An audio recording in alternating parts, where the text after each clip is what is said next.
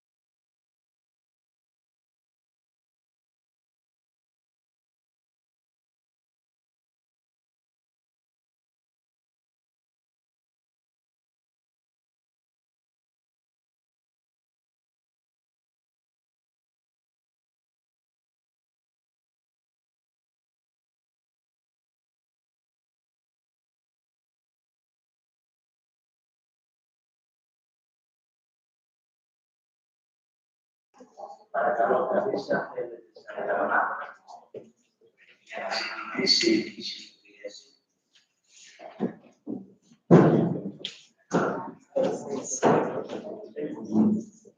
Thank you for sharing.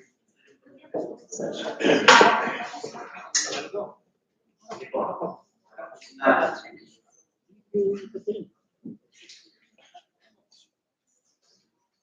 κατά το πρόγραμμα, αυτή είναι η πρώτη συνεδρία.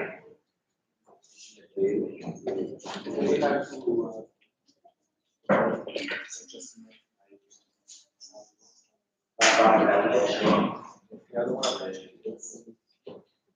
τους δύο μπορούν να είναι οι τρεις προγραμματές, Προφέσορ Λούκα Μαρούλη και η κυρία Τσαλαβούνη. Ο κύριος Τσίπρος και ο κύριος Γιάννης. Και ψήφισε το κύριο Ιωάννης. Επίσης δεν θα έρθει. Είναι ο αρχιγραμματέας της Ιεράς Συνέδριου. Έχουμε όμως την εισήγησή του. Να ανακοινώσω λοιπόν στους συνέδριους και σε αυτό που έβαλα στο συνέδριο ότι αυτή η συνεδρία περιλαμβάνει συνολικά 5 ομιλητές με τη σειρά που είναι στο πρόγραμμα πρώτης αστικής ομιλητής του Παπαμαρούδη. Στη συνέχεια η κυρία Τσαλαβούνη, ακολουθεί ο συνάδελφος κ. Τσίπρος και η ομιλία του πατρόντος του κ. Γιάννου, επειδή το νοσεί, εκτάκτως δεν μπορεί να πάρει να διαβάσει πολύ ανάγκης. Και τέλος, δεν θα είναι παρόν και ο Αρμαδούτης ο Ιωάννης Καραμπούνης και την εξήγησή του όπως θα διαβάσουμε στη συνέχεια. So, the first speaker is Professor Luca Marulli. Είναι καθηγητής του Luca Marulli στα συνόμη της Κοινής Διαχείρισης στην Θεολογική Σχολή του Παναγιωτάτου Οικουμενικού.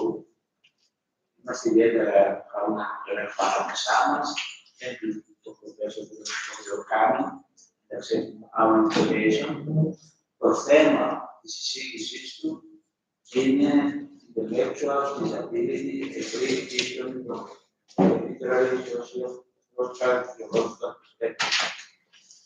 Είναι η εισήγηση στα αγγλικά.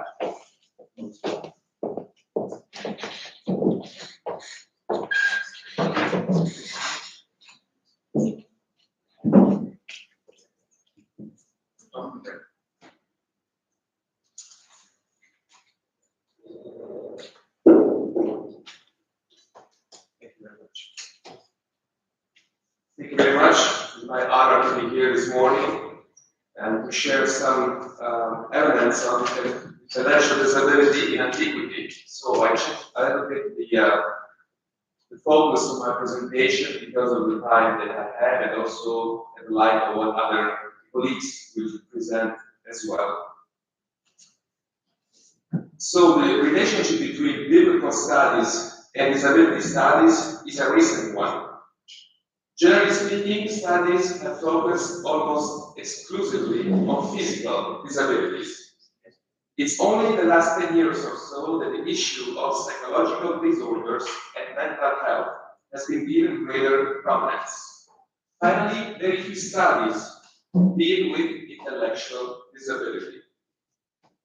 The American Psychiatric Association states that intellectual disability involves problems with general mental abilities that affect functioning in two areas: intellectual functioning, such as learning, problem solving, judgment, and adaptive functioning, activities of daily life, such as communication and independent living.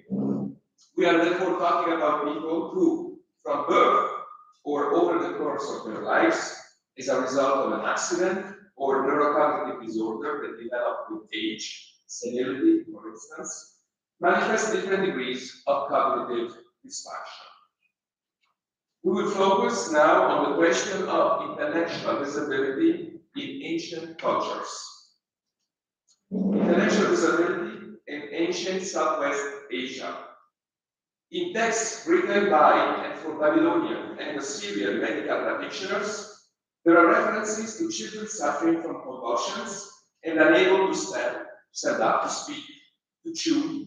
It's quite possible that these were children suffering from cerebral palsy, resulting in severe mental and intellectual disability. The mortality rate for such children was very high. Some documents prescribe condemning the newborn, considered unfit to survive, to death by throwing him or her into the water so as not to harm the entire family. And yet, children with a lesser degree of intellectual disability reached adulthood. In Mesopotamian omens, dating from the 2nd millennium BCE, mention is made of the birth of children with severe cognitive disorders. Births considered to be bad omen for the family and the court. In the Schumann East book, written in the late 2nd millennium BCE, we read, if a woman gives birth to a male idiot, that means troubles, scattering of the house of the man. If a woman of the palace gives birth to a boy moron, the possession of the king will be plunder. The Akkadian word for a person with an intellectual disability is lilu, which can be translated as simple-minded. This word does not appear in any Mesopotamian medical document or in miracle stories. Neither the medicine of the time nor the magic healers consider the congenital intellectual disability to fall within their field of action. The evidence is unequivocal. Congenital intellectual disability was considered a condition of the individual, a sort of status, but not a disease to be cured, nor the result of demonic action. From a sociological perspective, Mesopotamian society's view of these individuals was complex and in places contradictory. Several claims express the belief that people with intellectual disabilities were protected by deities such as Ishtar, Marduk, and Shamash. This benevolent attitude goes hand in hand with their integration into society. In rural environments, they were involved in everyday tasks. Their presence is also attested in the royal palace, where the offspring of aristocrats born with an intellectual disability could be accommodated, and also in temples, where people in need of assistance were regularly welcomed and possibly put to work. The Epic of Gilgamesh features an intellectually disabled individual whose indigence and deplorable status must be the object of the king's thoughtfulness. Yet, their stigmatization was a reality deeply rooted in the social consciousness of the time. The royal archives at Mari provide a document showing that the people in the king's service were each given a garment, presumably as a part of their professional attire, with the exception of one, a simple-minded woman who was entitled only to an under-decorated garment. In the Babylonian Theodicy, a poem written in Babylonia around 1000 BCE, a man complains that even an unproductive and mentally limited person have a higher social status than he does. Here, the association between mental disability, poverty, and an uninviting social status is obvious. The Mesopotamian myth of Enki and Nima, 1500 BCE, for its part, offers a satire of the employees and administrators in the service of the king. The gods, under the effect of alcohol, create 6 people, and then find for them a role in the court. Each of them is with a different handicap, one of whom is intellectual disability. Once again, the criticism is rooted in a fundamentally stigmatizing vision of disability. We go now to intellectual disability in Greek and Roman antiquity. Adult individuals with intellectual disabilities were sometimes regarded as perennial children, at least since Aristotle. No one would be tempted to believe in the happiness of a man who would be unreasonable and credulous as much as a child or a fool. Patricia Baker and Sarah Francis have provided archaeological evidence that adults with congenital or acquired intellectual disabilities were subject to childlike burial. Like Mesopotamian therapists, Greco-Roman physicians did not consider congenital intellectual disability to be within their remit. There's only one mention of simple-minded by nature, that is, by birth, in texts relevant to medical practice. Magical texts do not mention incantations for the healing of people with intellectual disabilities. As Chris Goody writes, Greek doctors denied that intellectual inferiority was a province of the medicine. Their mythical patron Asclepius made the blind see and the lame walk, but it was said could not make a fool wise. As for the social dimension of intellectual disability in Greek and Roman societies, the laws of the 12 tables established that it was possible to remove the administration of property from the madman and the waster. The law also referred to people who had been born with or acquired an intellectual disability, but also that these people were to be placed under the guardianship of relatives rather than being abandoned. That said, they did not escape stigmatization, sometimes of the crudest kind. In the first century, Pliny the Younger considered that the approval of a show featuring Orionis dancing to entertain the guests was not a criticizable act, except on the basis of personal taste. His contemporary, the Latin poet Martial, mocked a man named Cinna, to whom his wife Marula gave birth to 7 children, none of whom he fathered. The 5th child, from a certain Sira, Amorio, is described in unflattering terms to emphasize the extent to which he takes after his progenitor. The child has a pointed head and 2 large ears that move like those of a donkey. Intellectual disability and ancient Judaism. In the Hebrew Bible, several passages critically address foolish behavior. Behavior characterized by as lacking judgment, discipline, prudence, common sense. In a positive sense, the simple is also understood as a humble and needy individual who opens up to God's word and is the object of God's protection. In other passages, it is the prophets who, because of the ecstatic states into which they can fall, are connoted as being mad. The verb shaga, denoting the action of emitting sounds like the cooing of a pigeon or the neighing of a camel.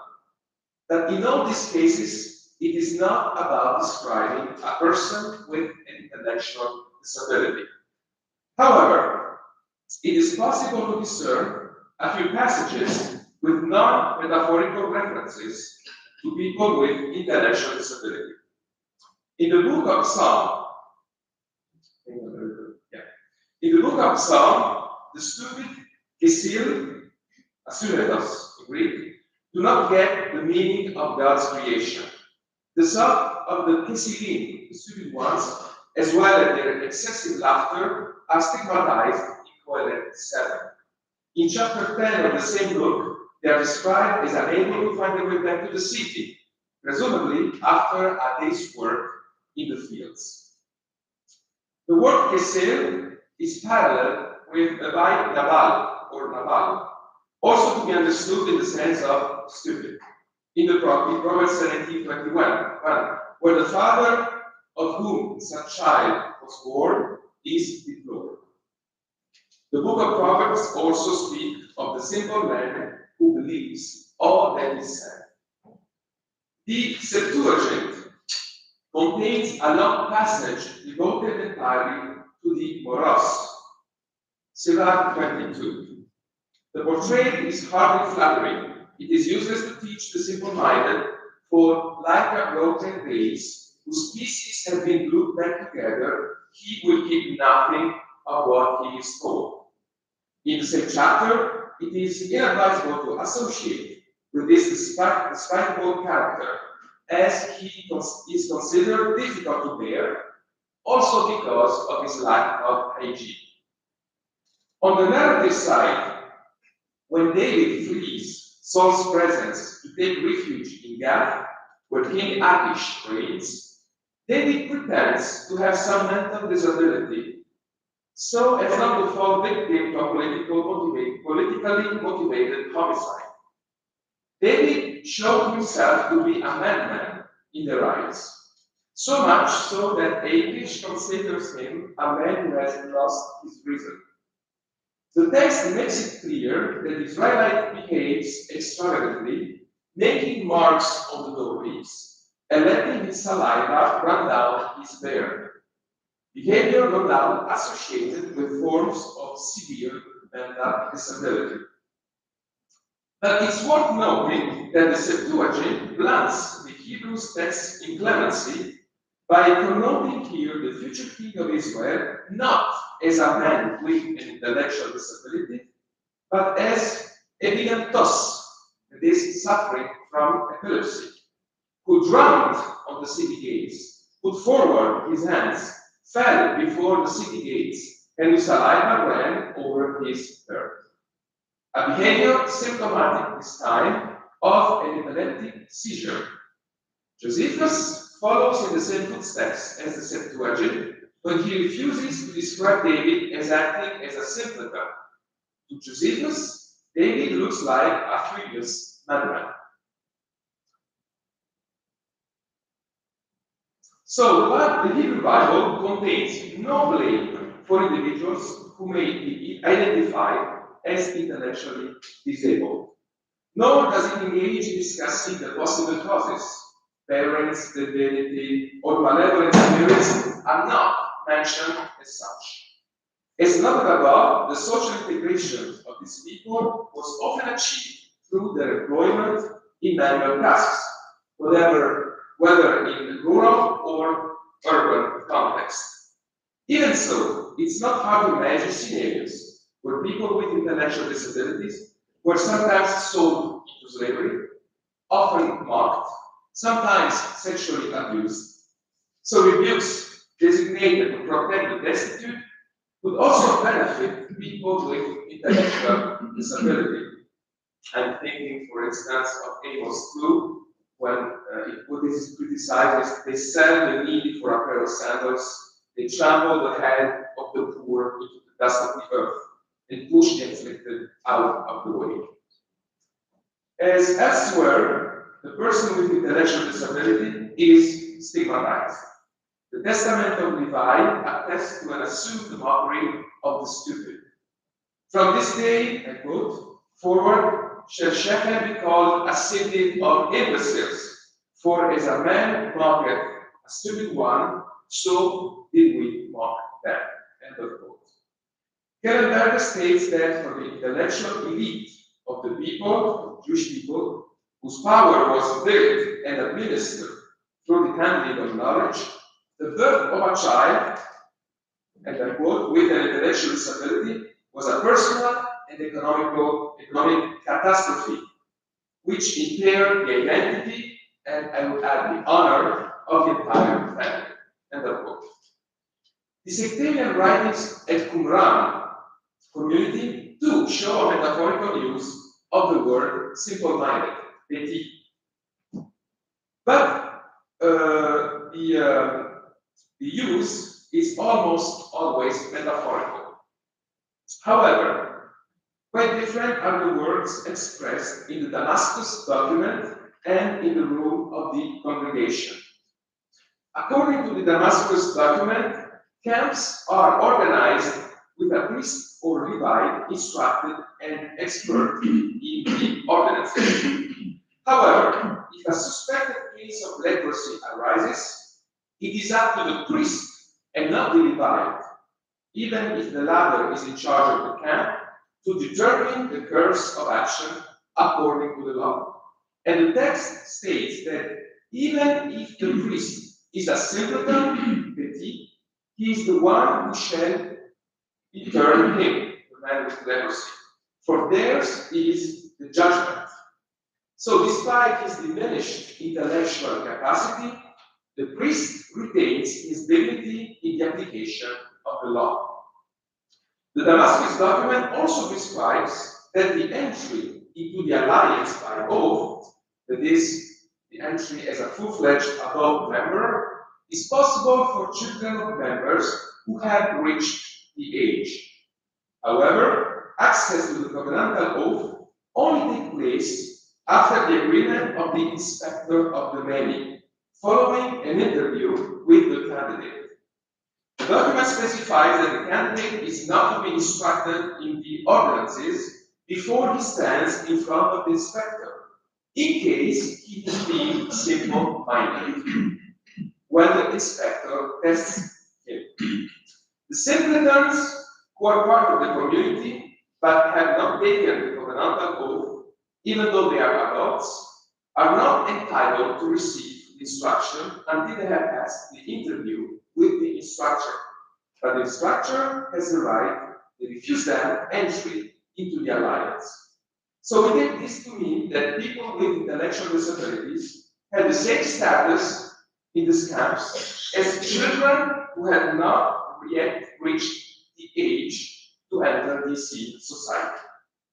The Damascus document contains, moreover, a list of people who are not allowed to enter the community as full members. Mention is made of the stupid, deranged, feeble-minded, the visually impaired, the lame, the deaf, and the children who are too young. The criterion of exclusion is not clear. But that said, the text does not say that these excluded people are impure.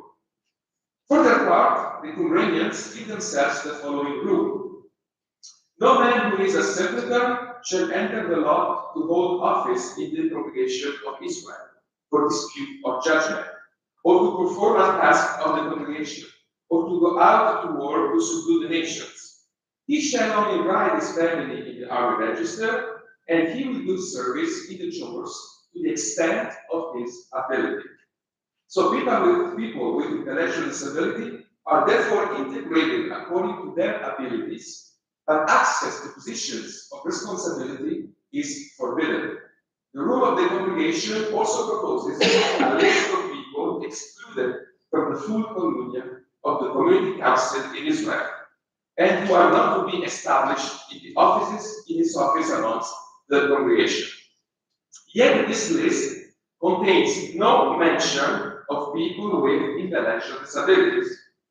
The rule of the congregation justifies the exclusion of the people with a handicap, except for people with intellectual disabilities, on the basis of the laws of purity.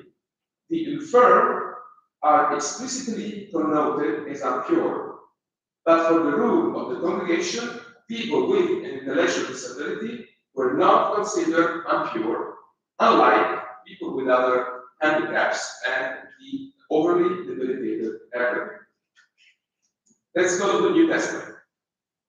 The Synoptic Gospels and the Acts of Apostles contain several accounts of people disturbed by an invading demonic influence. But to make the long story short, the point is that those texts characterize the possessed as individuals suffering from madness and not as people with a congenital or possibly acquired intellectual disability. In other words, in the New Testament, intellectual disability is not linked to demonic possession and is therefore not subject of miracle stories. Certainly, the vocabulary used to designate simple-minded or lack of intelligence is attested in the New Testament, but the use is always metaphorical. In line with the socio-cultural references and convictions of the time, New Testament texts reveal a stigmatization suffered by people with intellectual disabilities, for whom the action of malevolent spirits is not in sight. They did not enjoy a revival position and were considered weak, vulnerable, and were subject to mockery, loss of honor, and poverty. That said, the cultural background of the New Testament text is articulated with an emancipatory discourse. As noted above, people with intellectual disability took part in agricultural work. The narrative framework of the Martian parable of the workers of the last hour follows the logic of the Galilean rural economy. In this context, it is not implausible to imagine that the workers who have difficulty finding work might include people considered less successful because of an intellectual disability. This meaning further justifies the indignation of those who were chosen first, who complain of equal treatment with the last recruited. What's more, it amplifies the symbolic significance, also in relation to the honor bestowed, of equal treatment, explained as a matter of the goodness of the master of the house, who could not tolerate a bad look from the first. An inequitable decision which generates discomfort and an invitation to a new benevolent gate that lays the foundations for a new reality of social inclusivity that defies cultural norms and normative models. We conclude with a few Christological theological considerations. Christological anthropology and theology of disability. A crucial turning point for scholars of the New Testament, biblical theology in general, has been the emergence of the theology of disability, within which Christological anthropology plays a decisive role. The idea that the intellectually disabled person is an image of God out of service is today criticized. Christ is the image of God.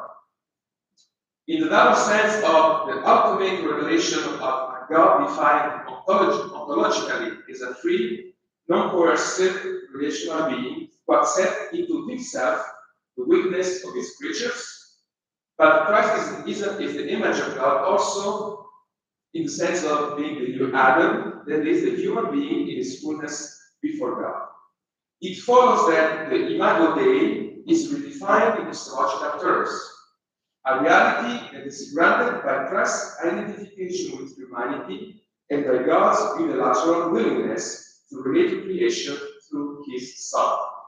Patrick Johnson formulates this concept as follows. If the image of God is seen as the extrinsic gift of his relationship with humankind, then it is given to everyone by virtue of their existence and is essentially independent of their capacity to receive it. Thus, regardless of one's ability, the image of God is something given to everyone. The intellectually disabled individual is therefore a human being fully in the image of God. So I will conclude with a quote from a work that has been in France by John Smith and Isabelle Bousquet that show us the way in which I think we should go. The need to learn to welcome has a destabilizing side. You have to come to terms with a disorder, with the other person's sometimes strange appearance, with a different way of communicating. This can lead to uncertainty, powerlessness, shame, and anxiety. But a community that learns does not shirk this destabilization and becomes a welcoming and inclusive church. Thank you.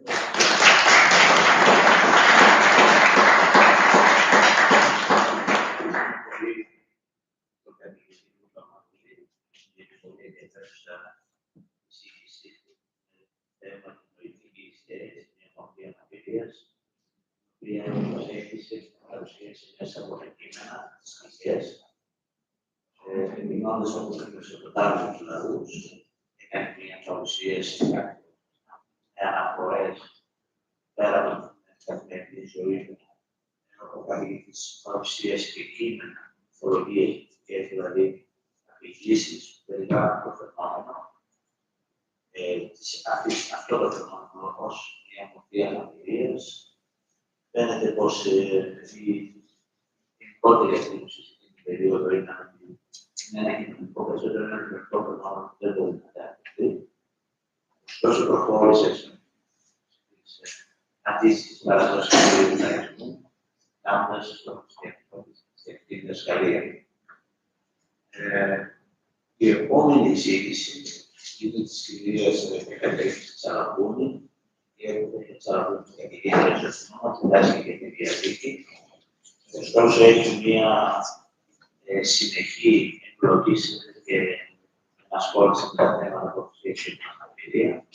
Το θέμα της εισήγησης σήμερα είναι το εξής. Το αναστημένο σώμα του Χριστού, αναπαραγωγή, ένδοξο και ταγματισμένο. Η συμβολή στην πρόταση μια σύγχρονη θεολογία τη αναπηρία. Ευχαριστώ πολύ, κύριε Πρόεδρε. Καλημέρα σε όλους. Θέλω πρώτα απ' όλα να εκφράσω τη μεγάλη μου χαρά, γιατί βρισκόμαστε αυτές τις μέρες εδώ όλοι μαζί, είτε με φυσική παρουσία είτε διαδικτυακά, για να ανταλλάξουμε σκέψεις, εμπειρίες και προβληματισμούς για ένα ζήτημα τόσο σημαντικό όπως είναι η αναπηρία. Θα ήθελα να πω ένα μεγάλο ευχαριστώ σε όλους όσους κατέστησαν δυνατό να πραγματοποιηθεί αυτή η συνάντηση και κυρίως τον Πατέρα Θανάση, με τον τρόπο που κατέβαλε και την αγάπη και πραγματικά με το οποίο τόση την τελευταία εντολές από το συνέδριο. Είναι πραγματικά μεγάλη τιμή να μιλάει κανείς για την αναπηρία. Είναι όμως θα πω και πολύ μεγαλύτερη ευθύνη για ένα λόγος για αυτό. Μια ευθύνη που στη συνέχεια πρέπει να μεταφραστεί σε στάση και πράξη απέναντι στα αναπηρίες. Ελπίζω τα όσα μου γνωστό, μαζί σας στη σύντομη αυτή τη συζήτηση, να θέσω κάποια κέρια ερωτήματα και έχοντας ως απόρριψη στο κείμενο της Κοινής Διαθήκης, να δώσουμε την ευκαιρία θεολογικού αναστοχασμού, καθώς αφορούν την καρδιά της χριστιανικής ανθρωπολογικής και σωτηρολογίας. Αφετηρία λοιπόν της δικής μου εισήγησης αποτελεί η ίδια η Αγία Γραφή, στη συγκεκριμένη περίπτωση η Κοινή Διαθήκη, και όπως είδατε και στο τίτλο, θα έχει να κάνει με το αναστημένο σώμα, αλλά το διεύγαινε λίγο και να συμπεριλάβω και τα πράγματα, να πάμε να συμπόψει επίσης και την ομιλία του προηγούμενου συναδέλφου. Και λέω αφετηρία είναι η Αγία Γραφή, γιατί είναι απαραίτητο πριν από τη δράση, κάθε δράση, τα μέλη της Εκκλησίας να ζητούν μέσα στην εμπειρία της, όπως αυτή καταγράφεται μέσα στην παράδοσή της, και την πολιτική πράξη, τα πατερικά κείμενα, την αγορά την ίδια την Αγία Γραφή, τα απαραίτητα ενάζονται και εργαλεία προκειμένου να διεκδικώσουν συγκεκριμένο ύφος και μια σωστή στάση απέναντι στις καρδιακές προκλήσεις. Αυτή η αναδρομή είναι απαραίτητη όχι βέβαια για λόγους ιστορικούς, αλλά γιατί αφορά την ίδια την ταυτότητα, την αυτοσυγκρισία της Εκκλησίας και την αποστολή της μέσα στον κόσμο, της Εκκλησίας η οποία αναζητά στην προηγούμενη εμπειρία της απαντήσης και αρνητικά εργαλεία προκειμένου να κατανοήσει κάθε φορά τις νέες προκλήσεις. Μια όμως τέτοια κίνηση προϋποθέτει δύο βασικές θέσεις. Πρώτον, ότι αυτή η παράδοση είναι στη ύφωση και τις προσωπίες της Εκκλησίας και μόνο σε αναπόσπαστο κομμάτι της. Και δεύτερον, ότι αυτή η παράδοση δεν μπορεί να αντιμετωπίσει σχετικά, αλλά πάντοτε επιφυλά και με διάθεση εμπειρισμού, ακόμα και επαναπροσαρμογής, όταν θέλει να είναι από τις βασικές αρχές της εμπειρίας αυτής της πίστης ή όταν δημιουργούνται νέα δεδομένα που απαιτούν διαφορετικές στάσεις και δράσεις. Δεν είναι δηλαδή ποτέ δεδομένη και ποτέ τελική, αλλά πάντοτε η κίνηση και πώς αναλύουν τη ζωντανή. Για τέτοια βέβαια τοποθέτηση προϋποθέτει και τη διάθεση των μελών της Εκκλησίας για αποτροπή και διόρθωση, για μετάνοια και για τη θετική αναγνώριση των φορείων αυτής της παράδοσης, αλλά και για τη συνεχή αναζήτηση των δυνατοτήτων που μπορεί αυτή να έχει και όποιες μπορούν να διεξοπλιστούν μέσα σε καινούργια πλαίσια και σε νέες προκλήσεις. Είναι γεγονός ότι η σχολή της αναπηρίας, η μελέτη δηλαδή των οικονομικών, κοινωνικών, πολιτικών, πολιτισμικών και θρησκευτικών τυπών πρόσληψης και διαχείρισης της, είναι ένα σχετικά πρόσφατο, θα λέγαμε, νέος επιστημονικός κλάδος, ο οποίος μπορεί να κάνει την εμφάνισή του τα τελευταία χρόνια στον χώρο της τεχνολογίας στην Ευρώπη και στις ΗΠΑ. Στην Ελλάδα και στις δικές μας ευρωπαϊκές σπουδές, αυτή η συζήτηση δεν έχει πάντα ακόμα ανοίξει με τα καλά. Ουσιαστικά, πολύ περισσότερο δεν έχει προχωρήσει σε βάθος και δεν έχουμε κάνει και μια κριτική αξιολόγηση της μετατάστασης και πράξης όσον αφορά την αναπηρία. Μία όμως τέτοια ενασχόληση, πιστεύω, η οποία θα απομακρυνόταν από οποιαδήποτε αυτοαναφορική, ίσως ανώδυνη επανάληψη γενικών τοπικών ή την αξία του ανθρώπου προσώπου ή την αγάπη των συνάδελφων προσωπών του Θεού, ή από την ευγενική, την ευγένεια της χριστιανικής φιλανθρωπίας, δεν είναι υποκριτική προσέγγιση, θα τολμούσε να θέσει το δύσκολο ερώτημα για τα όρια της πνεύματας παράδοσης και τον τρόπο που αυτή συχνά αναπαράγει τα συγκεκριμένα κοινωνικά και πολιτισμικά μοντέλα. Ταυτόχρονα όμως, προχωρούσε πέρα από μια άδωνα αποδόμηση και απόλυση της παράδοσης σε μια ειλικρινή αναζήτηση των δυνατοτήτων που έχει αυτή για τα μέλη της εκκλησιαστικής κοινότητας μέσα στην ιστορία. Θα ενδιαφερόταν να δει αυτή τη συσσόρευση της μαρτυρίας και της εμπειρίας της Εκκλησίας, όχι ως μια συλλογή έντυπων απαντήσεων και μια ενδεχομένως άχρονη αναζητική αξία, αλλά ως ενδεικτική ενός συγκεκριμένου τύπου, παρά τις όποιες συμβάσεις με το εργάσιμο πολιτισμικό και ιστορικό αντικείμενο, δεν κρύβει η ζωτική της σημασία για την Εκκλησία. Ένας τέτοιος αναστοχασμός πιστεύω ότι θα αναδείχνει την ουσία του ζητήματος και θα έφερε στην επιφάνεια την δυναμική που έχει τελικά αυτή η παράδοση, θέτοντας ανθρωπολογικά και ισοκοινωνικά ζητήματα που συχνά παραμένουν στο περιθώριο της κοινωνικής συζήτησης, όπως για παράδειγμα τι συνιστά τελικά το ανθρώπινο πρόσωπο, η ταυτότητα του προσώπου ή τι σημαίνει η σωματικότητα του ανθρώπου.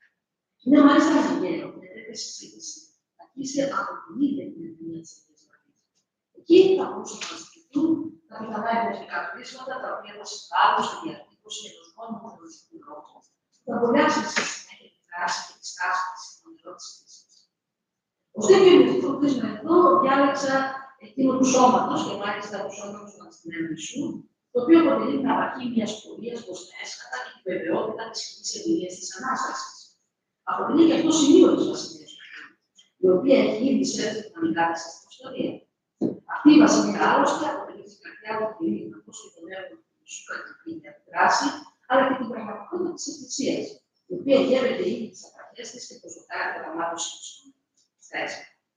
Τόσο οι λόγοι του Ιησού, με χαρακτηριστικό παράδειγμα της παραβολές, όσο και τα θαύματα του αποτελούν εκδηλώσεις της βασιλείας και αποκαλύπτουν το σκληρολογικό της χαρακτήρα.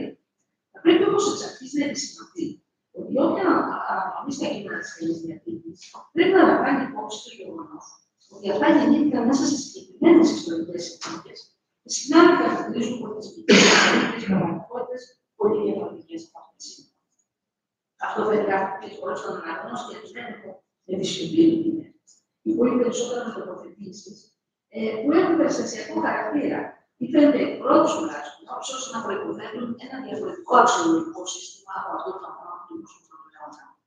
Το έργο όμως της ερμηνείας συνίσταται στο να διερευνήσει τα όρια των τοποθετήσεων και να αναζητήσει ακόμα και μέσα στη σιωπή του κειμένου απαντήσεις και κατευθύνσεις για τη διαχείριση των δικών της προθέσεων.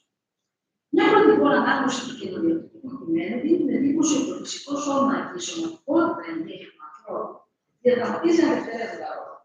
Οι περιοχές, για παράδειγμα, των φυσικών σωμάτων των προσώπων, που βρίσκονται μέσα στις ιστορίες της Καινής Διαθήκης, είναι ελάχιστες.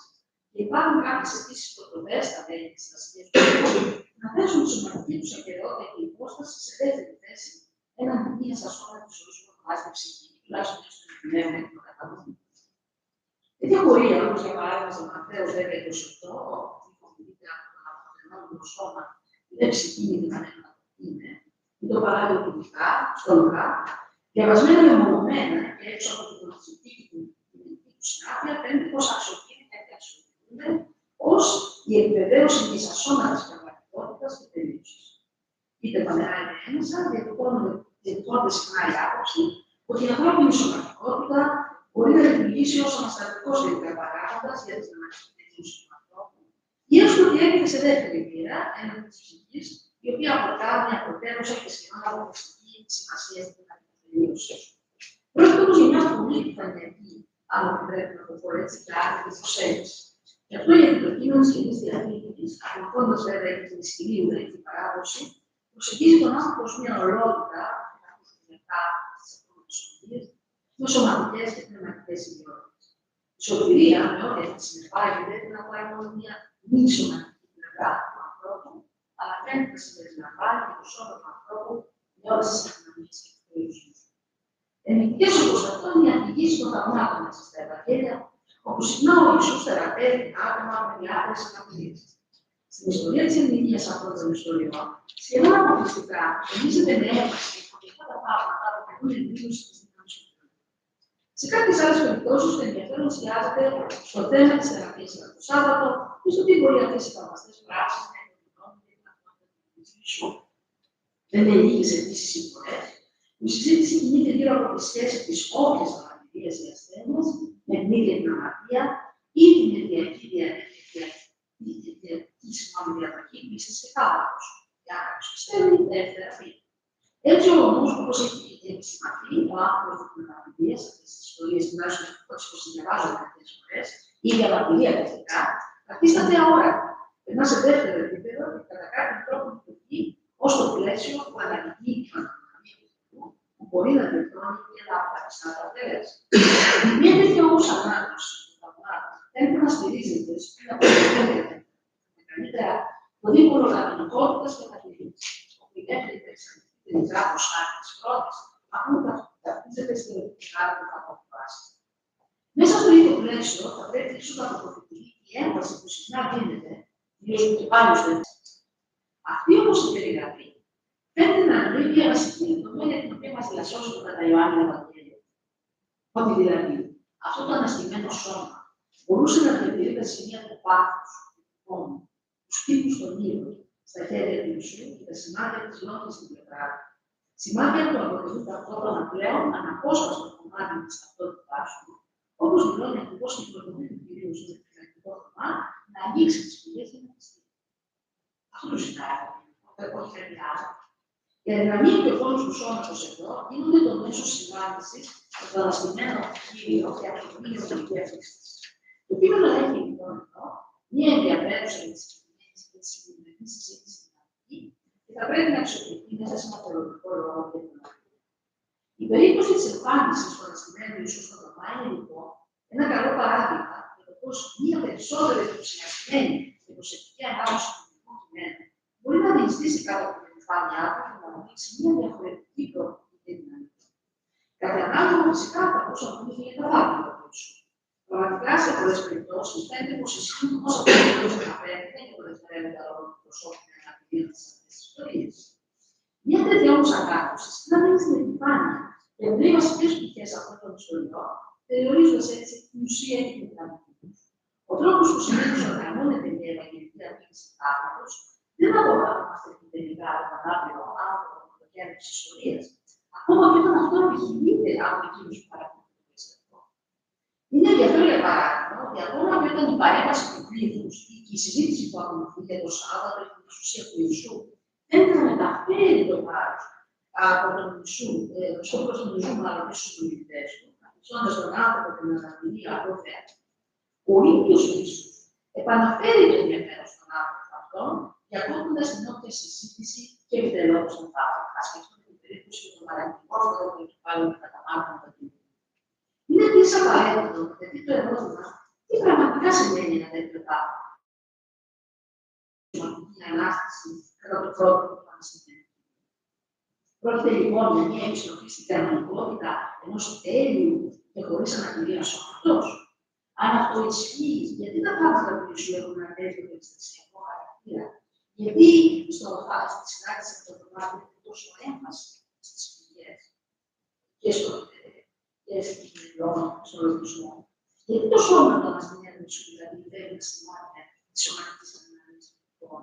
Δεν μπορεί να σημαίνουν αυτά για τις καθημερινές σχέσεις των ανθρώπων. Πολύ περισσότερο εκδηλώνουν και τον τρόπο που αναγνωρίζεται την ανθρώπινη ταυτότητα. Ποιες προεκτάσεις μπορούν να έχουν τη σημασία του ανθρώπινου σώματος. Όλα αυτά αποτελούν τελικά ενδυμίσιμα ερωτήματα, τα οποία καλούν να απαντήσουν. Είναι ενδιαφέρον ότι συχνά τέτοια θαύματα θεραπείας ή ακόμα την αφήγηση με την ανάσταση δεν περιορίζονται στο να δηλώσουν ότι ο άνθρωπος απομακρύνεται τελικά υγιής στην περίπτωση του θανάτου, αλλά θυμίζουν κυρίως την κοινωνική του επανένταξη με όσες δυσκολίες αυτή μπορεί να σημαίνει, κυρίως εξαιτίας της ενδυναμίας των οικείων που αδερφούν το θαυμαστικό μας. Ας πούμε τον μικρό γεννητή στον Πατριάρχη Παγγέλη και τη σχολή των δημόσιων. Συνήθως αυτό που κυριαρχεί στην κατακτήρα των ευαγγελικών αφηγήσεων των θαυμάτων είναι η χαρά για την επανασύνθεση και την αποκατάσταση μιας κοινωνικής κανονικότητας. Θα τονίσω λοιπόν αυτό, αξιοποιώντας εδώ τα ευρωπαϊκά εργαλεία της μεταπικιακής θεωρίας, ότι τέτοια πράγματα δεν αποδοχόνται απλά πράξεις θεραπείας.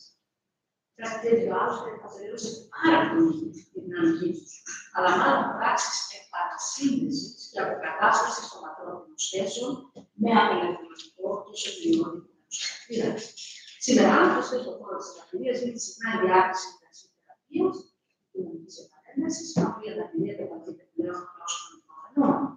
Κατά άλλο τρόπο, το ανασκευμένο σωματείο σου, καθώς και αυτό από το πραγματισμένο, προσφέρει τη δυνατότητα συνάντησης και παρασύνδεσης με τον άλλο δάσκαλο, αλλά και τους υπόλοιπους μαθητές. Μπορείτε περισσότερο και της αναγνώρισης και της ομολογίας, που ενώνει την κοινότητα. Γίνεται ο δείκτης στην ελληνική αναζήτηση του μαθητή και βεβαιότητα μέσα στην κοινωνία. Αυτές όμως οι ιστορίες θεραπείας, που είναι περισσότερη περιγραφή των αστυνομικών σώματος του Ιησού, δεν είναι μόνο ενδεικτικές μιας κοινωνικής πρόοδου.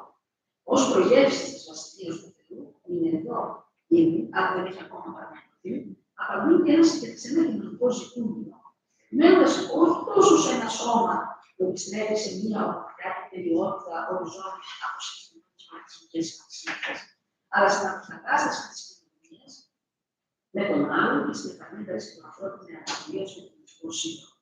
Αυτό θεωρώ πως είναι εξαιρετικά σημαντικό στο στοιχείο των κοινωνικών αναπτύσσεων, διότι μας αποκαλύπτει έστω και έμεσα τη σχέση της αναπηρίας με τη σχέση ως μιας νέας πραγματικότητας και ως επαναπροσδιορισμού σχέσεων των ανθρώπων μεταξύ τους.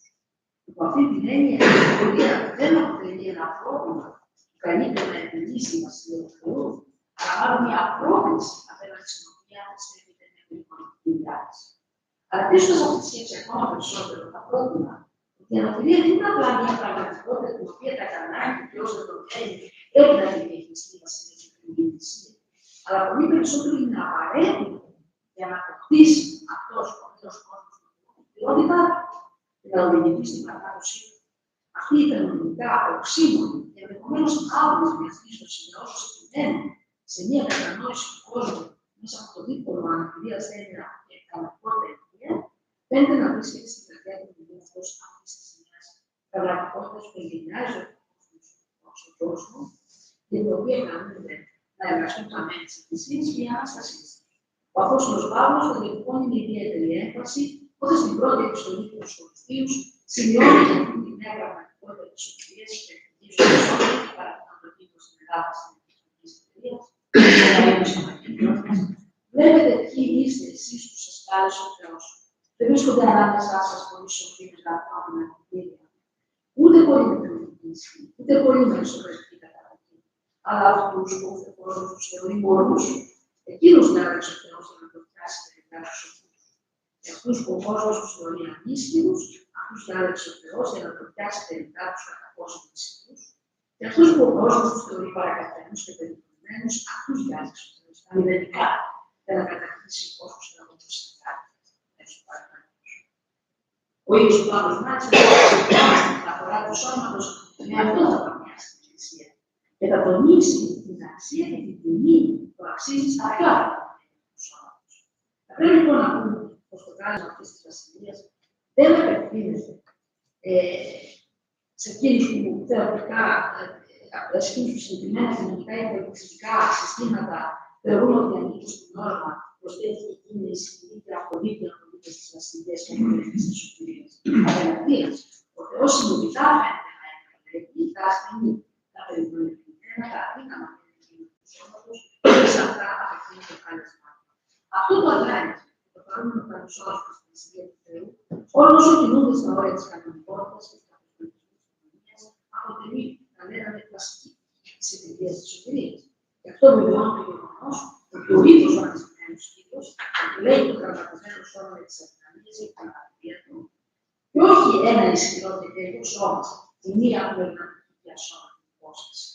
Η βασιλεία του Θεού είναι ένα κάλεσμα προς όλους, γιατί τότε μόνο μπορεί να την αναπαραγωγή. Στην ουσία παραγωγή που ακούσαμε. Και οι υποδεσπότες, μας λέει η ιστορία της Ανάστασης, φέρει και εκείνους τα πράγματα μιας πληρωμής και πολιτικής ύπαρξης. Στη σωτηρικότητα. Όλους όλους αυτούς ο νέος κόσμος του Θεού δεν έχει νόημα και δεν έχει νόημα να πραγματοποιηθεί. Όσο μάλλον από εκείνη που θεωρούν Επομένως, και κατά την αυτό, η κοινωνική μαρτυρία έχει μια συμβολιστική δυναμική, γιατί από τη μια μεριά αμφισβητεί το κατεστημένο και από την άλλη προάγει ένα παράδοξο και επιθετικό λίγο στο ελληνικό σύστημα. Αν όμως η βασιλεία του Θεού δεν είναι κάτι που θα έρθει κάποια στιγμή στο τέλος της ιστορίας, και είναι μια πραγματικότητα που είναι ήδη εδώ και περιμένει την πραγμάτωσή της, τότε η ευθύνη των παιδιών του Θεού είναι μεγάλη. Τα παραπάνω bibliικά κείμενα δείχνουν αγρόμων επίσης και τον τρόπο πρόσληψης της αναπηρίας στο εδώ και τώρα, για να δεικνύουν ουσιαστική της θέση του Θεού. Αυτή δεν θα είναι ποτέ ολοκληρωμένη η βασιλεία, αν δεν συμπεριλάβει τους αδύναμους και αναπήρους έτσι όπως είναι. Μέσα σε αυτή τη νέα πραγματικότητα, η αναπηρία δεν μπορεί να κατανοηθεί ως απόφαση από το κανονιστικό. Δεν μπορεί να παραγωνιστεί, αλλά πρέπει να μείνει στο κέντρο ως συνδετημόνας στο γεύμα της βασιλείας. Μία τέτοια όμως αυτοκονική τοποθέτηση δημιουργεί νέες ευθύνες και απαιτεί νέες δράσεις εκ μέρους των ονομάτων της Εκκλησίας. Απαιτεί ένα νέο ήθος που θα αναγνωρίζει την αξία και την οργανική χρησιμότητα από κάθε μέρος του σώματος της Εκκλησίας, που θα μετακινηθεί από τη διάθεση να διδάξει στην επιθυμία να διδαχθεί και που θα υπογραμμίσει ότι επειδή να αισθανόμαστε σημαντικοί, θα πρέπει πρώτα απ' όλα να μάθουμε να είμαστε πρόθυμοι να διαχειρίσουμε. Αν η αναπηρία δεν είναι πρόβλημα, αλλά η ευκαιρία για την πραγμάτωση της βασιλείας, τότε όσο παράδοξο και αναπηρία θα είναι μια ευλογία. Μια ευλογία όμως που δημιουργεί ευθύνες σε όλα τα μέλη της Εκκλησίας. Ακόμα μεγαλύτερη, σε όλα τα μέλη της κοινωνίας, ακόμα μεγαλύτερη σε όλα τα μέλη της Εκκλησίας, μια συνεχή σχολή που μας υπενθυμίζει την ανάγκη να ακολουθούμε για να δημιουργήσει κανείς από το ασφαλιστικό και αναστάσιμο τραπέζι της βασιλείας του Θεού.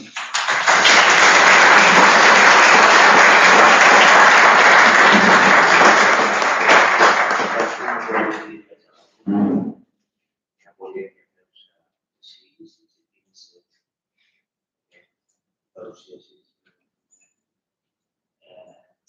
με το ερώτημα για την ευθύνη της τάσης ζωής που πρέπει να αποτελεί και όλους μας η ενασχόληση με την αναπηρία. Ιδιαίτερα που είναι πρέπει να διηγηθεί μέσα στα κείμενα όλη την αναπηρία και δεν είναι δεδομένη αλλά δυναμική η παράδοση της Εκκλησίας ό,τι αφορά την ενδόξη που θα πρέπει να κάνει δυναμική της ενδόξης της αναπηρίας. Έβαλε ως οδηγό το σώμα των Αστάτων του Κυρίου. Στάθηκε στην όποια ρητορική ότι υπερέχει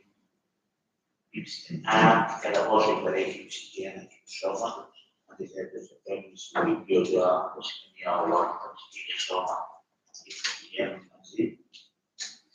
Πιο σημαντικό όμως θεωρώ είναι το δεύτερο μέρος της εργασίας, εκεί που η επέμβαση φάση διοίκηση της εξάρτησης του Ιησού με τις πληγές του σώμα, ο Ιησούς εμφανίζεται με το σώμα λυπωμένο, σημαδεμένο και στη σχέση που ισχύει ότι θα πρέπει να δούμε τη σχέση της αναπηρίας με τη Βασιλεία του Θεού ως μία πραγματικότητα.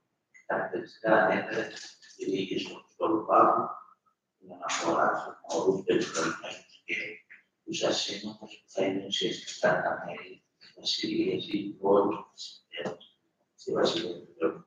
Σας ευχαριστούμε πολύ. Ο επόμενος ομιλητής είναι ο καθηγητής κ. Βασίλης Τσίγκος, καθηγητής της δογματικής της Θεολογίας του Χριστιανικού Πολιτισμού. Ο κ. Τσίγκος θα παρουσιάσει τη συζήτηση του θέμα «Ο άνθρωπος ως όλων σε καθόλου θεολογία και ζωή». Ευχαριστώ κύριε Πρόεδρε.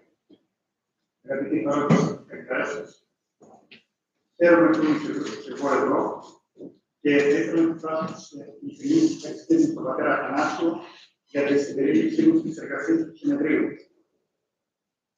Η Ορθόδοξη Θεολογία ως υποσυμβολισμός και μνήμα της εκκλησιαστικής πίστης και εμπειρίας δεν μπορεί να υπάρξει χωρίς τη μαρτυρία για τον άνθρωπο.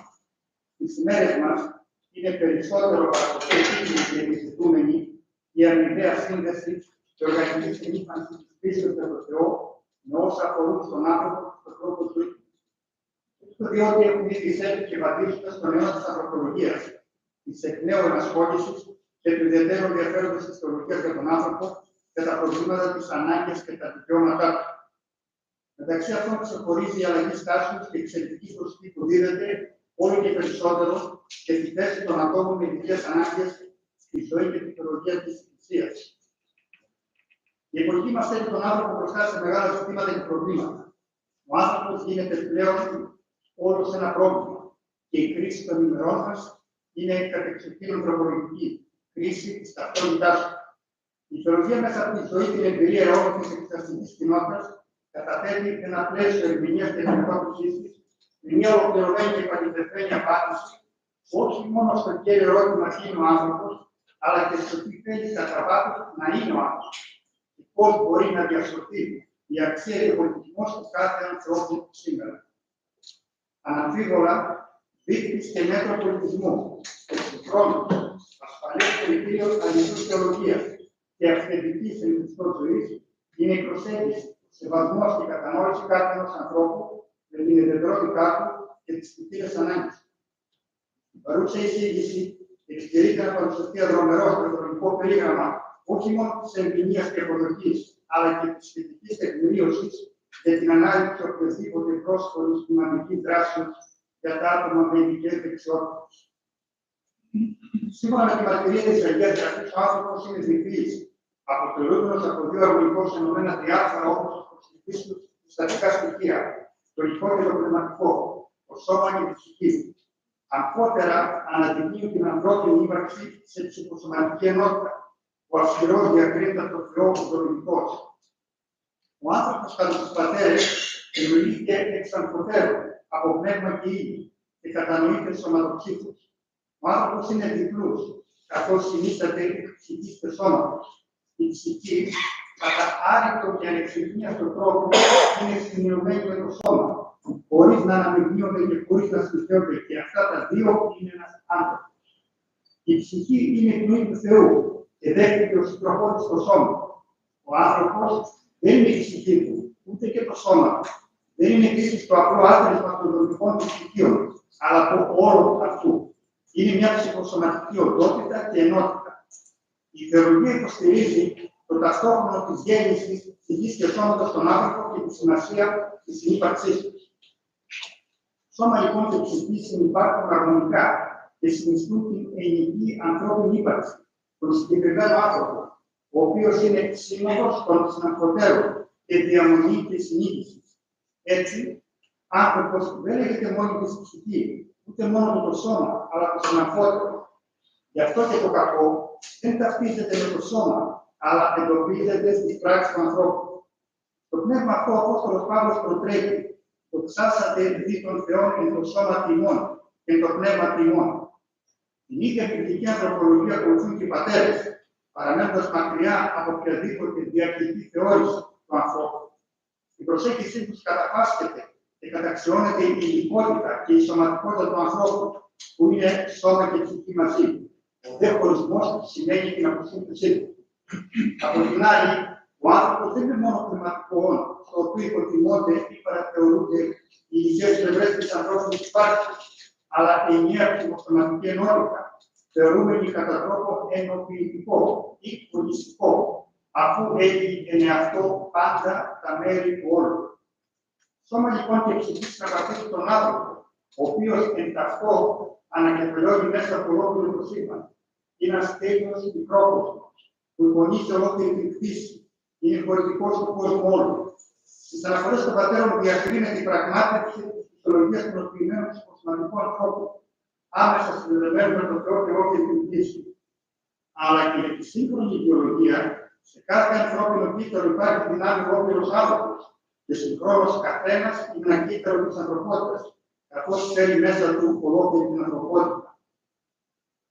Η ορθόδοξη θεολογία υποστηρίζει τεκμηριωμένα και εξ αρχής ενδιαφέρεται πρωτίστως σε κατεξοχήν για τη σωτηρία όλου του ανθρώπου. Και αυτή είναι η σωτηρία των οσημάτων που προκαλεί η μεγάλη κοινή αρρώστια των ανθρώπων, η αμαρτία. Καθώς η κοινωνία με τον Θεό είναι ζωή αληθινή, πνευματική υγεία, ενώ η ζωή μακράν αυτού είναι ασθένεια, απώλεια, πνευματικό θάνατο. Ολόκληρη η βιβλική μαρτυρία και η πατερική ερμηνεία περί ανθρώπου και τη σωτηρία του είναι εξ αρχής ολιστική. Και όταν εδώ λέμε σωτηρία, είναι να μπορεί να ζήσει ο άνθρωπος σώος, ακέραιος, ολόκληρος, στις υπαρκτικές του δυνατότητες, σε ελληνική κοινωνία και σχέση με τον δημιουργό του, τους άλλους ανθρώπους μέσα σε ένα σώο και ακέραιο φυσικό περιβάλλον. Λοιπόν, πρέπει να υπομειστεί ότι η ιδιαίτερη πρίκα που μας δόθηκε με το κατηφόρα της δημιουργίας του ανθρώπου, όπως και η Χριστός σωτηρία της ανθρώπινης φύσεως, δεν περιορίζονται στο νου ή στην ψυχή του ανθρώπου, αλλά αναφέρονται σε ολόκληρη την ύπαρξή του. Ο Θεός όμως σαρκώθηκε για να αναγεννήσει τον άνθρωπο και να του προσφέρει τη δυνατότητα σωτηρίας ως υπαρκτική ολότητα και πληρότητα. Η πρόσληψη τέλειας ανθρώπινης φύσεως από τον λόγο συνεπάγεται τέλεια θεραπεία, καθ' οφειλία σωτηρία ψυχής και σώματος, ζωή και σωτηρία πραγματική του όλου ανθρώπου.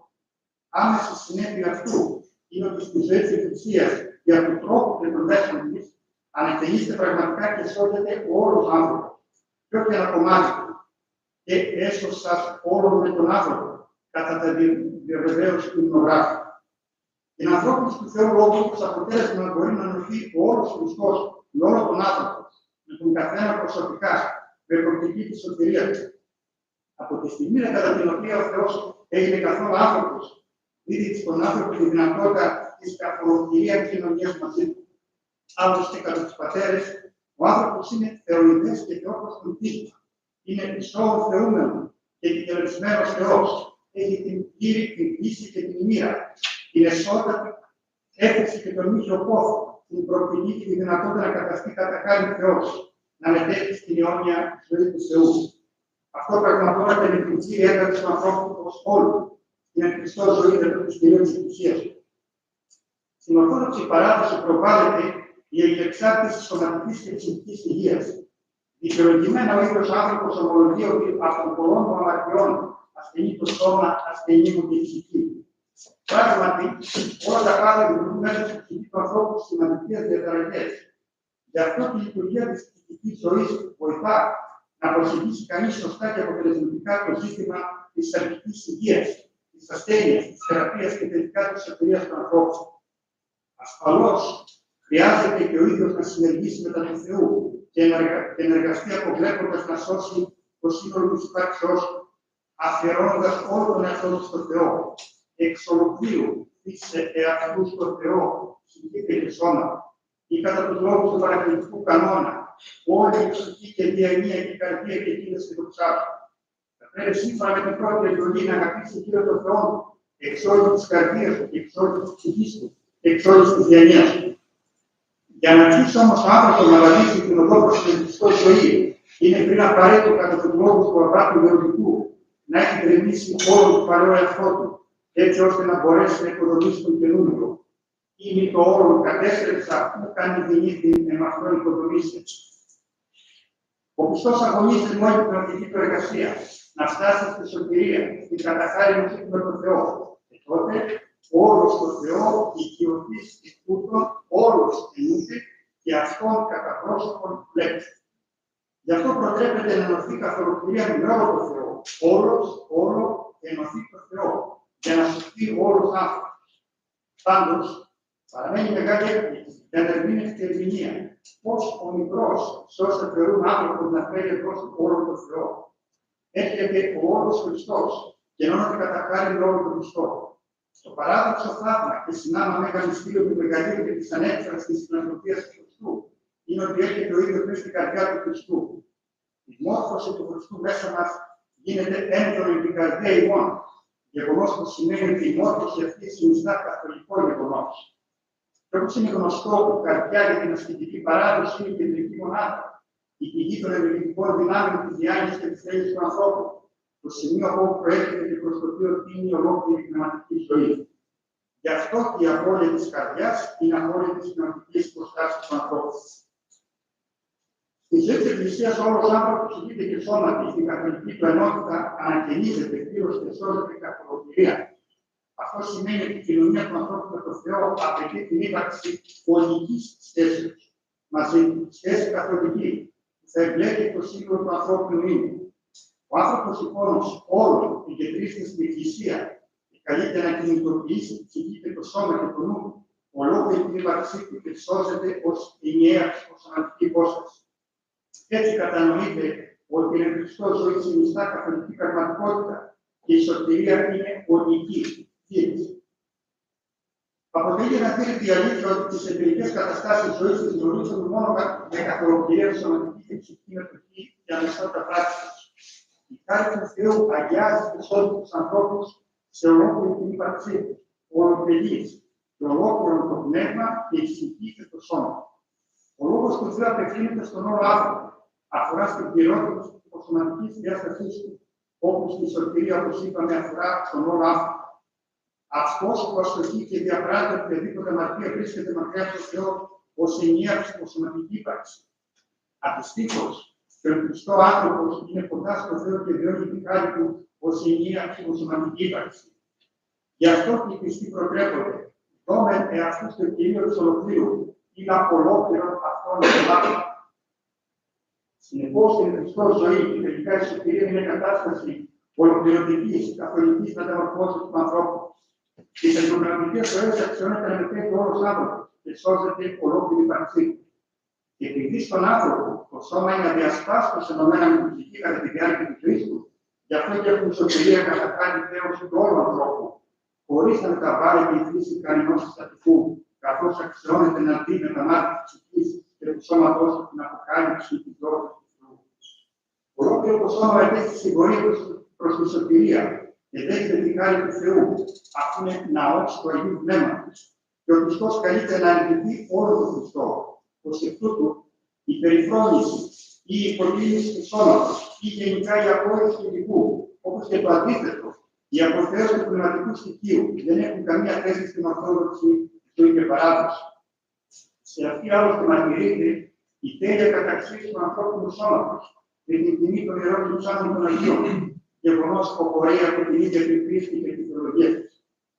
Η υγεία απαιτεί την κατάλληλη ενορχίστρωση εσωτερικού κόσμου, ψυχικής διάθεσης και σχέση του ανθρώπου με τον συνάνθρωπο και με τη φύση. Σε αυτή την προσέγγιση η εκκλησιαστική παράδοση προσθέτει μια ακόμα διάσταση, την άμεση και προσωπική σχέση του ανθρώπου με τον Θεό, ο οποίος παρέχει στον άνθρωπο του ζωοπάρχοντη χάρη του. Όταν ο άνθρωπος ενώνεται με τον Θεό πνευματικός και σωματικός, εμπλουτίζει τη ζωή με τη Θεία Χάρη. Γίνεται τριαδικός κατά χάρη, αποτελούμενος από σώμα και ψυχή και θείο πνεύμα που μετέλαβε. Η Θεία Χάρη δίνεται στον άνθρωπο δωρεά και αποτελεί έναν τρίτο και έναν αντικατάστατο στην τελικότητα της υπάρξεώς του. Έτσι ο άνθρωπος κατά κάποιο τρόπο τριαδοποιείται, που σημαίνει ότι φανερώνει την πληρότητα, την ολότητα και την καθολικότητά του. Όσα αναφέρθηκαν βιώνονται αναγκαίστατα στοιχεία λατρεία της Ορθόδοξης Εκκλησίας, η οποία έχει χαρακτήρα οριστικό. Στα ιερά της μυστήρια και κυρίως στην Θεία Λειτουργία, που είναι ό,τι πιο καθολικό έχει η Εκκλησία, ο Χριστός ενίκη ευχαριστεί τον Θεό, όχι απλώς και μόνο με τον νου, αλλά και με την καρδιά του και με το σώμα του, δηλαδή μόνο το πρωί. Στη λειτουργική ζωή, όπως και στην μετάνοια, την άσκηση, την προσευχή, την νηστεία, συμμετέχει το σώμα ολόκληρο, με όλες τις αισθήσεις, τις λειτουργίες και τις ενέργειες του ανθρώπου. Στο μυστήριο της Θείας Ευχαριστίας, λίγο πριν ο Χριστός μεταλάβει τον αγάπη μυστηρίου να παραλαμβάνεται στην ευχή του Ιερού Χριστού, αναφέρει Αγία σώμα την ψυχή και το σώμα, το νου και την καρδία, τους νεφρούς και τα σπλάχνα, το όρο με αναγέννησον και τον αγιασμό των ανεξάριστων αφαιρού δίνηση. Οι μεταλαμβάνοντες του την Ελλάδα στη μερίδα των ανθρώπων μυστηρίων, δέχονται εις αυτούς όλο τον Χριστό και ενούνται μόνο τον Χριστό. Εγώ δέχω ελεηνός όλο και το σώμα των μόνο έξω. Μη καταφερθεί. Όταν ο άνθρωπος μεταλαμβάνει τον αγιασμό του και ενώνει τον Χριστό, καθίσταται όλος Χριστός. Θεός όλος κατά χάρη ο άνθρωπος γίνεται. Το όλος εδώ σημαίνει όλο τον άνθρωπο, την υπαρκτική του ολότητα και συνάμα όλα τα επιμέρους μέλη του ανθρωπίνου σώματος. Μηδενός εξαιρουμένοι. Μέλη Χριστού γινόμαστε και μέλη μας ο Χριστός. Και χέρι Χριστός και πόδι Χριστός και χέρι Χριστού και πόδι Χριστού. Εγώ άνθρωπο. Το μόνο χέρι μου και Χριστός είναι όλο το χέρι. Όλα τα μέλη ενός εκάστοτε από εμάς θα γίνουν μέλη Χριστού. Και ο Χριστός θα γίνει δικά μας μέλη. Μετά τη Θεία Μετάγγελση, ο Χριστός ευχαριστώντας έφυγε την τροφή αυτή να τον ζωοποιήσει και να τον ανακαινήσει ολόκληρο, της πάντας αρμούς, της νεφρούς, της καρδία. Εδώ γίνεται πλέον λόγος για καθολική ενσωμάτωση στον εκκλησιαστικό ελπιστό τρόπο ζωής. Η αρμονική συνύπαρξη σώματος και ψυχής γίνεται εμφανής και σε άλλες μυστηριακές φανερώσεις της Εκκλησίας. Πράγματι, μεγάλος αριθμός ευχών και αιτήσεων δεν περιορίζονται στην ψυχή του ανθρώπου, αλλά αφορούν και σε σωματικά αγαθά και αναφέρονται στην ολότητα του, καθώς επαναλαμβάνονται συχνά οι φράσεις «Εις ίαση ψυχής και σώματος», «Η σωτηρία ψυχής και σώματος», «Άγγελο ειρήνης», «Χριστόν οδηγών», «Φύλακα των ψυχών και των σωμάτων ημών». Ο δε Χριστός είναι ο μέγας ιατρός των ψυχών και των σωμάτων και η Εκκλησία θεραπευτήριο.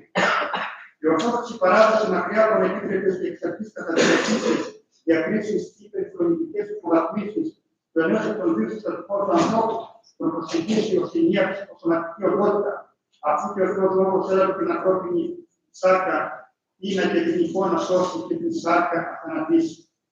Το δε σώμα συμμετέχει στη σωτηρία της ψυχής, η οποία είναι μια ψυχοσωματική κατάσταση. Με τον ίδιο τρόπο που κατά τη δευτέρα παρουσία κάθε ψυχή θα ενωθεί με το σώμα της και θα συμμετέχει πλέον ο άνθρωπος ως ψυχοσωματική ενότητα και ολότητα. Δεν είναι πραγματικότητα η συναμφότερη ύπαρξη του ανθρώπου ως η παρουσία ύλης και πνεύματος μέχρι την πρωτοπόμενη ανάσταση. Αυτή ακριβώς η πίστη για τη σωτηρία του όλου ανθρώπου ενδυναμώνει την βεβαιότητα των χριστιανών, όχι μόνο στην αθανασία της ψυχής, αλλά και στην ανάσταση του σώματος, καθώς προσδοκούν ανάσταση νεκρών και ζωή του μέλλοντος.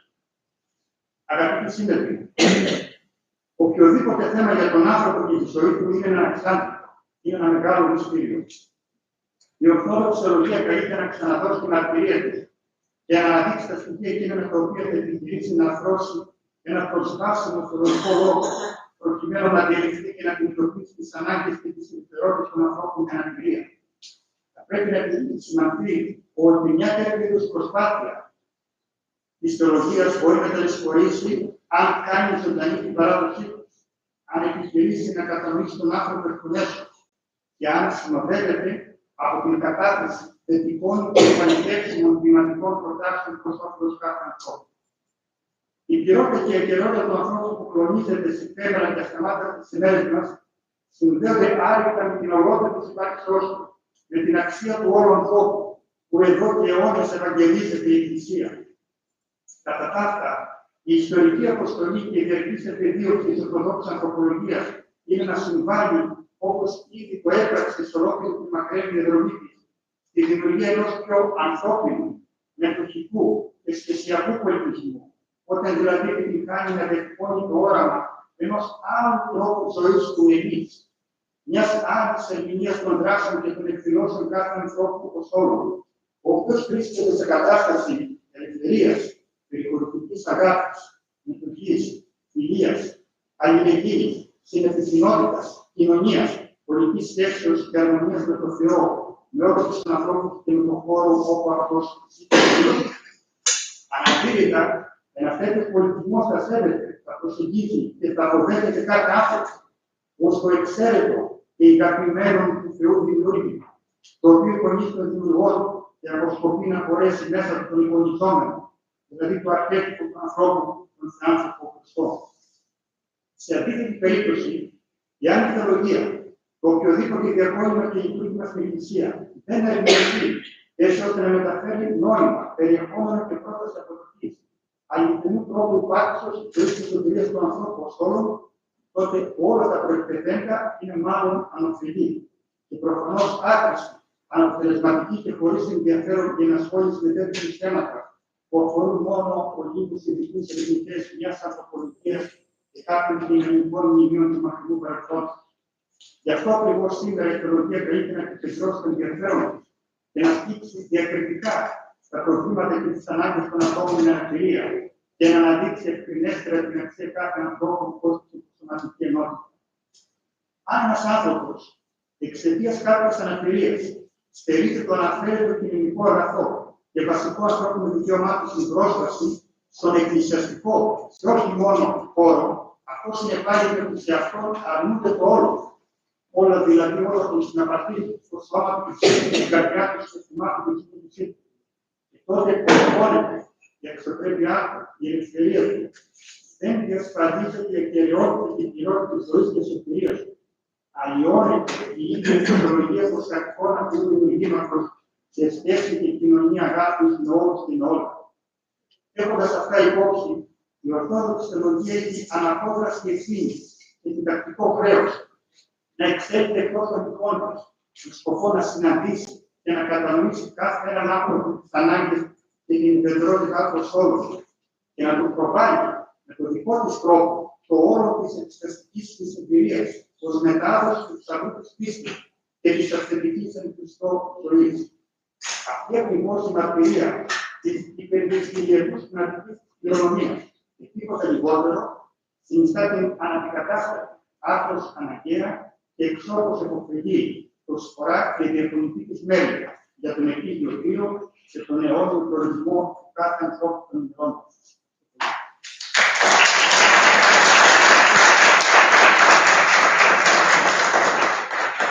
Ευχαριστούμε πολύ. Στην εισήγησή του, που ενδιαφέρουσα, ξεκίνησε μια χαρακτηριστική αναφορά στον αιώνα της ανθρωπολογίας, όπως χαρακτήρισε την αιώνα μας. Και ήταν ένα έργο και στη συνέχεια υπέροχη ένα ιστορικό έργο που έχει πραγματικά ο άνθρωπος σε αυτή την περίοδο που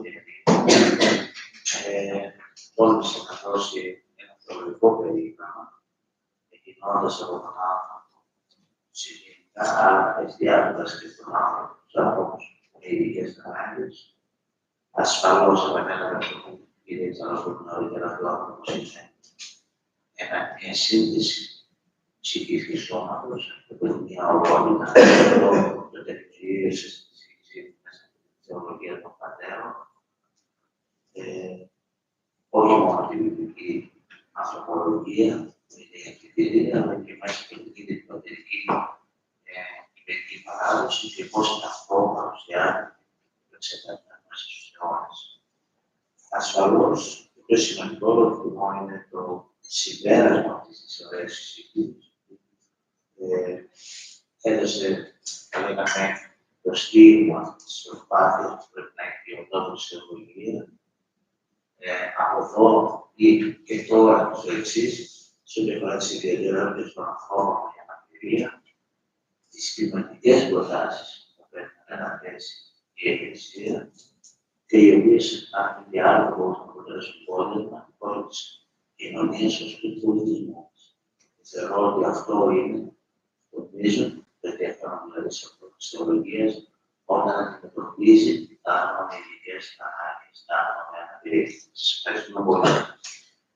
Στη συνέχεια, όπως σας είπα στην αρχή της συνεδρίασης, ακολουθεί η ζήτηση του Παναγιωτάτου Θεολογικού Πατριάρχη, του κ. Χριστιανικού Πολιτισμού και του Τμήμα Κοινωνικής Θεολογίας και του Χριστιανικού Πολιτισμού. Ωστόσο, γνωσή και κάποιος δεν μπορεί να μας παρουσιάσει όλη τη εισήγησή του, γι' αυτό ο πατέρας Περάσιος Ίκας, συνάδελφος του Τμήματος, κάναμε αναγνώσει την εισήγηση με θέμα η αντιμετώπιση της αναπηρίας στην κανονική παράδοση της Εκκλησίας. Καλημέρα σας. Ας ξεκινήσουμε με ευχές του κ. Γιάννου να αναρρώσει γρήγορα. Είχε μια τόλμη και ήλπιζε ότι θα μπορούσε μετά από μια μέρα θεολογίου να είναι εδώ μαζί μας. Αλλά το συμβουλέψαμε να μην κινηθεί, διότι δεν είναι τόσο απλό. Παρά το κουράγιο που έχει, έτσι αναλαμβάνω να αναγνώσω την εισήγησή του, που έχει θέμα η αναπηρία σε κανονικά κείμενα της Εκκλησίας. Επίδε και γυροκομείων είναι βούλομεν τη διάσκημονή του Σωτήρος Χριστού Πανοκράτορος, έσονται γυροκομούμενοι εν αυτό άντρες 24, πάντες ανάπηροι και χωροί και παρημένοι, και άλλος κακοπαθείς. Υπογήσουσε δε αυτής υπηρέτε 6, που και ξεστή δε ή το καθηγουμένο ή εταίροτινή κατατάρτινης των ποιού των αριθμών των γερόντων, υγιίστηνας άντρας και πρόστους, είτε από της μονής, είτε από την μοναρχόντων ή και εκκλησιών, είτε δούλους, είτε εταίρους δυναμένους εκ των ιδίων έργων, θα στους δίνα φορμάς πολίτης. Ευάλην γάρ την κατάκτηση ετησίων εν αυτότε το καθηγουμένο και της λυπής, ή την διάφθην ακολουθίαν παραδίνε όπως επιχειρήσε. Σε αυτή την παραπάνω εισαγωγική παράγραφο, στο κεφάλαιο περί του γεροκομείου, του κτητορικού τυπικού της περίφημης μονής Παντοκράτορος στην Κωνσταντινούπολη, που συντάχθηκε το 1137 και υπογράφηκε από τον εν Χριστώ πιστόν βασιλέα Πορφυρογέννητον Ιωάννη Κομνηνών, καθορίζεται με διδακτικό τρόπο και θα πρέπει να είναι οι προνοούμενοι στο συγκεκριμένο αυτοκρατορικό κοινοφελές ίδρυμα. Κατά την εκπεφρασμένη βούληση του κτήτορα, σε αυτό επιτάσσεται να στεγάζονται μέχρι 24 γέροντες που πάσχουν από οποιαδήποτε μορφής αναπηρία, με την κατηγορηματική απαγόρευση να στεγάζονται εκεί άνδρες εύρωστοι. Ο συντάκτης του τυπικού δεν αναφέρεται σε γυναίκες, που σημαίνει ότι πιθανόν το γεροκομείο δεν ήταν ανοιχτό, είτε με παρέμβαση των υπευθύνων της μονής, είτε κάποιου εκκλησιαστικού και πολιτικού άρχοντα. Τέτοιες παρεμβάσεις κρίθηκαν ανώφελες, θα έλεγα καλύτερα βλαβερές, για τη λειτουργία του Ιδρύματος.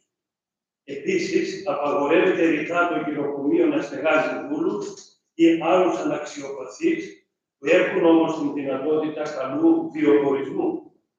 Επομένως, η βούληση είναι απολύτως σαφής.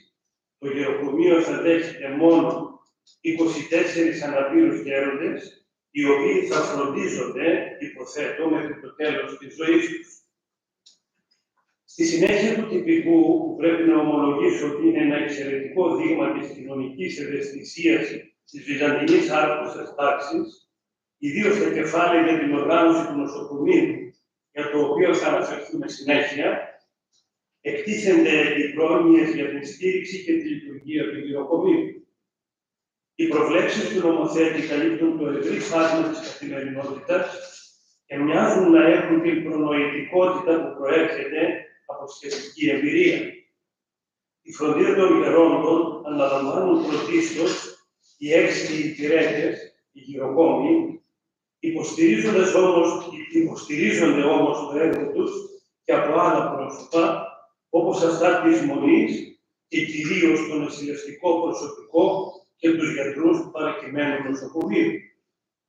Είναι σημαντικό ότι ο νομοθέτης κατανοεί ότι θα πρέπει να υπάρχει καταμερισμός ευθυνών, σύμφωνα με την κατάρτιση του καθενός των εμπλεκομένων. Ο ηγούμενος της μονής αποθαρρύνεται να είναι συγκεντρωτικός, εξάλλου προέχουν οι πνευματικές του ευθύνες. Έτσι την εποπτεία του γεροκομείου έχει τεταγμένος οικονόμος ως εκπρόσωπος του ηγουμένου. Περαιτέρω, στους 6 γεροκόμους προστίθεται και κατά καιρούς ένας μοναχός, ο των πολλών ευλαβέστερος, ως πάσαν επιμέλειαν και σπουδήν ποιήσεται, προς το εξυπηρετήστε καλώς τους γεροκομουμένους. Και την σήμανση ότι ο συγκεκριμένος μοναχός θα πρέπει να είναι ο ευλαβέστερος, κατανοείται ότι αυτός επιλέγεται για την πνευματική οριμότητα και την ξεχωριστή συγκρότηση, ώστε η συναναστροφή και η διαγωνία των γερόντων να είναι κατά πάντα τελέσφορη, ιδίως στην ψυχική θαλπορή και την ανάταση. Σε ένα μοναστηριακό περιβάλλον ήταν προφανές να δίδεται βάρος και στη λειτουργική ζωή των τροφίμων του γεροκομείου.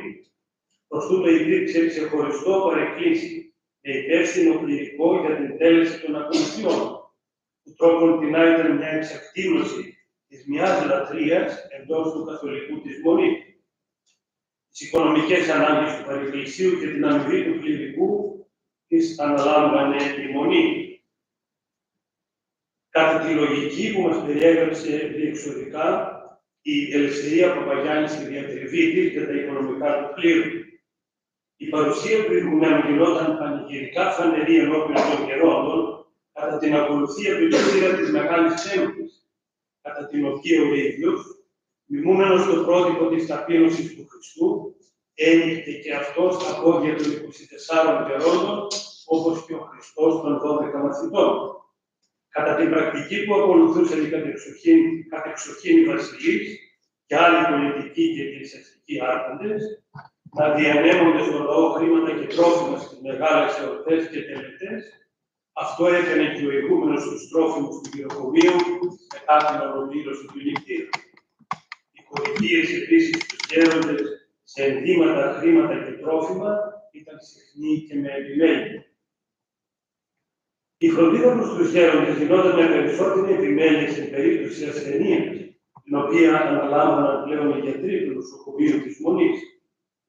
Ή δέτεινε στον καιρό των αρρωστία την ίση σχεθώση, ετέρα παρά την νόσο διήν του γεροκομείου εξίονται, ο του γεροκομείου πρεσβύτερος υπομνήσει των του ξενώνος νοσοκόμων και δοθήσεται είδηση στο ιατρείο και επιτρέψωση των ίδιων ιατρών ή των υπουργών στο νοσηλευτικό προσωπικό, επιμεληθήνε τους νοσούντας, ώστε η απαλλαγή της και αυτής νόσου τούτον ευρύει. Όπως φαίνεται, η συνεργασία των δύο κοινοφιλών ιδρυμάτων της Μονής ήταν στενή και ουσιαστική και βεβαίως ήταν πολλαπλώς ωφέλιμη στην περίπτωση των ασθενών αναπήρων καιρών. Το παραπάνω παράθεμα αφήνει να εννοηθεί ότι η ασθένεια που καθιστούσε τους γέροντες ανάπηρους και η οποία τους οδηγούσε να λάβουν μια θέση στο γεροκομείο, αντιμετωπιζόνταν εντός του γεροκομείου, που σημαίνει ότι αυτό διέθετε και το κατάλληλο προσωπικό και τα πρέποντα μέσα για την φροντίδα. Αν παρά τα αυτά προέκυπτε πρόβλημα, τότε υπήρχε και η διέξοδος του νοσοκομείου. Γεροκομείο και νοσοκομείο είχαν κοινή συμβόλευση στην διαγωνία του ανθρώπου. Νομίζω ότι είναι απαραίτητο εδώ να επισημάνουμε και πάλι την εξαιρετική πρόνοια του συντάκτη του τυπικού, να μην υπάρξουν νομοθετικά κενά που θα επιβαρύνουν το έργο των ιδρυμάτων με δυσλειτουργία. Ο νομοθέτης εν προκειμένου δεν υπάγεται μόνο στην βιβλική επιταγή ότι τα πάντα πρέπει να γίνονται ευστημόνως και κατά τάξη, αλλά και στην γενικότερη πολιτική θεωρία των Βυζαντινών, η οποία είχε ως πηγή έμπνευση η θεολογία που καταγράφεται από τον Διονύσιο Αρεοπαγίτη. Εφόσον μια δίκαια πολιτεία έχει το αρχέτυπό της στην επουράνεια, μια σχέση που εκφράζεται χαρακτηριστικά πρωτίστως από τις δύο λειτουργίες, την επίγεια γύρω από το ανθρώπινο θυσιαστήριο και την επουράνιο γύρω από τον ένδοξο χρόνο των βασιλέα Χριστού, άρα και η επίγεια τάξη αντικατοπτρίζει την επουράνεια και γι' αυτό πρέπει να είναι άρτια και λειτουργική. Έχω τη γνώμη ότι αυτό το πνεύμα χαρακτηρίζει τους Βυζαντινούς θεσμούς. Θα έλεγα ότι η τάξη της λατρείας, όπως καταγράφεται στο μοναχικό και ασματικό τυπικό, η αυτοκρατορική τελετουργία, όπως την περιγράφει ο Κωνσταντίνος Πορφυρογέννητος στην Βασίλειο Τάξη, αλλά και οι διατάξεις των κτητορικών τυπικών για την οργάνωση των μονών και των ιδρυμάτων τους έχουν αφετηρία στην άρρηκτη σχέση των δύο πολιτιών. Αυτή η σχέση υποδομούσε την ευξημένη ευθύνη στο δημόσιο βίο. Οι πολίτες οφείλουν να λειτουργούν με τη λογική της τελειότητας που υπάρχει στην επουράνιο πολιτεία, το ίδιο πάνω από όλους τους άρχοντες, πολιτικούς και εκκλησιαστικούς. Αυτό το πνεύμα καταγράφεται και στο τυπικό της Μονής Παντοκράτορας. Για παράδειγμα, οι γιατροί και ο διευθυντής, πριμικύριος, οφείλουν να επισκέπτονται καθημερινά τους ασθενείς μετά την εσπερινή ακολουθία. Μια ώρα δηλαδή πριν η πτώση, τότε που συνήθως επιβαρύνεται η διάθεση των ασθενών στην κατάσταση της υγείας τους, και να τους φροντίζουν με επιμέλεια, να τους εξετάζουν με πολυπραγμοσύνη και ακρίβεια και να θεραπεύουν τον καθένα κατά τον πρέποντα τρόπο, διατάσσοντας τους νοσηλευτές να κάνουν όσα προβλέπουν οι κανόνες της ιατρικής. Η επιμέλεια των ασθενών θα πρέπει να γίνεται με πλήρη ευσυνειδησία από όλους τους αρμοδίους, καθώς πρόκειται να δώσουν λόγο τον Παντοκράτορα Χριστό, αδιακρίτως για τον καθένα που είναι εικόνα. Σε άλλο σημείο του τυπικού καταγράφεται και η ανάγκη της εποπτείας και κυρίως του ελέγχου της παρεχομένης νοσηλείας. Εκτός από την ιατρική εποπτεία που αναφέρεται στο παράθεμα, το ενδιαφέρον του πριμικύριου είναι και για την τροφή των ασθενών. Επιτηρήσει δε και το διδόμενο της αρρώστιας του σωμείων και ή τι άλλον τούτης ημερησίως και τίποτε δίπλωστε, και πάντα με επιμελίας κατασκοπήσει και της δεούσης αξιώσης φροντίδος και διορθώσεως έκαστο. Θα παρέλθω κάποια ζητήματα που μιλούν για την οργάνωση του νοσοκομείου και του ιδιοκομείου. Είναι λεπτομέρειες οι οποίες θα κατατεθούν με το κείμενο για την οικονομία του χρόνου. Στην ιατρική φροντίδα και τη θεραπεία των σωματικών ασθενειών θα πρέπει να προσθέσουμε και την ψυχική, η οποία αναδύεται στους δύο ιερείς των προεκκλησίων του νοσοκομείου. Ένας από αυτούς έχει την αρχιερατική σφραγίδα, δηλαδή πενταλτήριο γράμμα να δέχεται εξομολογήσεις των ασθενών ή να νίκε των ψυχικών το όνει και ολέθριο θάνατος νίσκο συνούτη, ανεξομολογήτως τον τίδε δεθιστάμενο. Είναι σημαντικό να τονιστεί ότι το νοσοκομείο της Μονής του Παντοκράτορος είχε και διδάσκαλο της ιατρικής τέχνης. Επομένως, μπορούμε να πούμε ότι ήταν ένα κέντρο διδακτικό που δεχόταν για σπουδή της ιατρικής τέχνης άνδρες και γυναίκες για την διακονία. Ύστερα από αυτή την επιλεκτική περιήγηση στις διατάξεις του κτητορικού τυπικού της Μονής Παντοκράτορος, θα ήθελα να θέσω το ερώτημα πόσο συμβατές ήταν αυτές και με τους μοναχικούς κανόνες. Γνωρίζουμε ότι η προτεραιότητα που τίθεται με την αποταγή του κόσμου είναι ο απράγμων βίος, που σημαίνει ότι ο μοναχός οφείλει να απαρνηθεί και κάθε τι που τον αποσπά από την προσευχή και την μελέτη του Θεού, ακόμη και αν αυτό σχετίζεται με την προσφορά στον άνθρωπο. Είναι αλήθεια ότι το θέμα της κοινωνικής διαγωνίας και φιλανθρωπικής προσφοράς των μοναχών έχει στις βυζαντινές κανονικές πηγές περιοριστικούς όρους. Ωστόσο, παράλληλα υπάρχουν και βασικές πατερικές υποδείξεις και προτροπές να μην αγνοείται ο άνθρωπος και κυρίως όταν πάσει. Εξάλλου, κατά τον Αβά Δωρόθεο, η ανθρώπινη κοινωνία μπορεί να παραλληλιστεί με έναν κύκλο, όπου στην περιφέρειά του κινούνται οι άνθρωποι, αντιστοιχούνται ο καθένας σε μία ακτίνα. Οι ακτίνες όσο πλησιάζουν στο κέντρο του κύκλου, όπου βρίσκεται ο Θεός της αγάπης, τόσο συγκλίνουν και μεταξύ τους. Επομένως, η εγκύτητα προς τον Θεό δεν μπορεί να υπάρξει χωρίς την εγκύτητα προς τον άνθρωπο.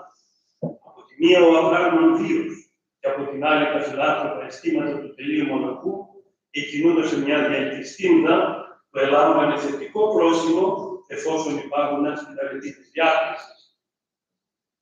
Αφήνοντας άλλες πολύ ενδιαφέρουσες πληροφορίες των πηγών που μπορούν να μας δώσουν πλήρη εικόνα για τα όρια της κοινωνικής προσφοράς των μοναχών, έχουμε σε ένα άλλο ζήτημα της αναπηρίας, επικαλούμενος μια σύγχρονη πηγή προς αυτή του κτητορικού του τυπικού της Μονής Παντοκράτορος. Προς τα τέλη του 12ου αιώνα, ο Πατριάρχης Μάρκος Αλεξανδρίας ερώτησε τον περίφημο κανονολόγο Θεόδωρο Βαλσαμώνα εάν λελωβημένος ή ετερόφθαλμος, δηλαδή τυφλός, σωματικά πάθη που δηλώνουν αναπηρία, μπορεί να γίνει κληρικός. Επί της ιδίας λογικής είναι και το άλλο σκέλος της ερωτήσεως. Αν ένας τέτοιος κληρικός που κακοπαθεί ανεπανόρθωτα μετά τη χειροτονία μπορεί να συνεχίζει να ιερουργεί. Η απάντηση του Βαλσαμώνα είχε πρόσφορη στήριξη στους αποστολικούς κανόνες 77 και 78. Με τον πρώτο να ορίζει ότι ή της ανάπηρος, ή των οφθαλμών, ή το σκέλος του επληγμένους, άξιος διευθύν επισκοπής, γυναίσκεται. Ου γαρλωδεί σώματος αυτόν μιένει, αλλά ψυχής μολυσμός. Και αντίστοιχα ο δεύτερος να επαναλαμβάνει παρόμοια θέση. Ο φως δεών και τυφλός μη γυνεύεται ο επίσκοπος, ούχος μεμιασμένος, αλλά μη δι εκκλησιαστικών παρεμποδίζει. Ο Βαλσαμών επισημαίνει ότι η παρεμπόδιση της ιεροσύνης στους αναπήρους είναι μια αντίληψη που περιέγραψαν οι Ιουδαίοι στηριζόμενοι στον νόμο τους, καθώς κατά τον παλαιό νόμο ουδής λελωδημένος κατά τη μέρος του σώματος της ιεροσύνη προεκβάζεται. Μάλλον μενούν, εάν μετά την ιεροσύνη έσυνε εκπάθης λοβήν τεινά, επάβει τότε του ιεροδήν. Η κανονική παράδοση όμως της Εκκλησίας απέρριψε μια τέτοια νοοτροπία.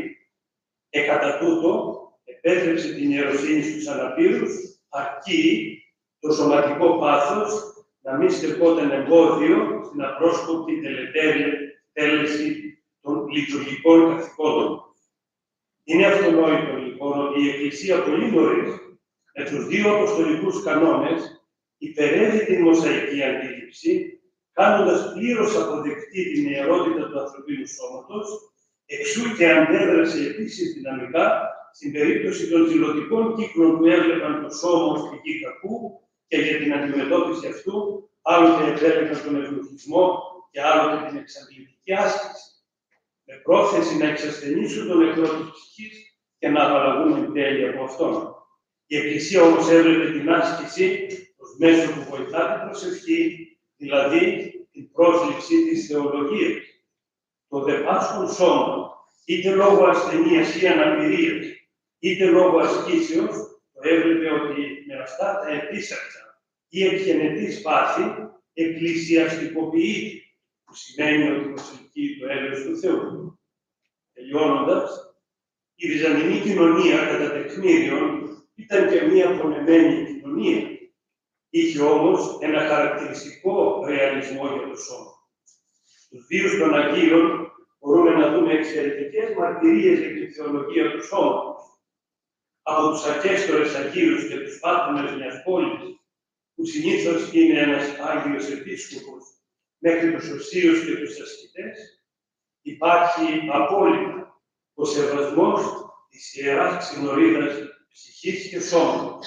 Μάλιστα, από τον πρόσκαιρο κόσμο μέχρι τους καινούς ουρανούς και την καινή γη.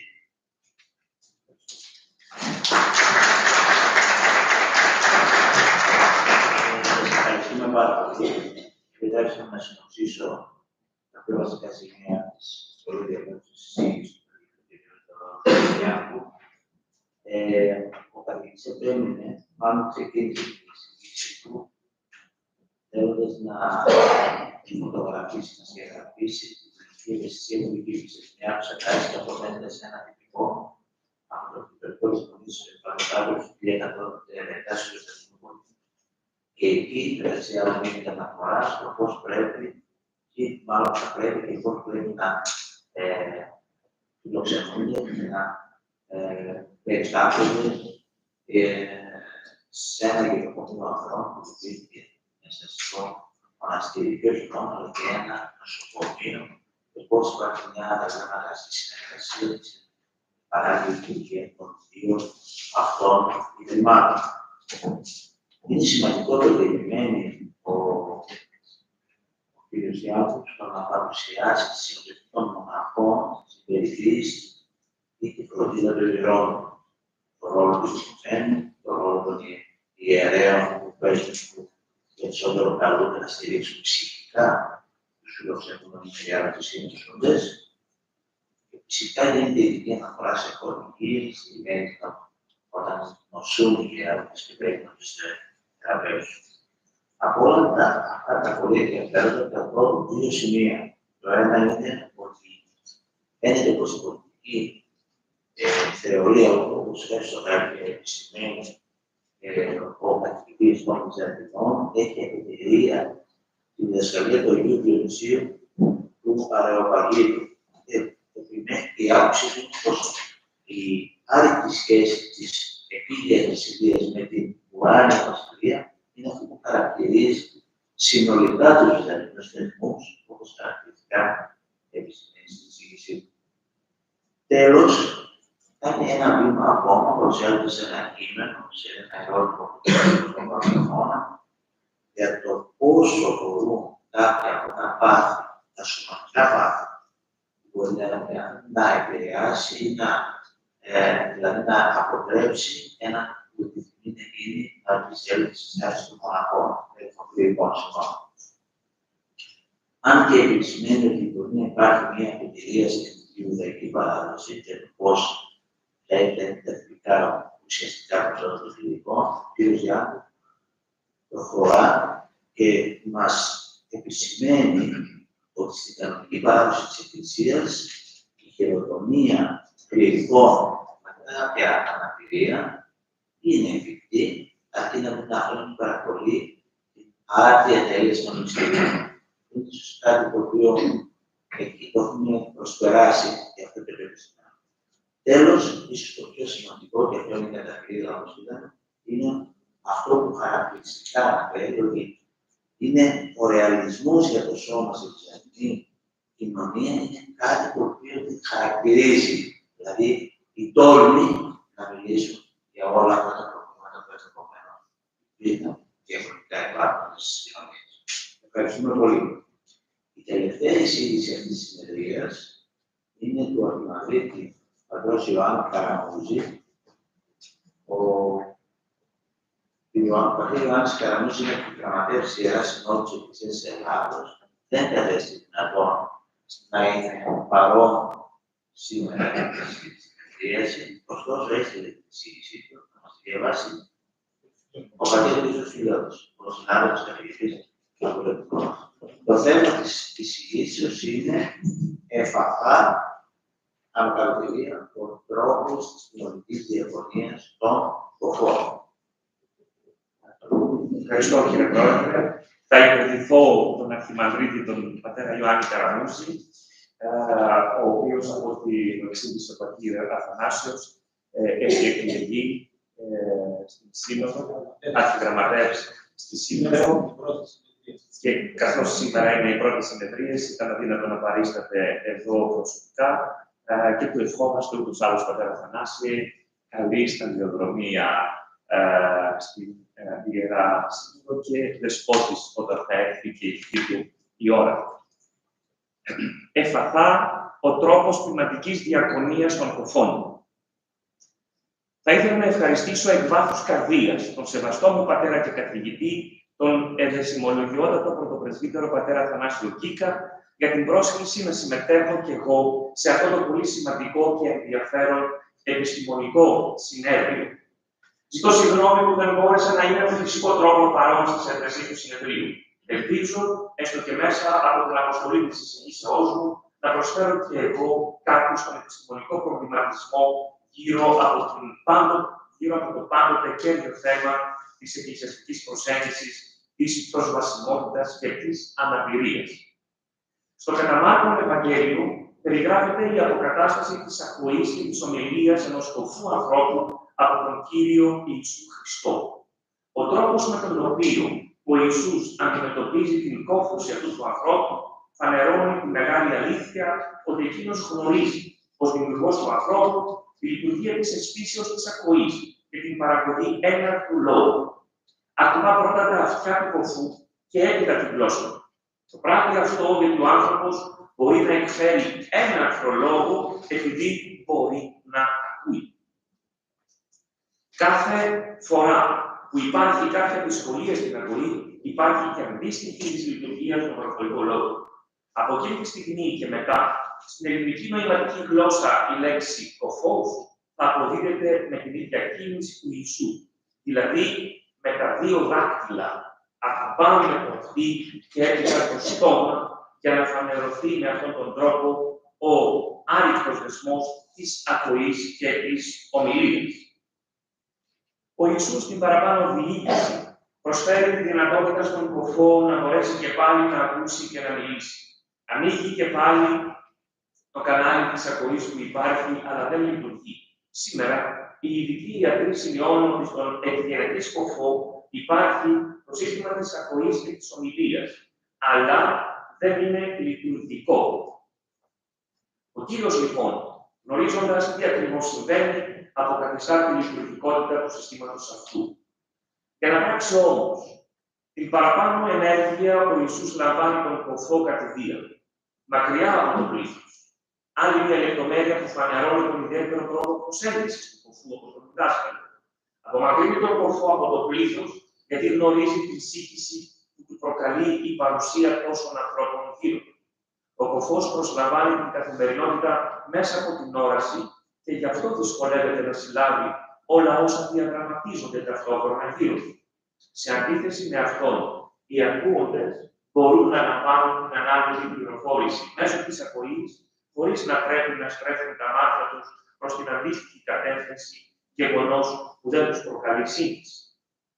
Αξίζει όμως να σταθούμε και στην αντίδραση των παρευρισκομένων, διαπιστώνοντας το θαύμα εξέφρασαν την έκπληξή τους για το γεγονός ότι ο Ιησούς προσφέρει την ακοή στους κοφούς και την ομιλία στους αλλάλους.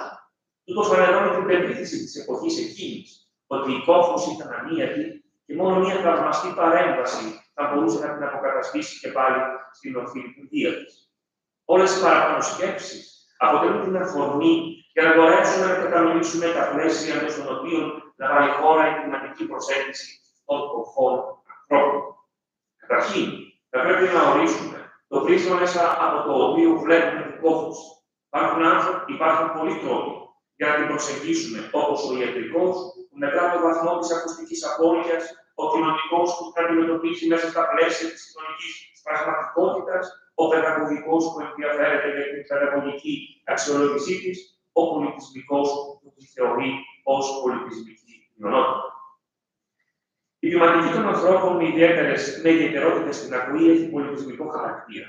Αντιμετωπίζει τους ανθρώπους αυτούς ως μέλη πολιτιστικής μειονότητας. Καταρχήν τους προσεγγίζει ως κοφούς, δηλαδή ως ανθρώπους που διαθέτουν πολιτιστική ταυτότητα και είναι περήφανοι που ανήκουν στον κόσμο των κοφών. Όσοι δεν έχουν φτάσει στο σημείο αυτό, δηλαδή είναι απλά κοφοί, η ποιηματική τους βοηθά να ξεπεράσουν τη συγκεκριμένη δυσκολία και να αποκτήσουν πολιτιστική ταυτότητα.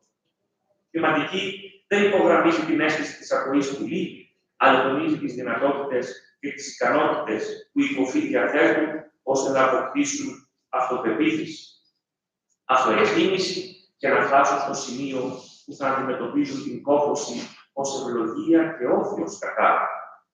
Ο ποιμένας, λοιπόν, τονίζει την αξία της νοηματικής γλώσσας, μαθαίνοντας την πρώτα ο ίδιος. Η νοηματική είναι η φυσική γλώσσα των κοφών. Μέσα από αυτήν μαθαίνουν να εκφράζονται, να επικοινωνούν, να διαμορφώνουν την προσωπικότητά τους και βέβαια να αναπτύσσονται νοηματικά και συναισθηματικά. Όμως, ακόμα και σήμερα, υπάρχουν προκαταλήψεις ως προς την νοηματική γλώσσα. Κάποιες από αυτές είναι ότι πρόκειται περί ενός απλού κώδικα, ότι δεν χρειάζεται να τη σπουδάσει κάποιος, ότι μαθαίνεται εύκολα, ότι δεν έχει πλούσιο λεξιλόγιο, ότι δεν μπορεί να αναπαραστήσει αφηρημένες έννοιες, ότι είναι διεθνείς και διάφορες άλλες εκφρασμένες ιδέες που σχετίζονται μαζί της. Η ποιηματική όμως των κοφών υπογραμμίζει ταυτόχρονα την ανάγκη να εκπαιδευτούν και να μπορούν να χρησιμοποιούν την νοηματική γλώσσα και όσοι ανήκουν στο άμεσο οικογενειακό περιβάλλον του κοφού. Και τούτο γιατί το μεγαλύτερο ποσοστό των ακουών, των γονέων, των γεννούν κοφά παιδιά, δεν μαθαίνει ποτέ την νοηματική γλώσσα. Περιορίζονται απλά στην δημιουργία ενός άτυπου κώδικα, της λεγόμενης σπιτικής γλώσσας, για να μπορούν να ανταποκρίνονται στις άμεσες πρώτες ανάγκες του κοφού. Η εκμάθηση της νοηματικής γλώσσας από τους γονείς προϋποθέτει την αποδοχή της παρουσίασης στη ζωή τους των κοφών παιδιών. Οι ακούοντες γονείς βιώνουν το πένθος της απώλειας του υγιούς παιδιού που δεν ήρθε στη ζωή τους και αγωνίζονται να αποδεχθούν το απρόσκλητο, το ανεπιθύμητο παιδί που ήρθε για να ταράξει τη γαλήνη και να διαψεύσει τα όνειρα και τις ελπίδες τους. Η ποιηματική βοήθεια έγκυται στη βοήθεια να αντιμετωπιστεί το πένθος. Ο ποιμένας κατανοεί την ανάγκη των ακουών των γονέων να περάσουν από όλα τα στάδια του πένθους. Το σοκ, το αρχικό, την άρνηση, την απόδοση ευθυνών, την απομόνωση, μέχρι να οδηγηθούν στην αποδοχή. Όμως, σε όλα αυτά τα στάδια τους υπενθυμίζει ότι δεν φέρουν ήδη ευθύνη, ότι δεν τους τιμωρεί ο Θεός, ότι δεν σηματοδοτείται αποτυχία ή κατάρα, αλλά ότι καλούνται να διαφωνήσουν έναν άγγελο του Θεού με ιδιαίτερα χαρακτηριστικά. Τους επιθυμίζει την σταθερότητα της ανθρώπινης φύσης, που εκφράζεται μέσα από την ασθένεια και τον άνθρωπο και τους απαλλάξει από τις ενοχές. Την αλήθεια ότι το παιδί που γέννησαν είναι του Θεού, που τους το εμπιστεύτηκε για να μην ταυτίζονται μαζί του ή να μην το θεωρούν κτήμα τους. Επιπλέον, ο ποιμένας τους δίνει τη δυνατότητα να κατανοήσουν ότι ο κοφός μπορεί να εξελιχθεί, να ζήσει όπως οι υπόλοιποι ακούοντες, να έχει επιτυχίες και να απολαύσει τη ζωή του δώρου, ζωή. Αυτό βέβαια προϋποθέτει ότι ο ποιμένας γνωρίζει την ιστορία των κοφών, τα παραδείγματα εκείνων που έμειναν στην ιστορία ως επιτυχία αποτυχημένοι κοφοί που πάλεψαν για τα δικαιώματά τους και τελικά τα κατάφεραν. Τους προβάλλει τον Μπετόβεν που έγραφε μουσική ενώ ήταν κοφός, τον Έντισον που έφερε συσκευές ήχου παρόλο που ήταν κοφός και τόσους άλλους κοφούς και τόσους άλλους κοφούς είναι θυμισμένοι όχι για την κόφωση, αλλά για το πώς αντιμετώπισαν την κόφωση. Όλα τα παραπάνω, ο Ημέρα δεν τα εξαντλεί στο οικείο περιβάλλον των κοφών, αλλά τα προεκτείνει στο ευρύτερο κοινωνικό σύνολο των ακουόντων. Γνωρίζει τις προκαταλήψεις των ανθρώπων που νιώθουν υγιείς και χλεβάζουν τους ασθενείς, καθώς και την ανάγκη το υγιής και το ασθενής εντός εισαγωγικών βέβαια, καθώς και την ανάγκη να στιγματιστεί κάθε τύπο διαφορετικό. Γνωρίζει ταυτόχρονα την ανάγκη κάποιων να νιώσουν καλύτερα μέσα από την έκφραση φιλάνθρωπης τάσης ανέξω των κοφών, παρέχοντάς τους κάποιο πολιτικό βοήθημα για να αναλύουν τον πόνο τους ή διατυπώντας τον μύθο τους για τους καημένους, τους ανήπορους, τους νομούς, τους κοφάλαλους, τους καθυστερημένους και τόσα άλλα προσωπικά επίθετα που ο ίχνος τους υποδεικνύει για αυτούς τους ανθρώπους. Έναντι όλων αυτών, ο Ημέρας αντιδρά και παρασταθεί με τρόπο ειρηνικό, αλλά συνάμα δυναμικό. Διδάσκει την ισότητα όλων των παιδιών του Θεού. Τονίζει ότι δεν υπάρχει κανείς που να διεκδικεί ανωτερότητα σε σχέση με τους άλλους, αλλά ότι οι πάντες και τα πάντα έχουν οικονομικές ενδείξεις. Υπενθυμίζει μάλιστα την προγραμμή του κυρίου για όσους θέλουν να διακρίνονται ότι πρέπει να είναι διάκονοι των υπολείπων και μάλιστα των παιδακής των αδελφών. Ο Ημέρας είναι εκείνος που βεβαιώνει τους ακούοντες ότι η ενασχόλησή τους με τους σκοπούς αποτελεί πηγή μάθηση και μάλιστα όταν πρέπει αφού συνδυάζει μάθηση και κοινωνία στο πρόσωπο του πολιτισμού. Σε καμία περίπτωση οι ακούοντες ευεργετούν τους σκοπούς, αλλά οι κοφοί αποκαλύπτουν το μεγαλείο του πολιτισμού. Η προσέγγιση τους λοιπόν γίνεται με απόλυτο σεβασμό και με διάθεση μαθητείας. Ο Ημέρας γίνεται ο μπροστάρης στην εξάρτηση της διάθεσης ταμπελοποιήσεως των κοφών από τους ακούοντες, παρελθόντας σε όλους τον πολιτισμό που οι κοφοί διαθέτουν. Ο πολιτισμός των κοφών περιλαμβάνει την γνώση της νοηματικής, που είναι διαφορετική για κάθε κράτος, που έχει τις ντροπαλές και εκφράζει τον τρόπο με τον οποίο οι κοφοί αντιλαμβάνονται τον κόσμο. Η πρόσωπη της καθημερινότητας γίνεται μέσω της εθνικής οδού, και γι' αυτό η όραση διαδραματίζει κύριο ρόλο στη ζωή των κοφών. Αυτό το χαρακτηριστικό διαμορφώνει και τον τρόπο προσέγγισης τους από τους ακούοντες. Οι δεύτεροι χρειάζονται να βρίσκονται στο οπτικό πεδίο του συνομιλητή τους, να είναι καλά φωτισμένοι στο πρόσωπό τους, να έχουν άμεση θεματική επαφή, να γνωρίζουν πότε μπορούν να λαμβάνουν τον λόγο για να μην καθίστανται αγενείς, να προσεγγίζουν χωρίς να δημιουργούν αναστάτωση ή φόβο, να κάνουν κινήσεις μετρημένες που θα συμβάλλουν στην καλή επικοινωνία. Είναι μια μισή σελίδα ακόμα που ίσως επειδή δεν έχω το κείμενο δεν θα μπορούσα να το. Η μαθητεία στον πολιτισμό των κοφών περιλαμβάνει και τη γνώση της ιστορίας τους. Οι αναφορές για την παρουσία τους ξεκινούν από πολύ παλιά και μάλιστα στην αρχαία Ελλάδα φαίνεται ότι γνώριζαν πως οι κοφοί επικοινωνούν με την νοηματική γλώσσα.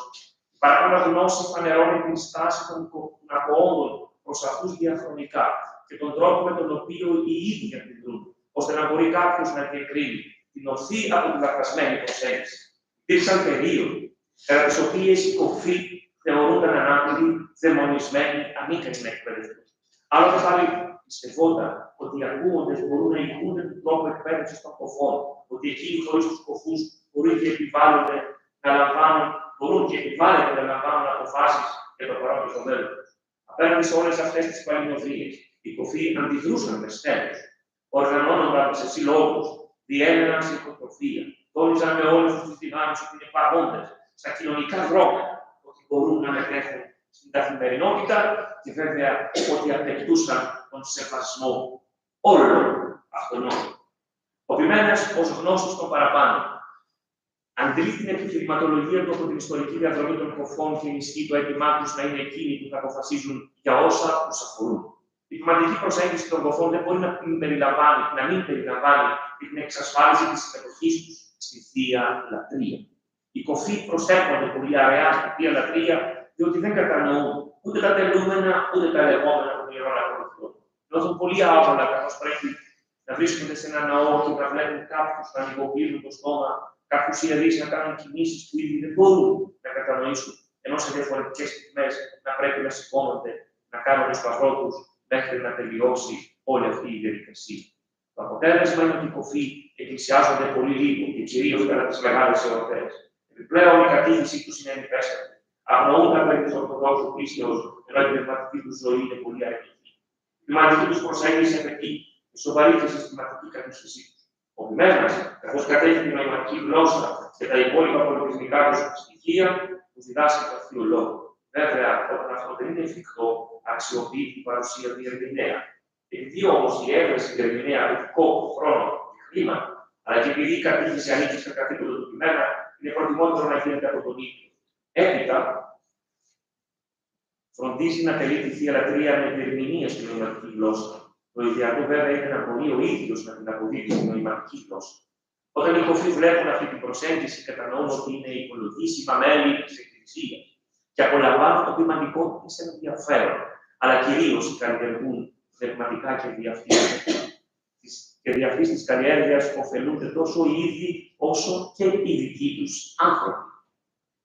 Γράφοντας τα παραπάνω, τελευταία παράγραφο, δεν έχω την ψευδαίσθηση ότι κάλυψα το θέμα μου, το οποίο είναι πραγματικά ευρύτερο. Η πνευματική εξάρτηση είναι ευρύτατη και όσο περισσότερο διευρύνεται η καρδιά, τόσο βρίσκει και νέους τρόπους για να μεταφέρει το μήνυμα της Βασιλείας του Θεού στον κόσμο. Η ποιηματική των κοφών καλείται να εμπνέεται από τη φράση του Κυρίου μας. Εφαθά. Να είναι δηλαδή διάμεξη, άνοιγμα, πέρασμα από τα εμπόδια της επικοινωνίας, της λανθασμένης προσέγγισης, των προκαταλήψεων και των πανερμηνιών στην ορθή προσέγγιση των κοφών, ώστε να μπορέσουν και οι ίδιοι να βιώσουν τη μεγάλη αλήθεια ότι είναι παιδιά, όχι ενός κατώτερου Θεού, αλλά του Θεού που είναι πατέρας όλων μας, κοφών και ακουόντων, που ενδιαφέρεται για όλους, για τη σωτηρία τους, που προσφέρει την αγάπη και τη θυσία του, για να μπορούν όλοι να απολαμβάνουν τη ζωή, να αντιμετωπίζουν τις δυσκολίες και να κερδίσουν την επουράνια βασιλεία του. Εδώ κλείνει η ομιλία και ασφαλώς ο πατήρ Ιωάννης μας ευχαριστεί για την προσοχή μας.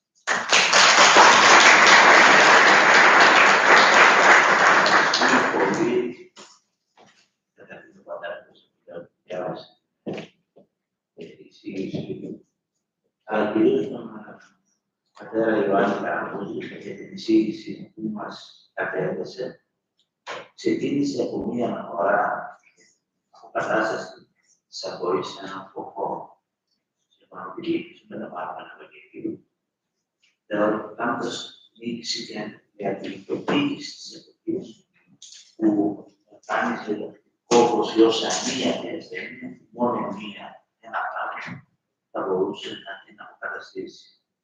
Και στη συνέχεια σε δήλωσε του πάρει της ποιηματικής πλέον διάστασης, της κόβωσης ή αυτής της ιδιαίτερης αναπηρίας, της Εκκλησίας κάτω ως έναν κόσμο, και πως η Εκκλησία οφείλει προσωπικά κάθε μήνα να αντιμετωπίσει αυτό το ζήτημα.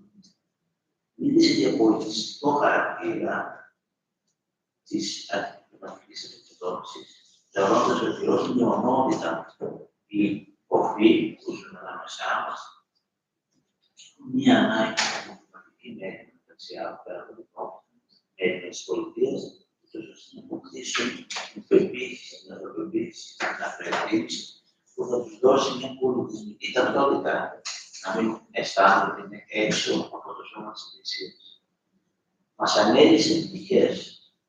Θεώρησε σκόπιμο να πει ότι είναι κυρίαρχη ευθύνη του κάθε μηχανά να γνωρίζει ένα πολύ μεγάλο κόμμα, ώστε να μπορεί όταν στην ενορία του ή στο ποιμνιό του υπάρχουν άνθρωποι με προβλήματα χωρίς να μην είναι περιθωριοποιημένοι.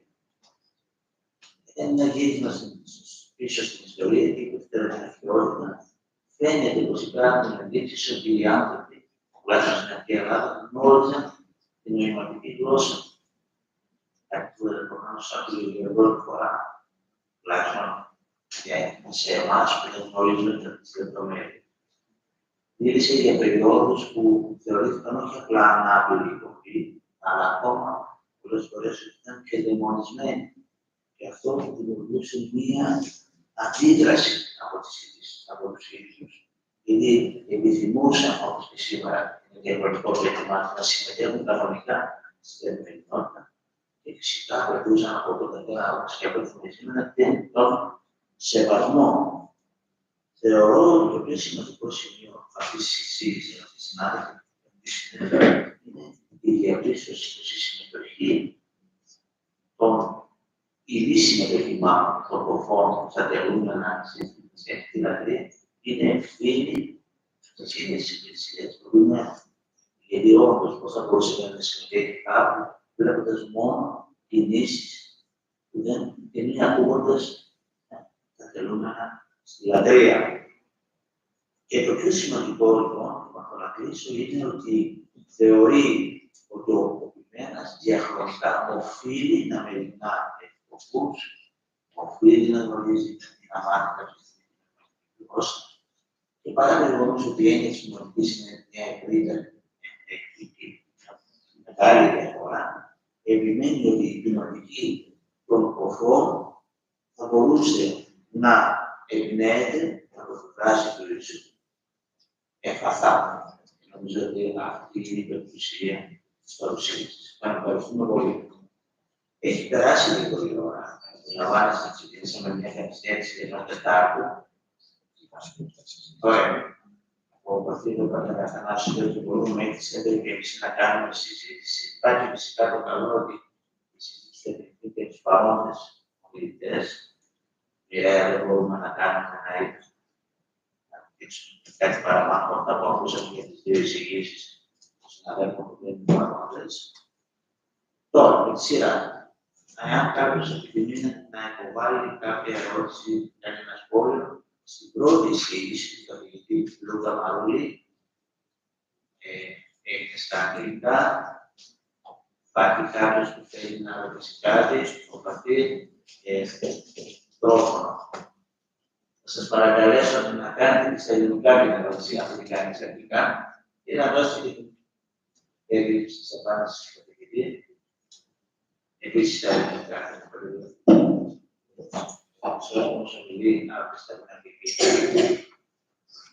That's for your very enlightening presentation. I learned a lot, also from the rest of the speakers in this morning session. It was very interesting to see how you constructed your thought, and you basically told us that there is a difference in approach with respect to people with intellectual,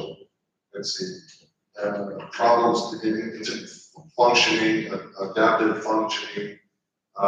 My question is one regarding your specific field of expertise in the New Testament.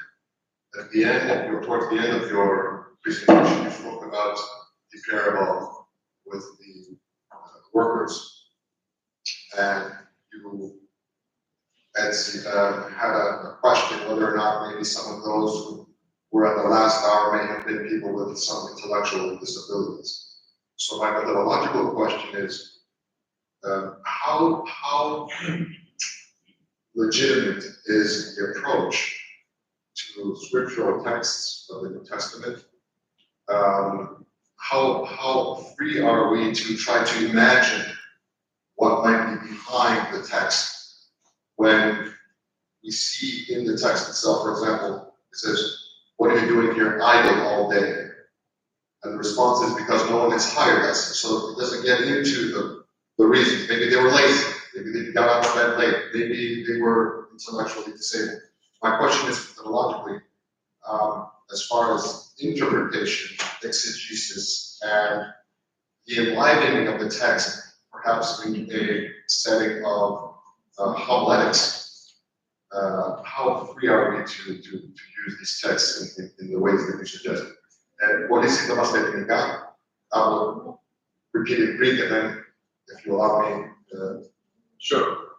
Η ερώτηση μου είναι πόσο νομιμοποιούμαστε ουσιαστικά, ευχαρίστησα τον καθηγητή για την εισήγησή του, πόσο νομιμοποιούμαστε ουσιαστικά να χρησιμοποιήσουμε τα κείμενα, όπως για παράδειγμα μεθοδολογικά δηλαδή νομιμοποιούμαστε, να χρησιμοποιούμε κείμενα της Κυριακής Γραφής, όπως η περίπτωση της παραβολής για τους εργάτες, που εκεί την τελευταία ώρα που κάποιοι ήρθαν, ας πούμε, και τους προσέλαβε ο υπεύθυνος, να πούμε πράγματα που δεν βρίσκονται άμεσα στο κείμενο, για παράδειγμα, ότι μπορεί ενδεχομένως αυτοί να ήταν νοηματικά καθυστερημένοι.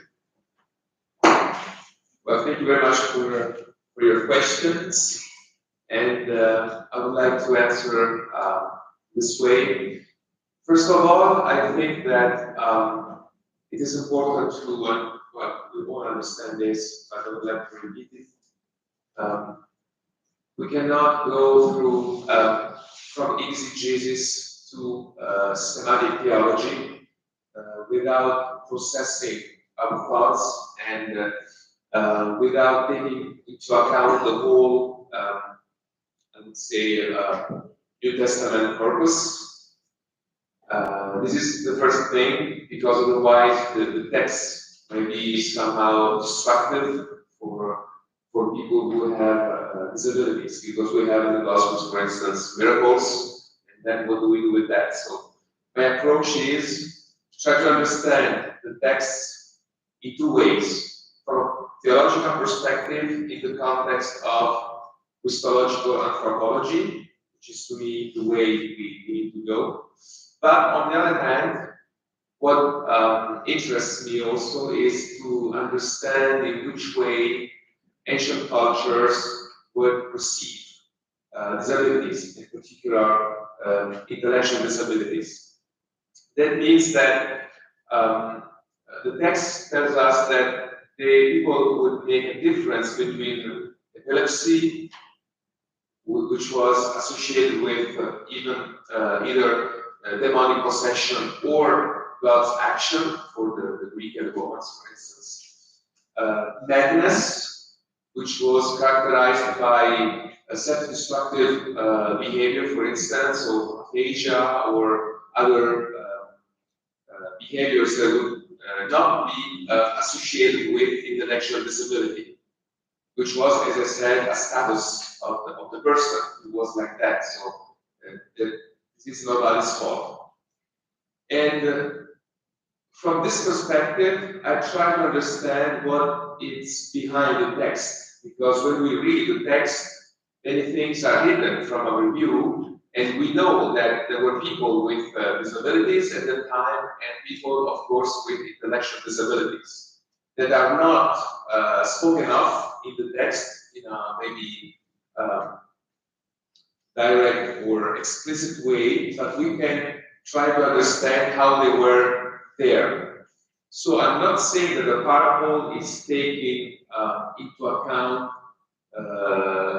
in an explicit way people with intellectual disabilities, nor am I saying that the Matthean community, which is behind the gospel, is trying to develop an ethics to deal with people with intellectual disabilities. But what I'm saying is that since we know that people with intellectual disabilities were actually integrated into society through manual work, that's something we know.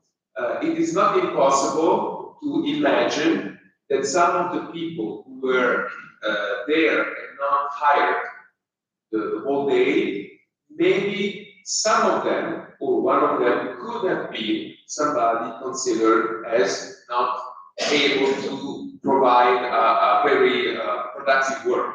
I'm not saying this is what happens in the parable, but I'm saying that when you have people that do not hire you, or when you have other texts that say, if somebody is a little bit simple, this is not my language, I use the language of the text, he goes to work and then he doesn't know how to come back to the city. So that means that those people, you don't want to let them work for you, at least, because they are a burden more than everything else. So I'm just saying that we can imagine something that could open up avenues to theological reflections. Because if we think in this way, and then at the end of the parable, those people get the same pay as the first ones who are not happy because they are more productive and they have been working the whole day, And if they have been picked up, that means that they were somehow more desirable. And the master says, well, I will not tolerate this kind of discourse, nor this kind of gaze upon the others. So this is to me a way to say maybe we can open up a little bit the interpretation, but it has to be compatible with what we know of the cultural situation. We cannot just, invent that. But since we know that people with intellectual disability were hired and were working, and people would be like had a modern disability or would be blind, they could not work in the fields. But people with intellectual disability could. So it is not impossible to think that the Bible could eventually be read this way. That's my answer. Thank you very much.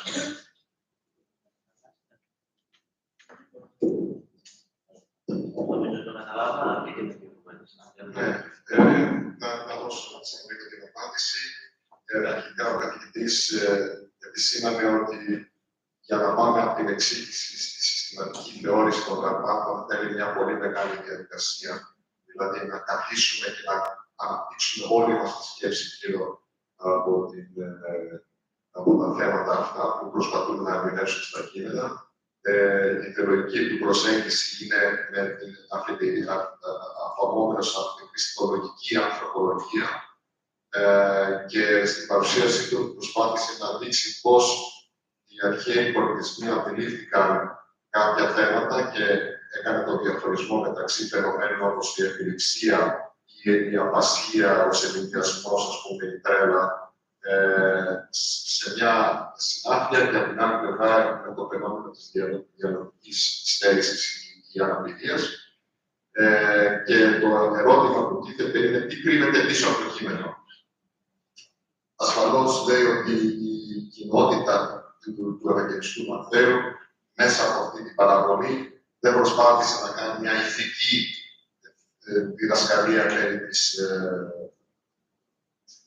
θεώρηση για τους ανθρώπους με διανοητική στέρηση και διανοητική αναπηρία. Απλά εξηγώντας όλο το πλαίσιο το πολιτισμικό και το κοινωνικό, δεν είναι αδύνατο να φανταστούμε ότι κάποιοι, έστω ένας, που ήταν στην φάση αυτή, μπορεί να είχε κάποια διανοητική στέρηση. Δηλαδή, πρέπει να υπάρχει μια συνέπεια στην αντίληψή μας με βάση το πολιτιστικό και κοινωνικό περιβάλλον. Ωραία, ευχαριστούμε πολύ. Για να προλάβουμε, να μας περιορίζετε, και την κυρία Ξαλαπού και την συζήτηση. Έχει την επόμενη κάποια ερώτηση, κάποιο σχόλιο. Ναι, πάλι. Ας μας δώσουμε στον κύριο Ισαντή το λόγο και μετά να μιλήσουμε. Χωρίς μετάφραση.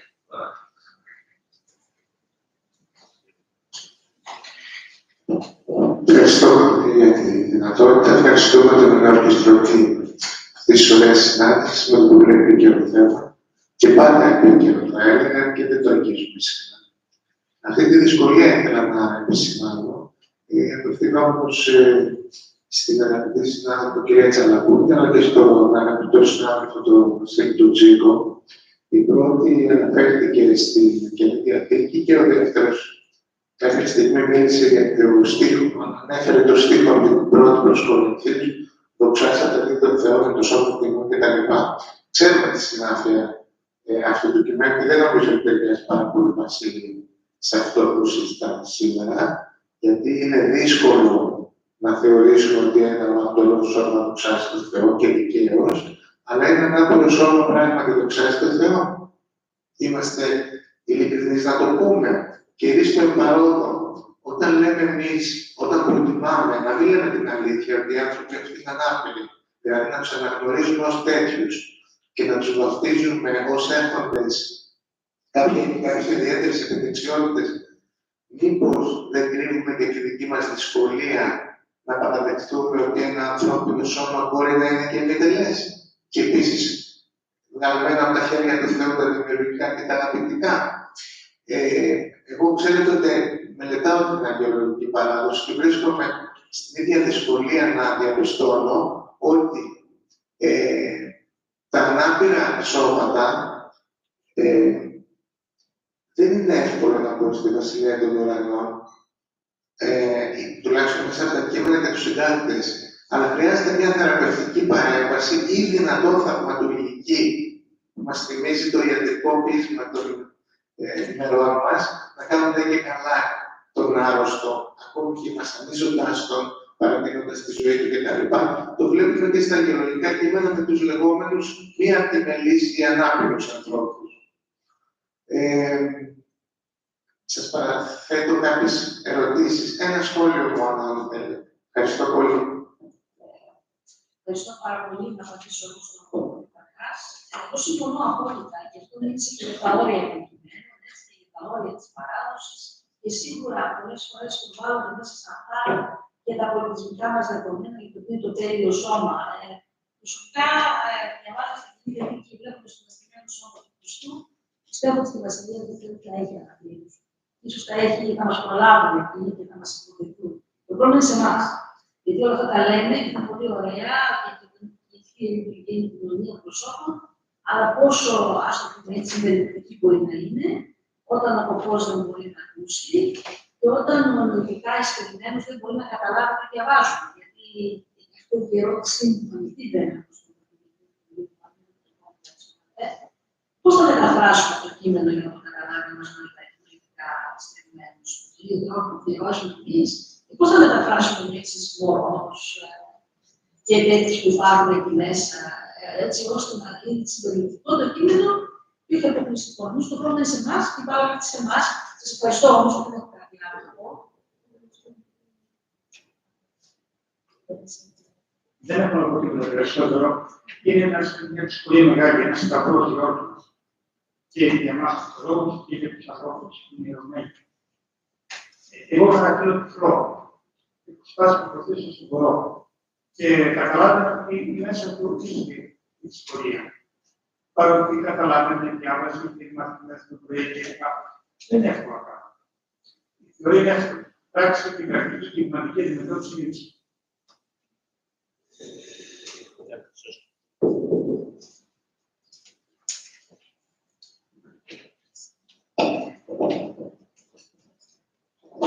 Ευχαριστώ κύριε Τσαλαβούνη και την κυρία Τσαλαβούνη για την πάρα πολύ ενδιαφέρουσα εισήγηση για το αναστημένο σώμα του Ιησού και εστιάζεται φυσικά, όπως είναι αναμενόμενο, στη μαρτυρία του Ιωάννου, του Ευαγγελιστή. Όταν βλέπουμε δηλαδή μέσα από το κείμενο το αναστημένο σώμα του Χριστού, το βλέπει ο Ιησού, βλέπουμε ότι υπάρχουν συγκεκριμένα αποτυπώματα από το Σταυρό. Ο χριστιανός, ο οποίος έχει μέσα στην παράδοση την Ορθόδοξη ενώπιον οφθαλμών τον αναστημένο Ιησού, τον βλέπει και μέσα από το κείμενο και μέσα από την εικονογραφική παράδοση. Υπάρχουν τουλάχιστον 23 παραστάσεις που βασίζονται στα 11 ερωτικά Ευαγγέλια στην παράδοση και την εικονογραφική. Και εκεί βλέπουμε ότι δεν υπάρχει συνέπεια για το αν ο Χριστός φέρει, δηλαδή σε όλες τις περιπτώσεις. Ξέρουμε, ας πούμε, για παράδειγμα, στην συνάδελφη του Θωμά υπάρχουν δηλαδή τα στίγματα του Σταυρού. Σε άλλες περιπτώσεις, η Μουάπτου ή ακόμα και η Σάου Κάθοδος, στη μνημονή της χώρας, ο Χριστός δεν έχει τα σημεία του Σταυρού, ενώ στο Πρωτάτο τα έχει. Εκεί όμως που φαίνεται, εγώ δεν είμαι ειδικός, αλλά έτσι έχουμε δει και από την διατριβή του Ζάρα για τον εικονογραφικό κύκλο των Οδηγών Ευαγγελίων, εκεί που φαίνεται ότι υπάρχει μια συνέπεια στο να μην υπάρχουν τα στίγματα του Σταυρού στον αναστημένο Χριστό, είναι στην ανάληψη. Και εδώ είναι το ερώτημα. Με βάση τη διδασκαλία της Καινής Διαθήκης, που ας πούμε από τον Ματθαίο στην αρχή λέει «Κηρύσω το Ευαγγέλιο της Βασιλείας των Ουρανών και θεραπεύω πάσα νόσο και πάσα μαλακία με το λαό». Ή όταν στο 11ο κεφάλαιο βλέπουμε τον Χριστό να λέει στους μαθητές του Ιωάννου «Πείτε στον Ιωάννη, τι βλέπετε, τεφλή, αναβλέπωση κλπ». Όλα αυτά τα θεραπευτικά στοιχεία που έρχεται να να συνδέσει την ερώτηση με αυτά που είπε ο τεχνικός συνάδελφος, ο κ. Σοφιανής. Τι γίνεται τελικά, μπορούμε να μιλάμε για την συνέχιση των συνεπειών του φυσικού και του ηθικού κακού στα έσχατα? Ευχαριστώ πάρα πολύ. Βέβαια, θα ξεκινήσω από το τέλος. Είναι φυσικό και ηθικό κακό να είναι κάποιος ανάπηρος. Αυτό είναι το πρώτο μου ερώτημα. Και το δεύτερο θα ήθελα να πω είναι ότι οι εικόνες, όπως και τα κείμενα, πολλές φορές προβάλλουν και τα δικά μας πολιτιστικά δεδομένα. Θεωρούμε δηλαδή ότι κάποια πράγματα πρέπει να είναι έτσι. Το τέλειο σώμα του Χριστού, το τέλειο αντιστοιχμένο σώμα, και αυτό μπορεί να είναι έτσι, μπορεί να μην είναι και έτσι. Εγώ όμως αναρωτιέμαι, αν το δούμε έτσι, αυτό τελικά τι συνέπειες είχε και έχει στον τρόπο που βλέπουμε την αναπηρία? Μήπως τελικά είναι εκτός κανόνα, παρά μια που είπατε κάποια διαφορά και το κακό, αν δεν κάνουμε καλά το τέλος της συζήτησης, θα τη αναλύσω. Νομίζω ότι δεν θα μου άρεσε μια εικόνα του Χριστού αναλυμένη και αναλαμβάνεται και έχει κοιναστεί. Η εικόνα παίρνει το κείμενο, το οποίο κείμενο των πραγμάτων είναι αφαιρετικό. Δηλαδή, εστιάζει σε συγκεκριμένα πράγματα. Δεν κάθεται να ζωγραφίσει κάθε λεπτομέρεια. Η εικόνα και εκείνη αποφασίζει να εστιάσει σε συγκεκριμένα ζητήματα. Από εκεί πέρα δεν μπορούμε να χτίσουμε πάνω σε αυτό. Και δεν πρέπει να χτίσουμε πάνω σε αυτό ή να το χρησιμοποιήσουμε και σαν άλοθη για τον φόβο που έχουμε απέναντι στο άλλο που λέει η αναπηρία. Μια κουβέντα μόνο. Άλλωστε στην Ανάσταση, στην ανανόμενη Ανάσταση θα έχουμε ένα σημείο πραγματικό. Εκεί, όταν ερωτήθηκαν κάποιοι πατέρες, τι θα γίνει με αυτούς που έχουν καθήλες στα βάθη της θάλασσας, αυτοί που έχουν καεί και δεν έχει διαστροφή τίποτα, τι σώμα πρέπει να έχουν σώμα πραγματικό. Επομένως, δεν συνδέουμε τα δύο αυτά, την παρούσα κατάσταση με την ίδια προστασία.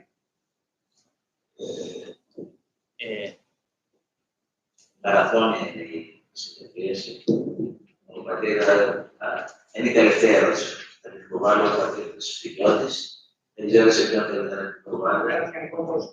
Αν κάνετε την ώρα, ακόμα λίγο στο ερώτημα που ξεκίνησε από τον αγαπητό τον Παναγιώτη, το ερώτημα είναι αν η διδασκαλία για την κατ' εικόνα Θεού δημιουργία του ανθρώπου, κατά πόσο αυτή η διδασκαλία συμβιβάζεται ακριβώς με ανθρώπους οι οποίοι έχουν αναπηρίες. Και είχαμε στην Εκκλησία μας τους ανθρωπομορφίτες, οι οποίοι καταδικάστηκαν βέβαια και τους πολέμους ο Άγιος Κύριος Αλεξανδρίας και Σφοδρά. Τώρα εδώ είχαν τη δυσκολία ακριβώς έναν άνθρωπο που θεωρήσουν ότι είναι κατ' εικόνα του Θεού. Εδώ είναι το ζήτημα. Και ασφαλώς για την ορθόδοξη θεολογία εννοείται ότι επειδή το θείο δεν είναι ανθρωπόμορφο, δεν τίθεται αυτός ο προβληματισμός. Αλλά θα ήθελα να αναδειχθεί αυτή ακριβώς η διάσταση, ότι το κατ' εικόνα ακριβώς περικλεί τον άνθρωπο που ανέλησε ο κύριος Τσίκος, χωρίς καμία διάκριση στις οποιασδήποτε αναπηρίες, είτε είναι σωματικές, είτε μη σωματικές. Σας ευχαριστώ πολύ. Ευχαριστώ όλους όσους παρακολουθήκατε στην πρώτη συνεδρίαση. Ευχαριστώ τους εκπληκτικούς συνομιλητές και τις εισηγήσεις που ακούστηκαν. Θα κάνουμε ένα ημίωρο διάλειμμα. Εμείς τον πρόεδρο και να σε καλά. Αμέσως μετά θα παρακαλέσω ακριβώς στις 12 να είμαστε πίσω στην αίθουσα, γιατί ακολουθεί δεύτερη συνεδρία. Και να κρατήσουμε τον πρόγραμμα, γιατί υπάρχουν και συνέχειες από όλη τη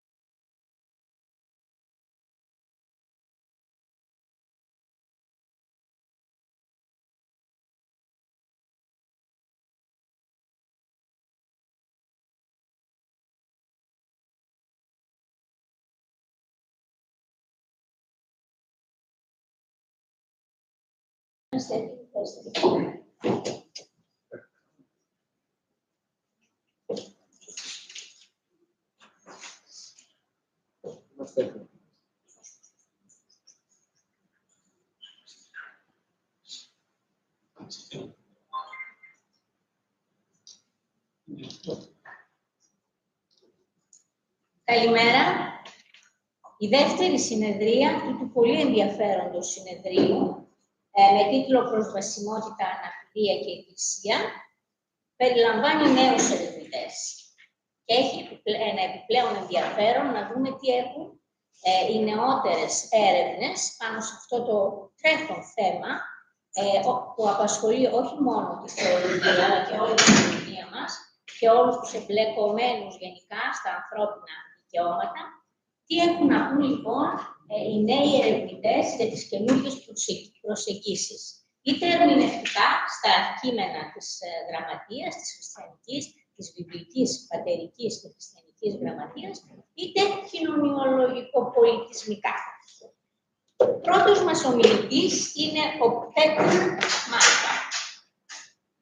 Ο Πέτρ Μάικα κατέχει διδακτορικό και είναι μεταδιδάκτορας αυτή τη στιγμή στο Πανεπιστήμιο της Ολλανδίας, ονόματι Ραθμπάου. Έχει ένα πλούσιο βιογραφικό στην έρευνα σχετικά ακριβώς με το θέμα του συνεδρίου μας. Σχετικά δηλαδή με το θέμα της αναπηρίας. Η διατριβή του, η διδακτορική του διατριβή, είναι στη συστηματική θεολογία και έχει θέμα Sketching an Ecumenical Ecclesiology for Eastern Orthodoxy. The form of Christ crucified with special reference to Staniloae, von Balthasar and Tilly. Και εκπονήθηκε στο Πανεπιστήμιο του Βουκουρεστίου. Επομένως, προσεγγίζει το θέμα και από συστηματική θεολογική πλευρά, όμως το θέμα το οποίο θα μας παρουσιάσει είναι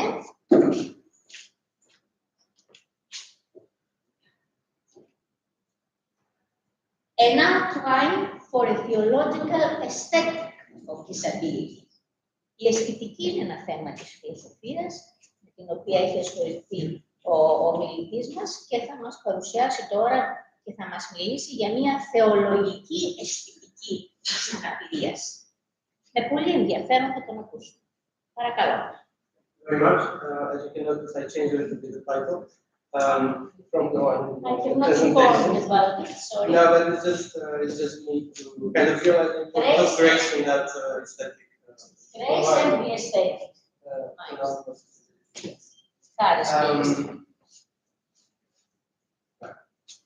So, disability theologians speak often about grace as revelation of God's power. Persons with disabilities are prophets of grace who disrupt the socio-economic realities of late capitalist society and who force Christian churches to rethink their allegiances.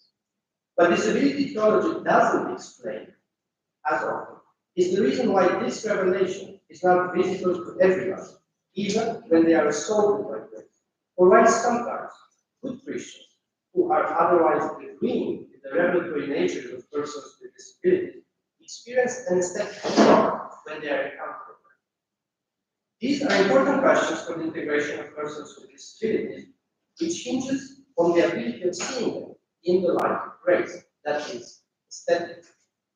A recent study on the integration of persons with disabilities in education and working settings showed convincingly that the main obstacle against integration are the aesthetic emotions that non-standard bodies trigger in their able peers, such as fear, anger, or disgust. These triggers are unconscious and at times even go against the person's own beliefs. Hence, the necessity of dealing with what might be called the subjective aspect of grace. In this paper, I would like to propose an aesthetic approach to the issue, inspired from our Orthodox monastic literature. Allowing that the manifestation of grace in persons with disability, that is, the ability of perceiving them aesthetically, is much more likely to be accessible to those who approach this shock aesthetically. that is, by controlling their emotions and obeying the commandment of God.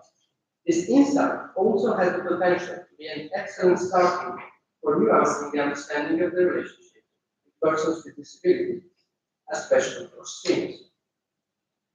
To flesh out these claims, I will proceed in 2 steps. I will begin by discussing the writings of Matthew the Confessor in order to show how, for the Eastern tradition, the power of perceiving other with love in God is acquired through a long process involving perseverance in the practice of commandment and the control of emotions. Then I will return to disability theology to explain how this ascetic preparation for perceiving grace can work when experiencing the aesthetic shock, and what does it mean for our relationship with persons with disabilities. Grace as the gift of God that enables a different apprehension of creation of the human is, I would say, the red thread of Eastern monasticism. Eager to receive this gift and see the world with the same eyes as the apostle did at the Transfiguration, the monastics decided to follow God's commandment of constant prayer to practice the love of one's neighbor in some of the most inhospitable places on earth. They were aware that grace is imparted by God to whomever God wants, but they thought it is more likely to receive it if they put in effort. To rephrase here an analogy used by Gregory Palamas, if a general wishes to be courteous and speak to a soldier, it is probable that the general will speak to a soldier to distinguish himself from the battlefield. Similarly, the monastics sought to prove themselves worthy of being called by the general to their constant fight with selfishness and various vices. In the following, I will provide a brief description of the relationship between grace and perception by focusing mostly on Maximus the Confessor, who is at once the synthesizer of ascetic theology before him and one of the main inspirations of later Eastern Orthodox asceticism. According to Maximus, each element of creation is a rationality of God or a logos, which has its origin and fulfillment in the logos of God. In their actual state, human beings can see this logos of creation and the link to the logos only by fighting the right struggle, that would be ordering their senses under the control of the mind through the mediation of reason. In Maximian anthropology, the human being has a tripartite structure: the nous, or the intellect, the logos, or the discursive reason, and the senses. In the primordial state, the nous was contemplating the word of God through creation, and reason united the nous with the bodily senses, directing them towards the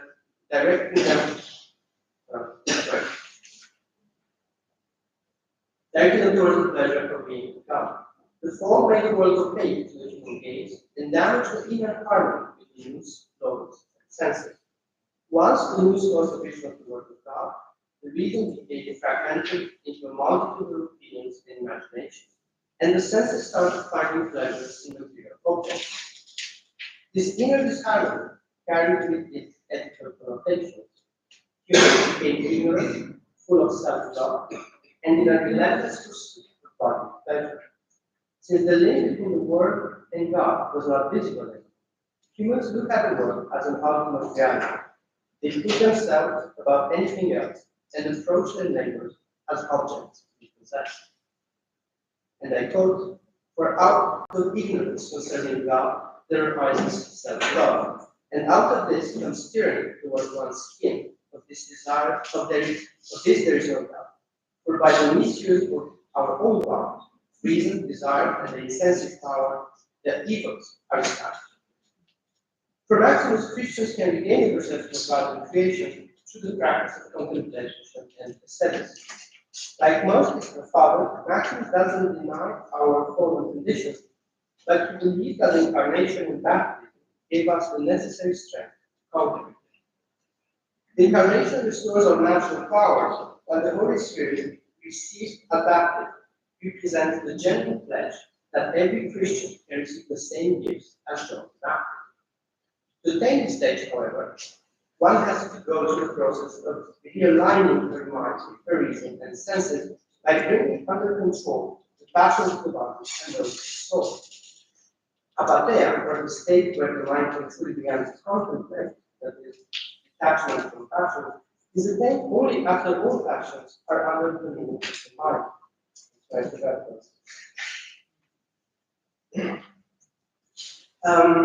The word passion appeared very early on in Ascetic literature. In the 4th century, Vargas considers passions to be negative emotional states that have to be given away from spiritual life.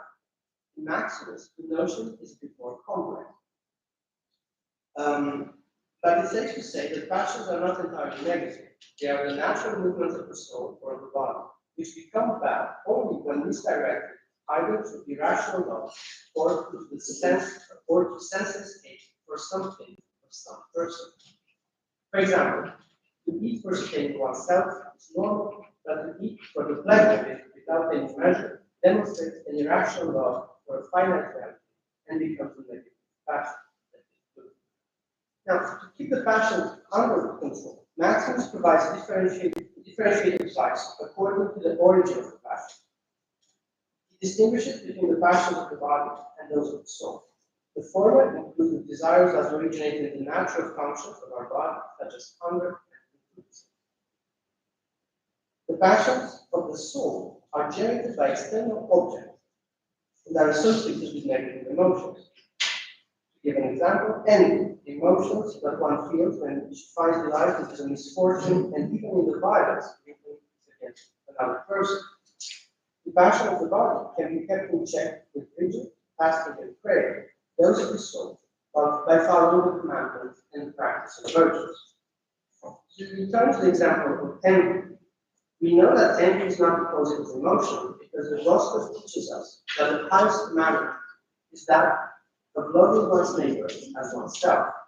To fulfill this commandment, it is important to domesticate envy by rejoicing for the good things which befall our neighbor. Now, I think it's obvious for almost everyone who struggles with strong emotions that their sublimation is no less a miracle than the transformation of water into wine. And Maximus is aware of this point, but he considers it necessary. He considers the necessary price one has to pay for being able to contemplate the art of creation. Only when we master the passions of our bodies, that are peace with our emotions, coming from the inside, we can truly allow our mind to contemplate.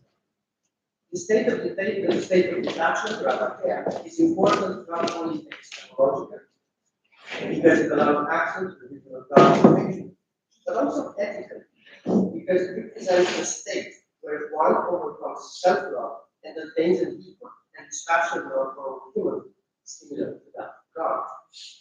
The monastic who reach apatheia can contemplate God in creation more accurately and even understand how God's programs work. Yet, this lofty celestial knowledge is inseparable from the love for one's neighbor.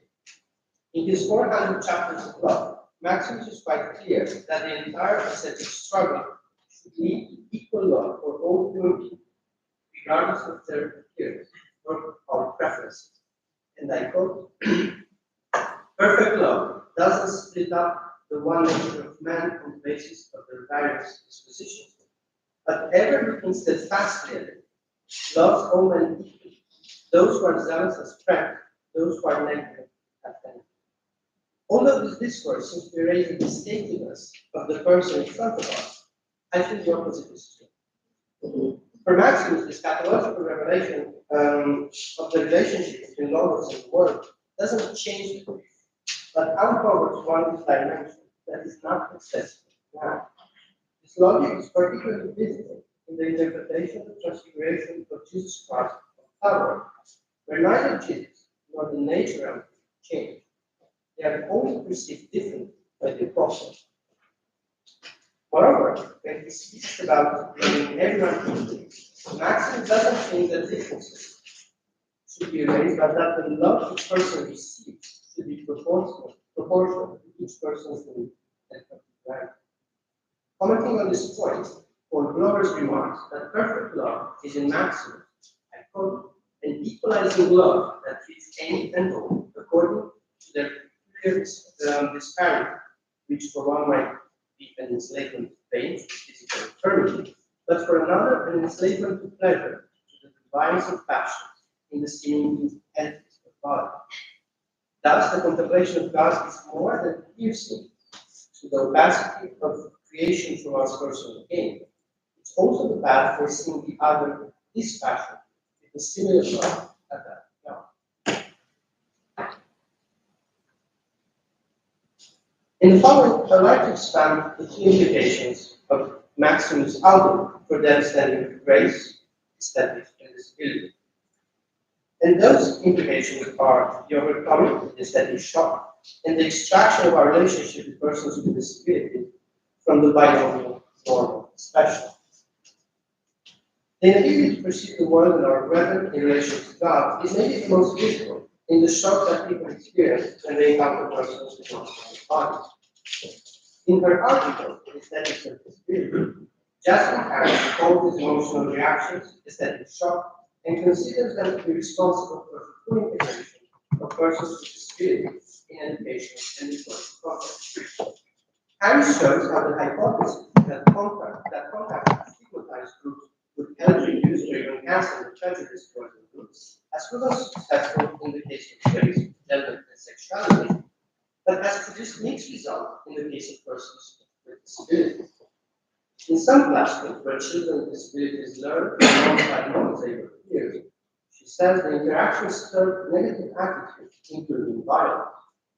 Harris explained this through the aesthetic shock that triggers deep-seated unconscious biases, which sometimes could even contradict the ethical or rational position of that person.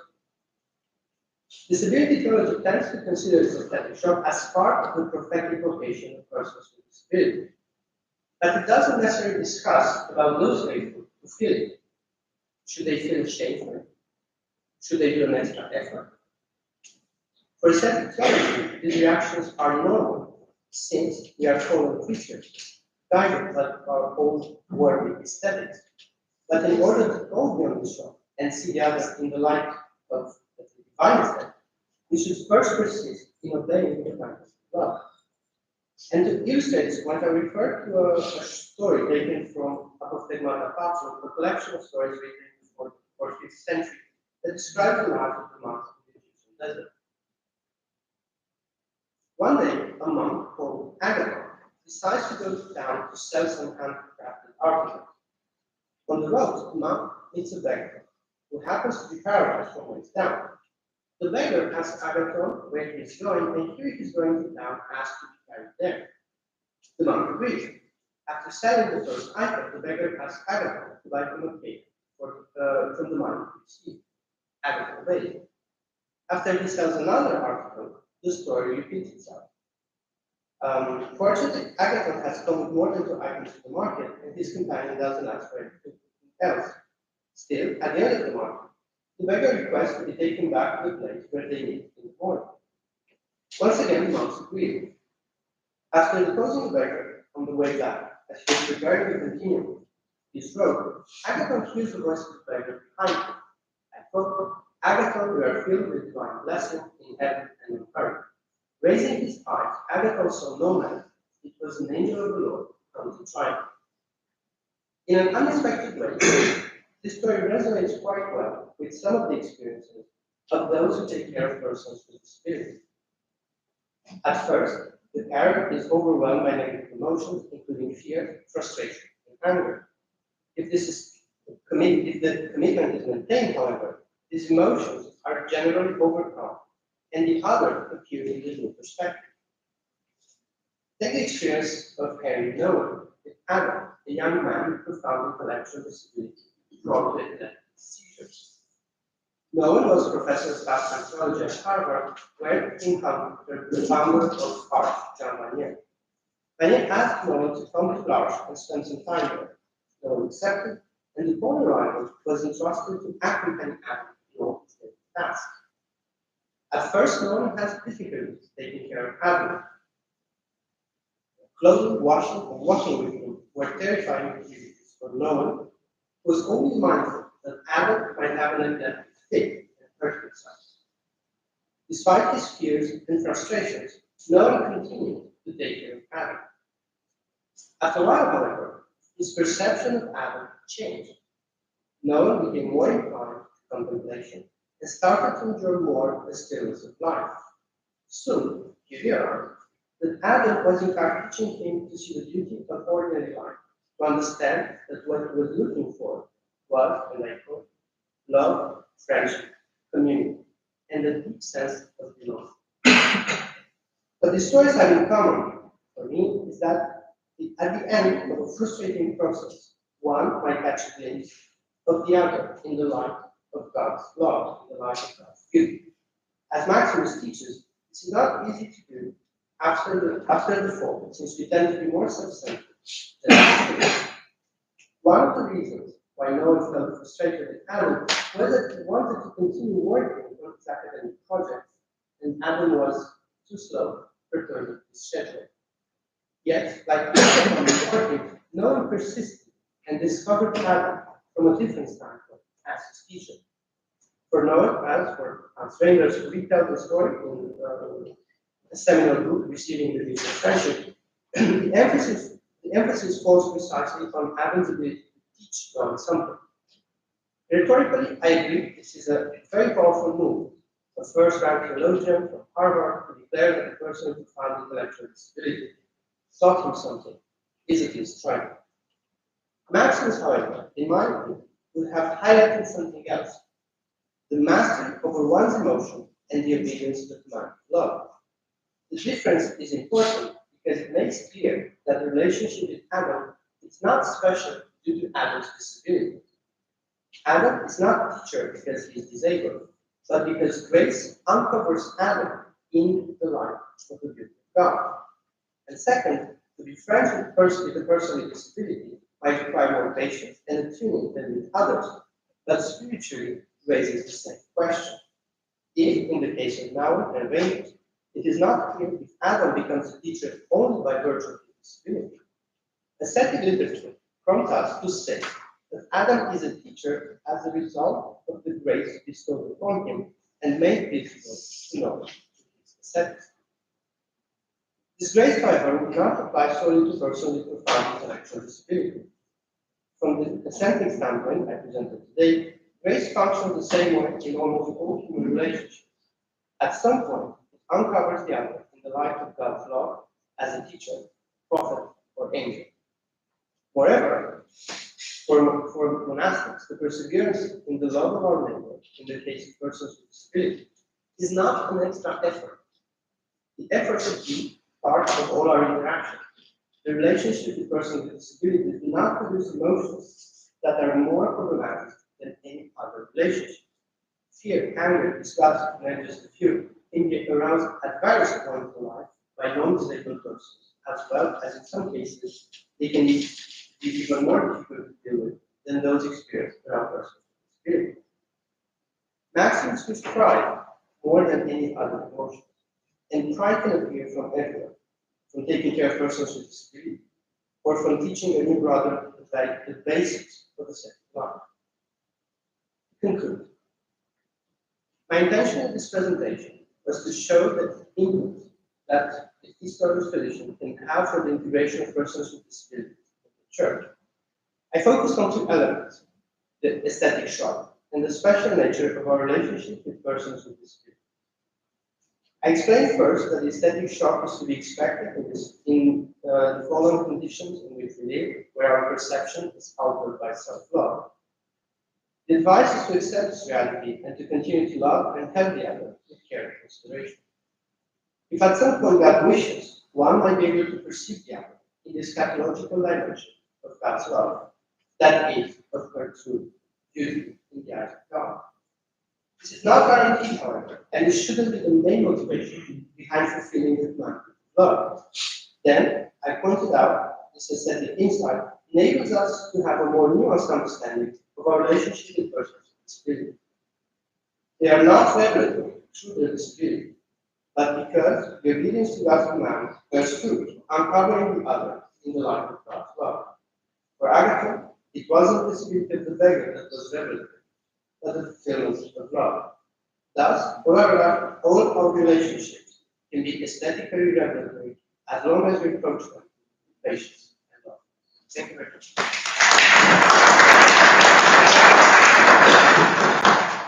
Ευχαριστούμε τον Πέτρο Μακκέι για την παρουσίαση που έκανε σχετικά με τη σχέση χάριτος και αισθητικής στο θέμα της αναπηρίας. Ο αγαπητός κύριος Μακκέιν μας μίλησε βασικά στηριζόμενος στην διδασκαλία του Μαξίμου του Ομολογητή σχετικά με την αντίληψη της αναπηρίας.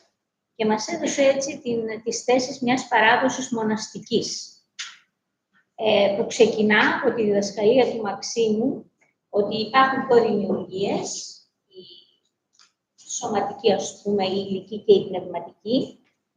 Ανέφερε τις τριλογίες, τις οποίες χρησιμοποιεί ως εργαλεία ο Άγιος Μάξιμος για να αναπτύξει την θεωρία του, νους, λόγος, αίσθηση, λόγος, επιθυμία, κακό, και μίλησε ουσιαστικά εστιάζοντας στις πνευματικές αισθήσεις. Αυτό είναι, αν κατάλαβα καλά, η θεολογική αισθητική, αυτή που εστιάζει στις πνευματικές αισθήσεις που βοηθούν να δούμε τον άλλο μέσα από τη χάρη του πνεύματος. Η θέση του Μαξίμου του Ομολογητή στο θέμα της αναπηρίας είναι ότι μετά την πτώση υπάρχουν όλα αυτά τα παθήματα, τα οποία όμως πρέπει να τα μεταμορφώνουμε με την άσκηση και κυρίως σχολιάζοντας τη στάση που κρατάμε απέναντι στον ανάπηρο, στον άνθρωπο με αναπηρία, μίλησε ο αγαπητός Μακκέιν για το αισθητικό σοκ που νιώθουμε όταν βλέπουμε ένα πρόσωπο με αναπηρία.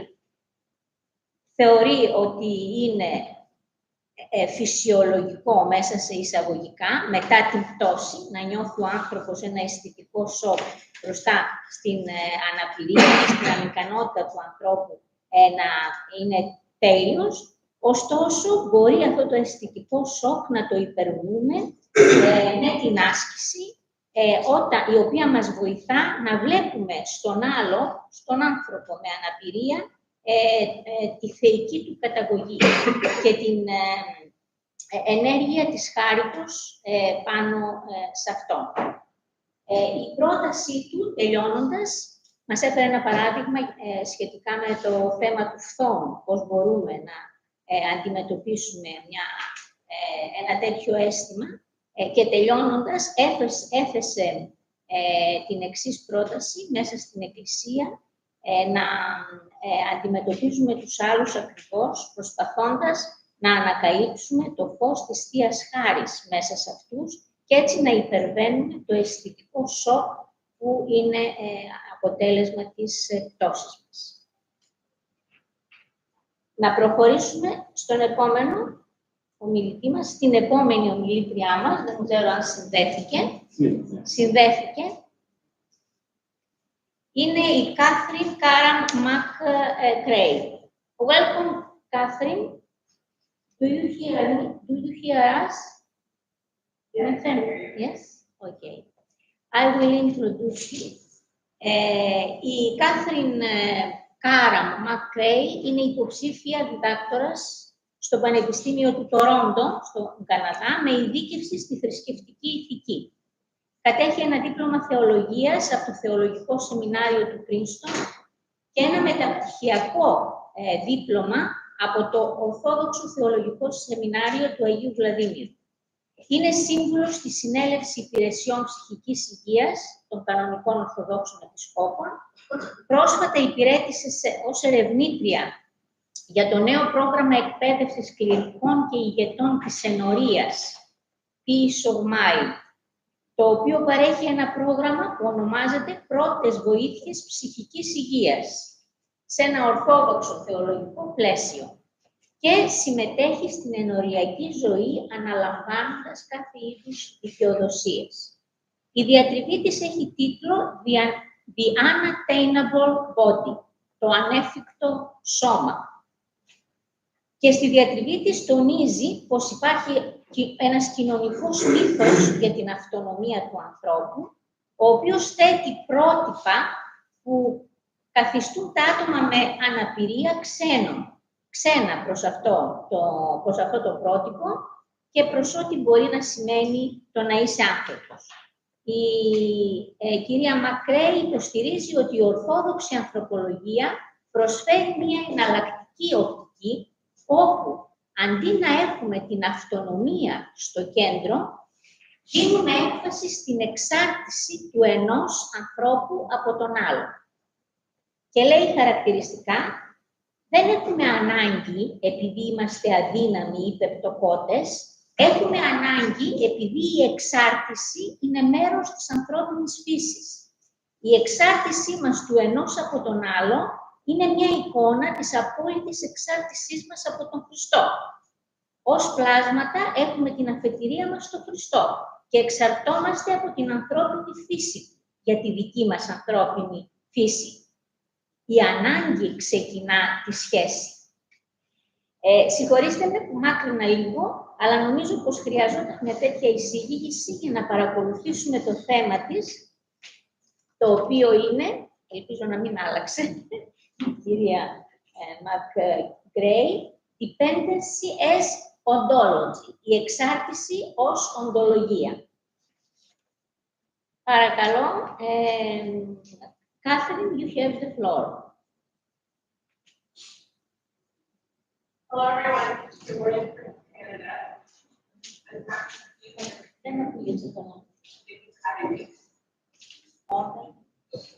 The modern notion of autonomy derives from a type of natural law that human beings are by nature autonomous, naturally individualistic, and self-determining, forms the backbone of what legal theorist Martha Albertson-Feynman calls the autonomy myth. The autonomy myth, she argues, obscures the caregiving, parenting, and facilitating that actually provides the infrastructure for apparent social autonomy and individual choice. If autonomy is possible, it is because of the facilitation of unseen and unacknowledged others, rather than resulting exclusively from the work of an individual moral actor. I pushed Feynman's model for dependency further by arguing that dependent states are not merely provisional or situational, cropping up and ending at different points in the life cycle, but instead that these situational dependencies collectively reflect human nature, that dependency is our ontology. Dependency reveals human nature even where the autonomy myth dictates performative autonomous acts, because despite efforts toward autonomy, dependent human nature breaks through and persists. Dependency is inescapable. However, where autonomy is represented as natural, dependency represents something unnatural or fallen. One of the fundamental hurdles for both Christian theology and medical ethics is characterizing disability as an aspect of the human experience rather than a deviation from it. Anthropologies which anticipate a whole, healthy, and stable subject inevitably articulate disability through the lens of pathology or sin, alienating the disabled experience from what it means to be human. In contrast to pathologizing disability, however, Eastern Orthodox anthropology offers a model of dependency that locates disability outside the concept of personal moral failure and within an iconographic representation. By figuring Christ, human beings derive their nature from Christ's humanity, meaning human nature from the start is structurally dependent. Christ's passibility, meaning his ability to suffer, feel emotion, and to be acted upon, forms the basis for human contingency, rather than a system of natural law that positions the same dependency as deriving from sin. Christ's passibility provides a moral framework through which extended states of dependency are not a corrupted human condition, but rather an example of quintessential human nature.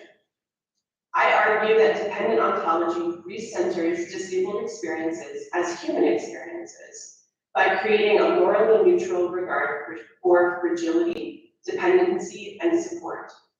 This corrective perspective of dependency as human ontology allows disabled persons broadly categorized to remain at the center of Orthodox Christian anthropology, because to need is to be human. By placing disability within a dependency nature, I argue that Orthodox orthodox anthropology has implications for disability inclusion in both religious and clinical contexts. By shifting the default expectations for the moral subject from individualized independence and autonomy to intercommunal supports and extended dependency, orthodox anthropology anticipates a non-fixed subject. It anticipates contingency, variability, and fragility throughout the life cycle. Finally, I contend that ontological dependency destigmatizes persistent need, inviting persons who have been underserved and undervalued into a more inclusive model of the human experience. Dependency forms the inevitable state of all human beings as we age, become ill, and need social resources. Feynman identifies inevitable dependency and derivative dependency as two states. Inevitable dependencies include physical and developmental states like infancy, early childhood, and end of life. Derivative dependencies, on the other hand, are dependencies of caretakers who require additional supports as they themselves perform unpaid or unrecognized work. Caregiving roles are typically not acknowledged as extended states of dependency because the inevitable dependency, which gives rise to the derivative dependency, is expected to end. So normative, non-disabled children are expected to grow up, develop in a certain pattern, gain greater autonomy, so their dependency is tolerated as a social debt that they later pay when they are caregiving their own children or caregiving their elderly parents. The derivative dependency of parents with children is expected to be provisional because atypical childhood growth contradicts the model of autonomy itself. This means that caregivers of dependents are expected to only be provisionally dependent themselves, excluding relationships where extended dependency is congenital, permanent, or persistent. In other words, excluding the caregivers of children and adults with disabilities entirely. Extended dependency in both inevitable and derivative forms then upends and fundamentally questions the model for individual autonomy. Dependency is where human nature begins, ends, and exists. Yet, to quote Feynman, the dominant ideology of autonomy treats both types of dependency as private matters with which the state has no legitimate concern, end quote. Dependency is tolerable within a society that prizes autonomy as long as it is only provisional and accentuates the value of independency. The fight to regain autonomy and to regain independency positions dependency as a temporary loss. In this way, persistent states of dependency can reinscribe the centrality of autonomy if they are conceptualized as temporary deviations from the norm, deviations which the individual can overcome with enough effort. Income disparities for women with young children and the failure of North American governments to subsidize their caretaking responsibilities, for example, correspond to this fight to regain normalcy, where autonomy is shaped as normal and dependency is shaped as merely provisional. Caretaking and caregiving is tolerable insofar as it ends and the individual returns to their natural state of autonomy as an individual worker. If extended dependency is unnatural, disabled bodies become abnormal or, in a medical context, perpetually unwell. As the COVID-19 pandemic emerged, disabled activists drew attention to the practice of triaging disabled patients. In particular, members of the deafblind community, they identified a terrifying gap in care in North America, that persons with disabilities were being denied life-saving measures because they were perceived to have comorbidities, even if their disabilities were congenital and non-progressive, as in the case of congenital blindness or deafness. Lawyer and disability rights activist Stephen Girma, who is herself deafblind, explains that, quote, hospitals facing scarce resources will decide not to save our lives because some people think it is better to be dead than to be disabled. The doctor might look at my health record and say my life is not worth saving. So many doctors undervalue our lives. Dependency on communication devices and language interpreters caregivers further amplifies the isolation of deafblind persons seeking medical care. And that extended dependency on supports is what marks a life with disability in a medical context as constituting diminished autonomy. Autonomy functioning as a normative standard, however, is definitionally elusive. Many disability theorists point to the structural organization of autonomy or ability as a cause for concern, specifically that characteristics of ability are not well defined in such a way as to be able to provide provable entities rather than aspirational goals or performative requirements. Rosemary Garland Thompson describes the mythic static of, quote, normate bodies as a performed facade. A prototypical figure of normalcy is not what we actually see everywhere, but rather it is what we expect to see. The illusion of normal is often what people reach for in creating self-representations, particularly those in the public eye, such as politicians, executives, news anchors.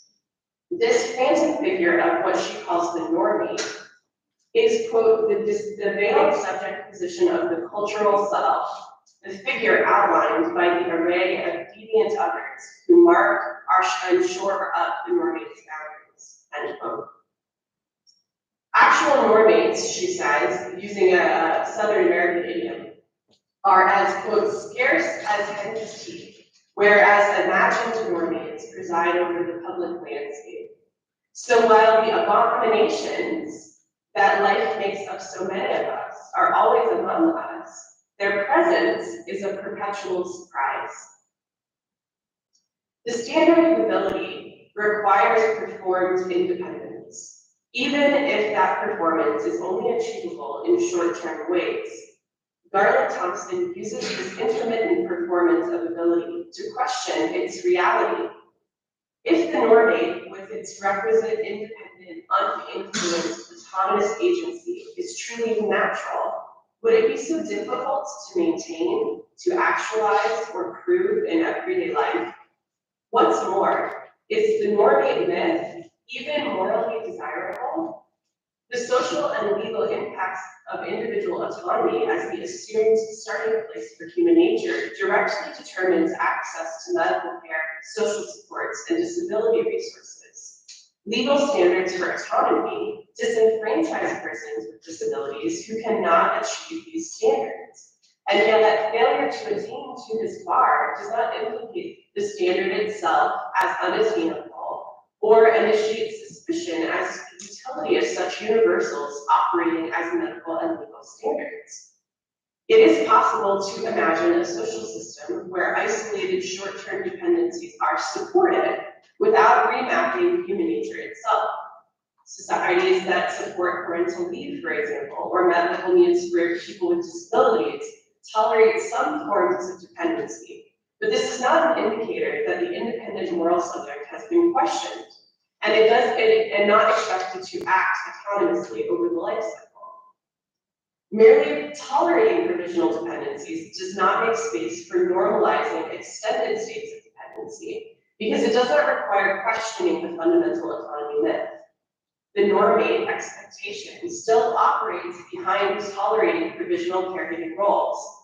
However, when a human being is envisioned to be ontologically dependent, extended states of dependency are expected and fit alongside other forms of transient dependencies as examples of broader variable human need. Dependent ontology reframes the anthropological starting point, inspiring new questions for clinical care. Instead of searching for displays of autonomy, dependent ontology enables a different question entirely. What dependencies describe this individual? And are those met in such a way that facilitates decision-making, access, and achievable patient-centered standards for wellness? When human nature is defined through dependency, temporary states of transient dependency do not represent deviation because they are located in a dependent framework. Child caregiving that does not end is not more dependent than caregiving which lasts a lifetime insofar as both models have a dependent nature. Orthodox Christian anthropology describes human nature as dependent from the start. Metropolitan Jean Zizioulas of blessed memory famously implicates independency as the first sin, explaining that when Adam turned away from God, he acted in violation of human nature. So the fall, in Zizioulas' estimation, is an ontological issue. That human beings are dependent on one another serves as an icon of our ultimate dependency on God. So when Adam acts as a free agent, both being alone without his wife and acting in defiance of God's directives, Adam acts against his creaturehood. Zizioulas explains. For the Greek fathers, the fall of man, and for that matter sin, is not to be understood as bringing about something new. There is no creative power in evil, but as revealing and actualizing the limitations and potential dangers inherent in creaturehood, if creation is left to itself. For since the fall results from the claim of man to be the ultimate point of reference in existence, to be God, it is the final analysis, in the final analysis, the state of existence whereby the created world tends to posit its being ultimately with reference to itself, and not to uncreated being in God.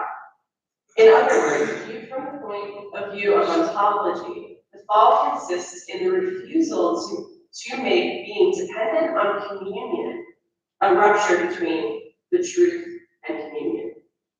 End quote. Dependency and communion are essential aspects of human nature. Dependency on others iconographically represents humanity's ultimate dependence on God. This is where Orthodox anthropology defines the human being as essentially dependent rather than provisionally dependent. That the individual goes through states of dependency relates not to occasions of need, but to the person's overall dependency on Christ for our starting point. In Western theological anthropology, it is common and almost obligatory to describe the human being as bearing the image of God, or the imago Dei, even in contexts where the iconographic representation is clear.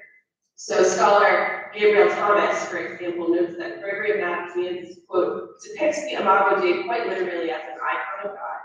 And then she argues that, quote, this visible icon bears God's presence in the human being and offers glory to God, end quote.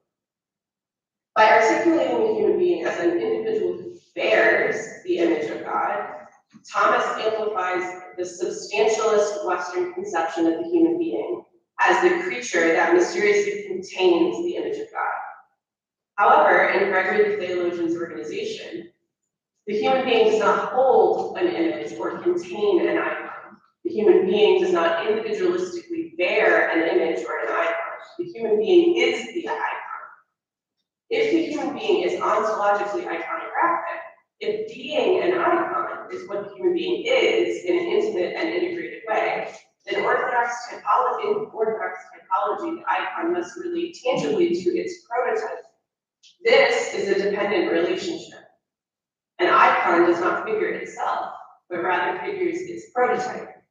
The image of God is not a particle contained in the makeup of the human being, but rather it is a person, the prototype of humanity, Jesus Christ, the image of the invisible God and the firstborn of all creation. Christ is the image of God, the icon, and it is through the participatory iconographic relationship that human nature figures this image and likeness. Christ is the first human being, the firstborn, the prototype for humanity, meaning that human nature itself is dependent in its origin and derives continuously from Christ's own human nature. In broader disability theology, the question of how exactly persons with disabilities are made in the image of God remains a fraught area of discourse. Anthropologies which articulate humanity as fallen and sinful in its very nature inevitably position disability as an image of this fallenness and proceed to question in what way a disabled body contains or displays the image of God. So in her seminal work, The Disabled God, Nancy Easland describes Christian history in its totality as supporting ableist models for human nature, discarding the possibility of disabled spirituality that does not fight to regain ability, and retains a vision of the image of God, which imagines a whole and perfect body. For Easland, the Christian tradition uniformly locates disability as an image of sin rather than an image of God. This pattern mirrors the definitions of disability in medical models, which imagine disability as the lack of ability, as a pathology or an illness or a disordered way of relating to the world that needs to be cured. The association between moral independency and autonomy in Christian theology blends the political and social association between disability and pathology with moral failure. In contrast to this anthropology, however, Eastern Orthodox articulations of human nature provide an alternative disability-positive model.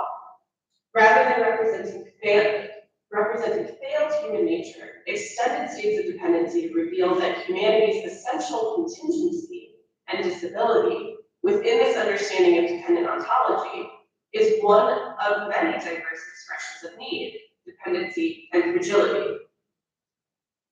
In the iconographic representation of the human being, where the icon reflects the prototype and in image and likeness, qualities of the prototype are distributed to the icon. When St. Maximus the Confessor describes the origin of human beings, he locates our rationality within the logos, within Christ himself, meaning that Christ, as a representative of logic, as the Word of God, is the starting point for human rationality. Rationality is not the particle of being inside the individual or a formative standard. Rationality is a relational participation with Christ. Maximus explains in Ambiguum 7. Though the logos there came both through the logos there came both being and continuing to be. For from him the things that were made came into being in a certain way and for a certain reason. And by continuing to be, by moving, they participate in God. For all things, in that they came to be for God, participate proportionally in God, whether by intellect, by reason, by sense perception, by vital motion, or by some perpetual habitual fitness. Participating in the logos is manifold. It includes hospitality, community, and friendship, as well as sense perception, breathing, and being. In whatever way the human being lives, that activity constitutes participation with the logos, what Maximus describes as living in and with God. Human dependency on Christ distributes Christ's own attributes to the individual, such as rationality, and becomes distributed and communally acted out. This participation gives us an example of the diverse expressions of need that are not related to sin, but instead are related rather to Christ's own humanity as our prototype. Because our human nature depends on Christ's own nature, local expressions of dependency must then figure Christ's passibility, the ability to suffer, to be acted upon, to be affected by outside forces. In this way, dependency and its manifold expressions do not express fallenness or sin, but instead, dependency on one another figures our ontological dependency on Christ. Thank you.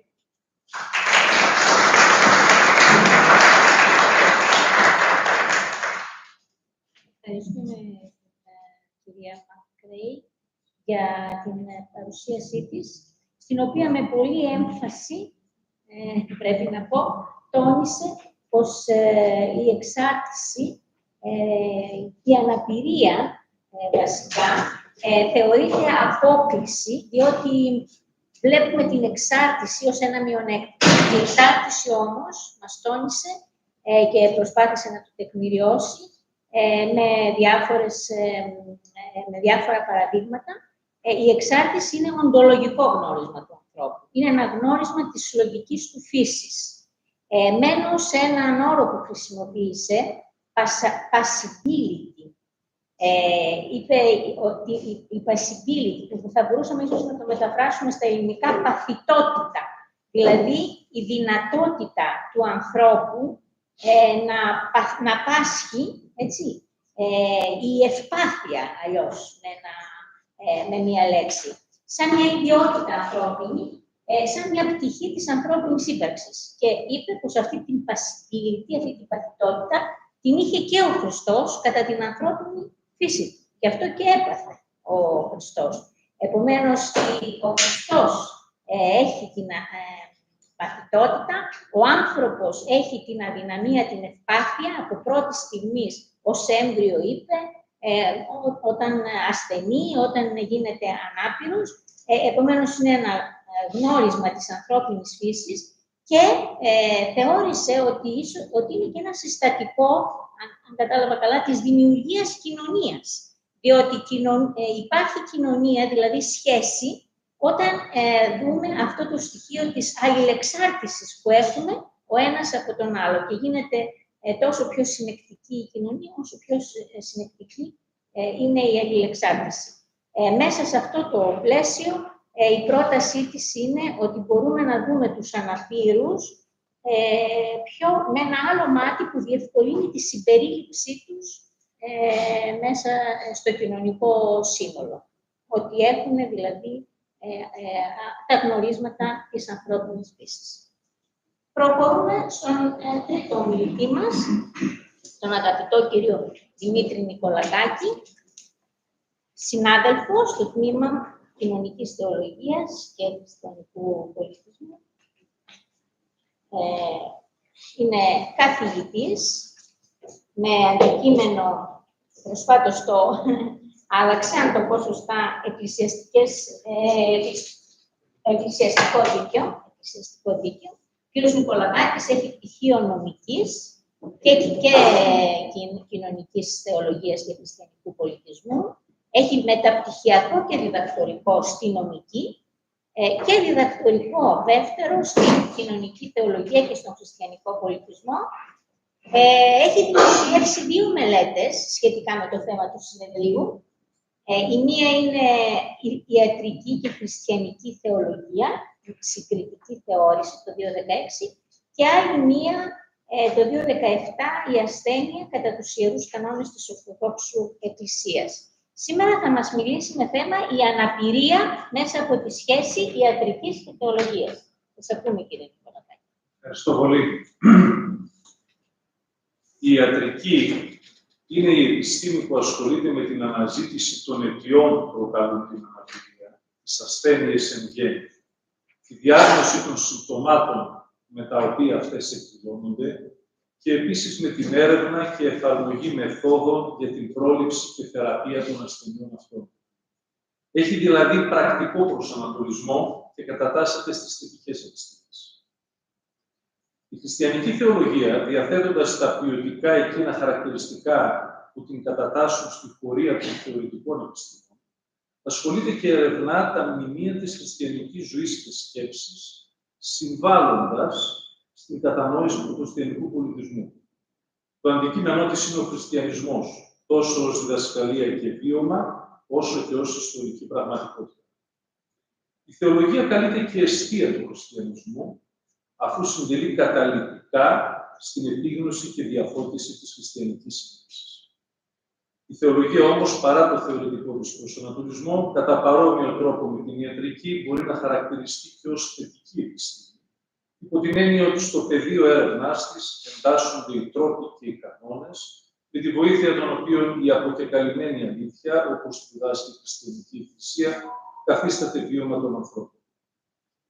Η επιστημονική θεολογία βρίσκει την πλήρωσή της στη χαρισματική θεολογία, με την οποία συνδέεται άρρηκτα. Η επιδίωξη της χαρισματικής θεολογίας είναι η θεραπεία της φύσης και της βούλησης του ασθενούς ανθρώπου.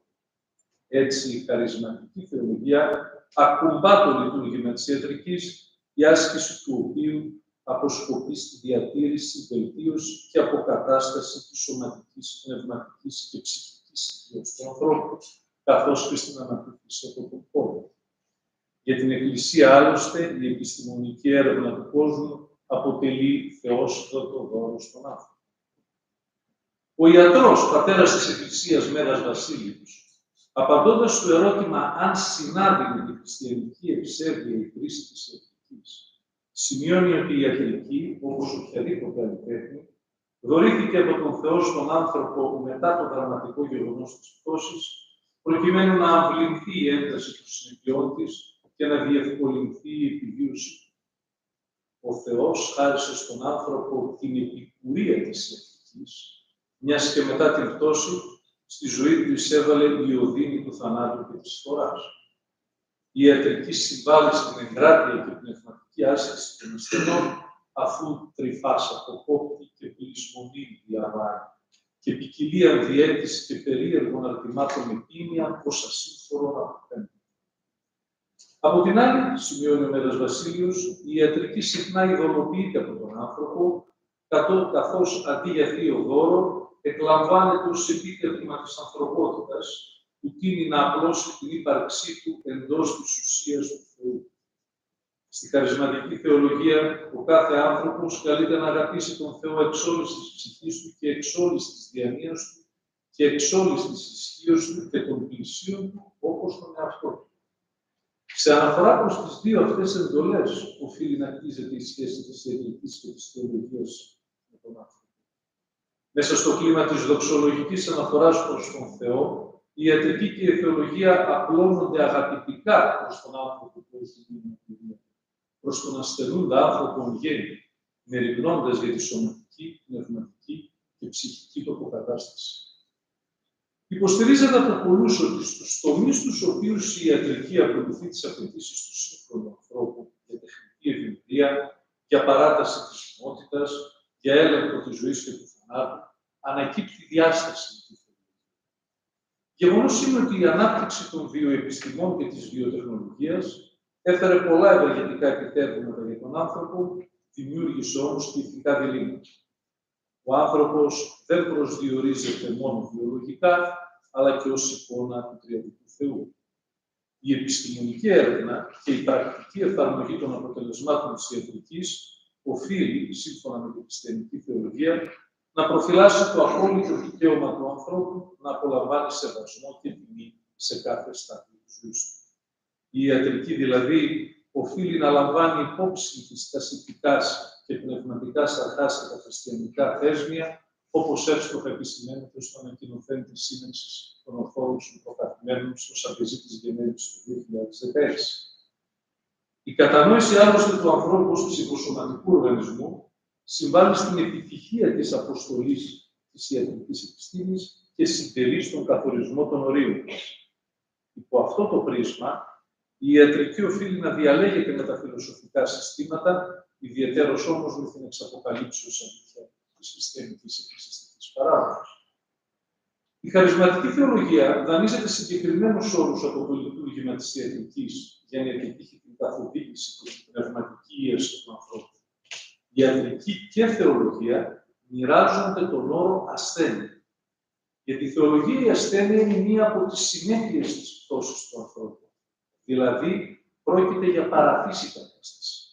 Η ασθένεια αποτελεί απόπειρα κατάλυσης της ζωής, αλλά και διαστροφή της ζωής, αφού από την ωραιότητα της κατ' δημιουργίας ο άνθρωπος βυθίζεται στο ακαλές της πτώσης. Αυτό δεν ισχύει βέβαια για τον ασθενή ως πρόσωπο, ο οποίος βιώνει τις συνέπειες αυτής της διαστροφής. Ο άνθρωπος στη μεταπτωτική του πορεία ταλαιπωρείται από πλήθος και ποικιλία ασθενειών. Στις ευαγγελικές διηγήσεις, μάλιστα των θαυμάτων, το «Ιάστε» είναι συνόδευο με το «Σώθεστε». Στόχος της ιατρικής και της θεολογίας είναι η ίεση της ασθένειας, η θεραπεία, η απαλλαγή από την ασθένεια, η επανάκτηση των δυνάμεων και της υγείας αποτελούν βασικές παραμέτρους της μέριμνας της θεολογίας για τον άνθρωπο. Οι εκκλησιαστικοί ποιμένες οφείλουν να μεριμνούν ιδιαιτέρως για την πνευματική υγεία των πειμενωμένων. Όλες τους οι ενέργειες πρέπει να συντείνουν στο σκοπό αυτό, μεταρχόμενοι κάθε μέσο που ωστόσο οφείλει να ενεργοποιεί πρωτίστως τη βούληση των ασθενών και θεραπεία. Στη μεταπτωτική του πορεία, η ειδονή που βίωνε ο άνθρωπος στο παράδεισο δίνει τη θέση της στην οδή. Η εξάλληψη του σωτήρους όρους, δηλαδή η θεραπεία από την ασθένεια, επιτυγχάνεται μόνο με την παραδοχή της σωτήρας. Η θεραπευτική διαδικασία στη χριστιανική θεολογία δεν είναι άμεση οδήγηση. Η αποδοχή της οδύνης, προκειμένου να επέλθει η ίαση, αποτελεί για τη θεολογία εκ των όρων κάθε προϋπόθεση για την επιτυχία της θεραπευτικής αποδοχής, η οποία στηρίζεται στην εμπνώση και κατά Θεόν άσκηση των αρετών της εγκράτειας, της νηστείας, της αδρυπνίας, της ακτιμοσύνης, της ησυχίας, της αυτάρκειας, της σοφίας. Απαιτείται βεβαίως αυξημένη εγρήγορση και οπωσδήποτε πνευματική καθοδήγηση, ώστε ο άνθρωπος να διακρίνει την οδύνη της αποθεραπείας από την οδύνη της ύπνος. Τα έργα του ανθρώπου είναι καλά λίαν κάτω από οποιασδήποτε προϋποθέσεις και συνθήκες. Η οδύνη για όσα γεγονότα του επίγειου βίου προκαλούν δάκρυα και ψυχική ταλαιπωρία είναι η επιβολή του πνευματικού εχθρού που ψιθυρίζει με θρασίτητα στον άνθρωπο ότι τα έργα του Θεού δεν είναι καλά. Στην περίπτωση αυτή η οδύνη δεν θεραπεύει, αλλά αντίθετα επιτείνει τα τραύματα, καθώς τίθεται στην υπηρεσία της φύλαθρης εσωτερικής κίνησης του ασθενούς ανθρώπου. Η οδύνη δύναται να είναι ιαματική όταν προκύπτει από την ανάκληση της κίνησης του ανθρώπου προς τον εαυτό του και την ολοκληρωτική στροφή του προς τον Θεό. Η θεραπεία στη χαρισματική θεολογία ταυτίζεται με τη διατήρηση του είναι και τον πολιτισμό του με όλες τις χάρες που έχει. Η ίαση επέρχεται με την ανακαίνιση των τραυμάτων της δημιουργίας, τον καλοπισμό του ανθρώπου για τη συμμετοχή στη Θεία Δόξα και το άπλωμα της ύπαρξής του στην αγαπητική κοινωνία προς τον Θεό και τον συνάνθρωπο σύμφωνα με την διδασκαλία του Χριστού. Αυτό στη θεολογία ορίζει το σπάρτος. Ως κόλαση νοείται η αποστροφή της αγάπης, ο πολλαπλασιασμός των τραυμάτων και εν τέλει η αδυναμία μετοχής στη δόξα του. Αυτός είναι και ο λόγος που η μετάνοια στην εκκλησιαστική σκέψη και πράξη σημαίνει μεταμόρφωση, δηλαδή απαλληφή της ασθένειας προς αποκατάσταση της υγείας. Η τελική όμως θεραπεία και εξάλληψη της ασθένειας δεν μπορεί να επιτευχθεί μόνο από τις δυνάμεις της ανθρώπινης φύσης. Η τροπή του ανθρώπου προς τη δική του ύπαρξη και όχι προς τον Θεό έφερε μαζί της και την πραγματικότητα του θανάτου, με τον οποίο καταλύεται η ενότητα της ανθρώπινης φύσης. Έτσι, η ανθρώπινη βούληση δεν μπορεί πλέον να κατευθύνει από μόνη της τη συνολική ψυχή και σώμα πορεία του ανθρώπου, αν και η συνένεσή της, η συνέργεια στη θεραπεία είναι απαραίτητη. Η ολοκληρωτική πάντως και τελική απαλλαγή, τελεία θεραπεία δηλαδή, από τη φθαρτότητα και τη θνητότητα δεν έχει επιτευχθεί. Και αυτό λόγω της πραγματικότητας του θανάτου. Κατά τη θεολογία της Εκκλησίας, εάν ο άνθρωπος δεν γίνει σύσσωμος Χριστού, τα όποια υγιή προτερήματά του καθίστανται απλά ανενεργείς δυνάμεις στο έργο της εκκλησιαστικής και θεραπείας του. Ο Χριστός είναι ο σαρκωμένος Υιός και Λόγος του Θεού, Θεός και τέλειος άνθρωπος, στον οποίο δεν έχουν πληροδοτηθεί οι συνέπειες της πτώσης εξαιτίας της καθυπόστασης ένωσης των δύο φύσεων, της ανθρώπινης και της θείας. Γι' αυτό η συσσωμάτωση με τον Χριστό δια της μετοχής στο μυστήριο της Θείας Ευχαριστίας αποτελεί την κινητήριο δύναμη που στρέφει τον άνθρωπο στην καταφύση κατάστασή του, δηλαδή στην υγεία. Αυτός είναι ο λόγος για τον οποίο χωρίς τον Χριστό η πνευματική υγεία δεν είναι κατορθωτής.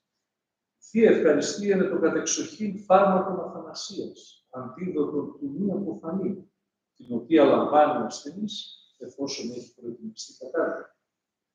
Ο άνθρωπος, καθώς προσέρχεται προς το Ιερό Βήμα, ζητά από τον Θεό να αξιωθεί της Θείας Ευχαριστίας, ώστε να μην αποβεί η μετάληψη των αχράντων μυστηρίων της κρίμα, αλλά αντίθετα, να καταστεί εφόδιο αιώνιας και αθάνατης ζωής. Στον φιλόκαλο χριστιανικό πολιτισμό, η προετοιμασία δεν περιγράφεται με περίπλοκα λεπτικά στοιχεία. Ούτε αναμένεται από υπερβαίνουσες στην ανθρώπινη φύση καταστάσεις. Αντίθετα, η ετοιμασία για τη μετάληψη των αχράντων μυστηρίων εξαντλείται εντός των ορίων της απλής αγαπητικής κίνησης του ανθρώπου προς το Χριστό. Η μετοχή στο μυστήριο της ειρήνευσης του Θεού με τον άνθρωπο προϋποθέτει την απλότητα της ειρήνευσης, δηλαδή της καταλλαγής με το σύμπαν. Η συγκεκριμένη πράξη, ωστόσο, δεν έχει στο χριστιανισμό ηθική ή κοινωνιολογική βάση. Αφορά στην οντολογική αποταγή της φιλαυτίας και τη μεταμορφωτική εν Χριστώ αλλίωση της ανθρώπινης ύπαρξης. Είναι μια διαδικασία εσωτερικής ανακαίνησης, που ξεκινάει με την επιθυμία του ανθρώπου να απαλλαγεί από τις πηγές της εγωιστικής του εσωστρέφειας, κορυφώνεται στη συμφόρεση του άλλου, για να ολοκληρωθεί στην ένωση με τον Χριστό στο Αγιοτήριο. Πρόκειται για το σημείο εκείνο στο οποίο η ανθρώπινη ζωή εκχωρείται η διαβολήση και νόμου του Θεού. Επιστρέφει δηλαδή στην ελευθερία της πατρικής σχέσης της. Ο πνευματικά υγιής άνθρωπος είναι ο εν Χριστώ ανακαιρισμένος, αγιασμένος και αναμορφωμένος άνθρωπος. Μιας και ο Χριστός είναι η Ανάσταση και η ζωή. Ο πιστεύων εις αυτόν καν αποθάνει ζήσεται. Και πάσο ζών και πιστεύων εις αυτόν, ου μη αποθάνει στον αιώνα. Η εν Αγίο Πνεύματι συνοχή και συγκρότηση της Εκκλησίας εγγυάται τη θεραπεία των ασθενών, επειδή η σωτηρία βρίσκεται στο ίδιο το γεγονός της Εκκλησίας και της ενσωμάτωσης αυτού. Η αποκατάσταση τελικά του νοσούντος πνευματικά πραγματοποιείται δια της εκούσιας και ελεύθερης μετοχής του στη μυστηριακή ζωή και την άσκηση, οι οποίες στην παράδοση της Εκκλησίας διαμορφώνουν ένα πλήρες θεραπευτικό σύστημα. Σε ό,τι αφορά ειδικότερα στη σωματική υγεία, το μυστήριο του ευχελαίου τελείται για τους ασθενείς ιαματικά, αλλά και προληπτικά για τους οικείους τους. Στην πατερική παράδοση επίσης, ως μητέρα της υγείας, προβάλλεται η νηστεία. Σημειώνει μάλιστα ο Μέγας Βασίλειος ότι πολλοί ιατροί για την ίαση ασθενειών προτείνουν στους ασθενείς τους αποχή από συγκεκριμένες τροφές. Η νηστεία θεωρείται αγαθό φυλακτήριο της ψυχής και ασφαλή σύμμαχος της υγείας του σώματος. Κατά τον Ιερό Χρυσόστομο, η ωφέλεια της νηστείας προκύπτει μόνο υπό συγκεκριμένες προϋποθέσεις. Να χορηγείται σε κατάλληλο καιρό, να ελέγχεται η διάρκεια και η ποιότητά της και να λαμβάνεται υπόψη η κράση του σώματος. Απαραίτητη ωστόσο προϋπόθεση για την ένταξη και παραμονή του πνευματικά ασθενούς ανθρώπου στο πρόγραμμα αποκατάστασης και θεραπείας είναι η συγκατάθεση της προσωπικής του δίωξης. Όταν αυτή δεν παρέχεται από τον ασθενή, οποιαδήποτε θεραπευτική αγωγή αποδεικνύεται αποτελέσματα. Σε μια τέτοια περίπτωση, και αφού έχει καταβληθεί κάθε δυνατή προσπάθεια από τους υπεύθυνους ποιμένες, θεράπευτες, η ασθένεια είναι μία αναστρέφηση, όχι εκ φύσεως, αλλά εξαιτίας της αστυνίας του ασθενή. Και η έξοδος στο πολυθεραπευτική οδό είναι μονόδοτος.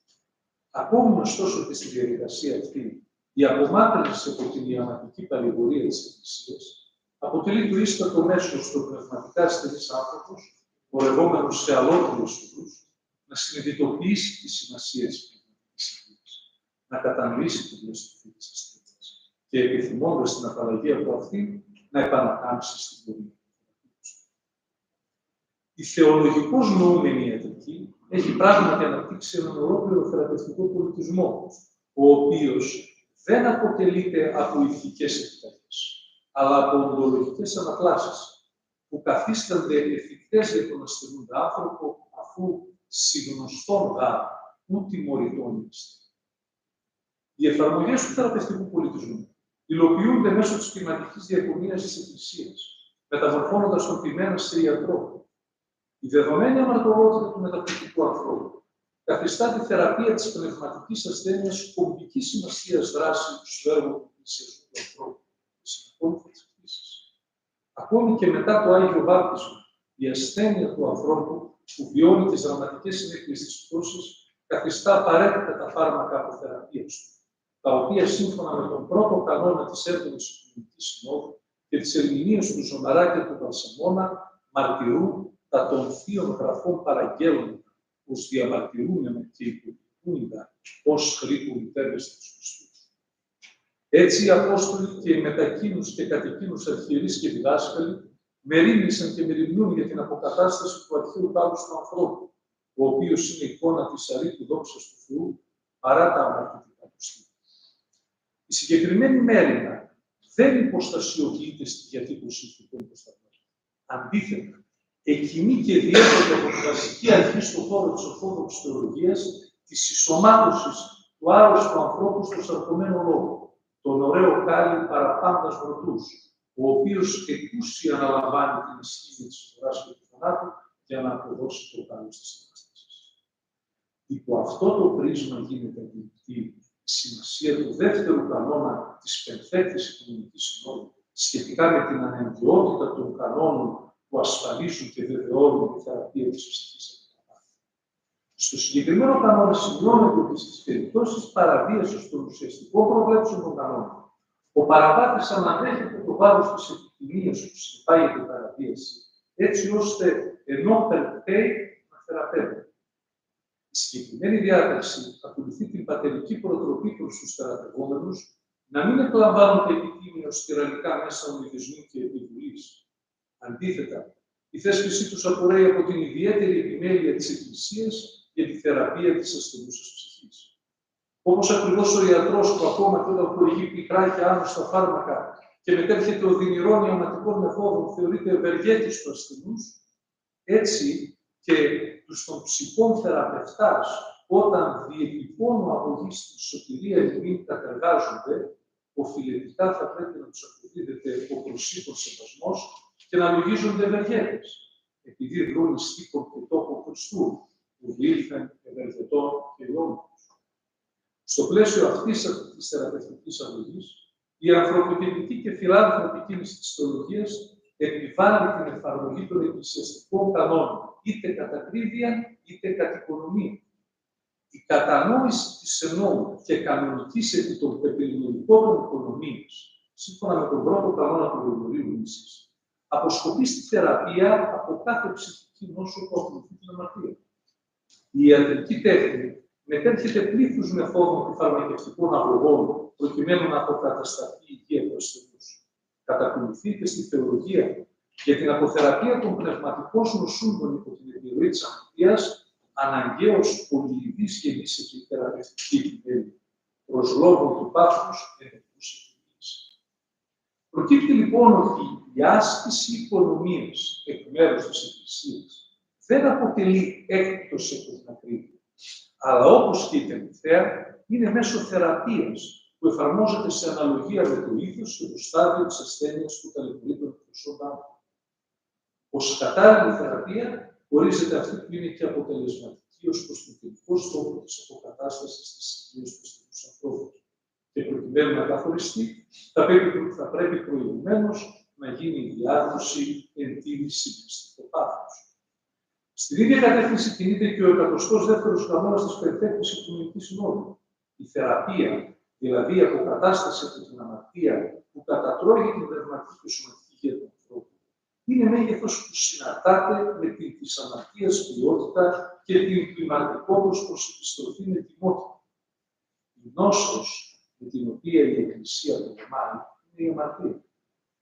Όπως στην ιατρική, τα μέσα και οι τρόποι ιάσεως δεν απευθύνονται μόνο στις εξωτερικές πληγές του σώματος, αλλά στοχεύουν και στην αποθεραπεία των εσωτερικών ασθενειών της αφανούς οικονομίας του ανθρωπίνου σώματος. Έτσι και στη θεολογία αναζητούνται οι εσωτερικές πληγές του ασθενούς ανθρώπου που αποτελούν και τις πραγματικές αιτίες της ασθενειάς του. Ως εκ τούτου, ο πολυσχηδής χαρακτήρας της νόσου επιβάλλει στον ποιμένα παύλα θεραπευτή της πνευματικής ασθένειας πριν από τον καθορισμό της θεραπευτικής μεθόδου, που στην περίπτωση της θεολογίας σημαίνει μεταξύ άλλων επιβολή των ποιμίων, να μελετά τη διάθεση του αμαρτωλού και την αντίδρασή του στην ιαματική αγωγή που του έχει επιβληθεί.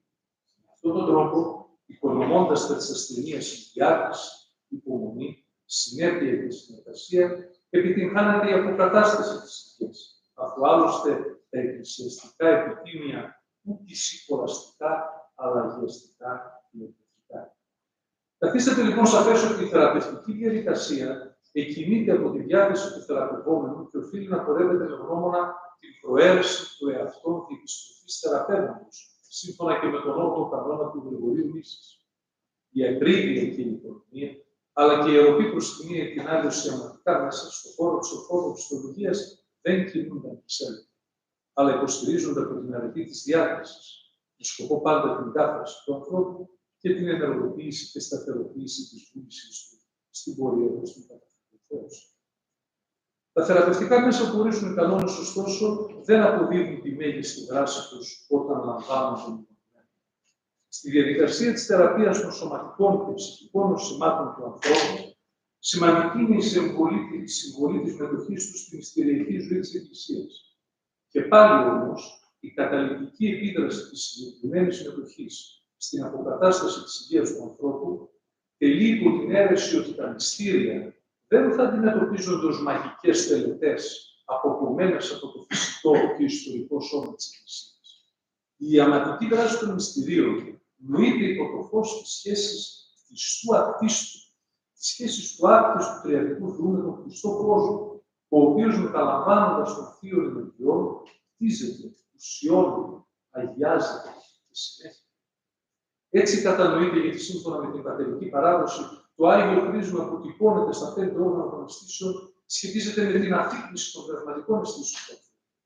Το μυστήριο επίσης της Ιεράς Εξομολόγησης είναι εκκλησιαστικό γεγονός θεραπευτικό, συντελεί δηλαδή αποφασιστικά στην αποκατάσταση της υγείας του ανθρώπου. Ο Μεθόδιος Ολύμπου, μάλιστα, χαρακτηρίζει τον επίσκοπο, ο οποίος θεωρεί το μυστήριο επιστήμονα ιατρό, στην ευθύνη του οποίου υπάγονται μεταξύ άλλων και των αρρωστούντων προθεραπείων. Μέσα στο Ιερό Βήμα, ο ιερεύς χαμηλόφωνα, αφού ευχαριστήσει τον Θεό εκ μέρους όλου του πληρώματος για τη δημιουργία του κόσμου και την αγαπητική του σχέση με αυτόν, του ζητά να εξομαλύνει τα προκείμενα πάση μηνύν κατά την εκάστοτε Θεία Θρία, κατά τις ανάγκες δηλαδή του καθενός.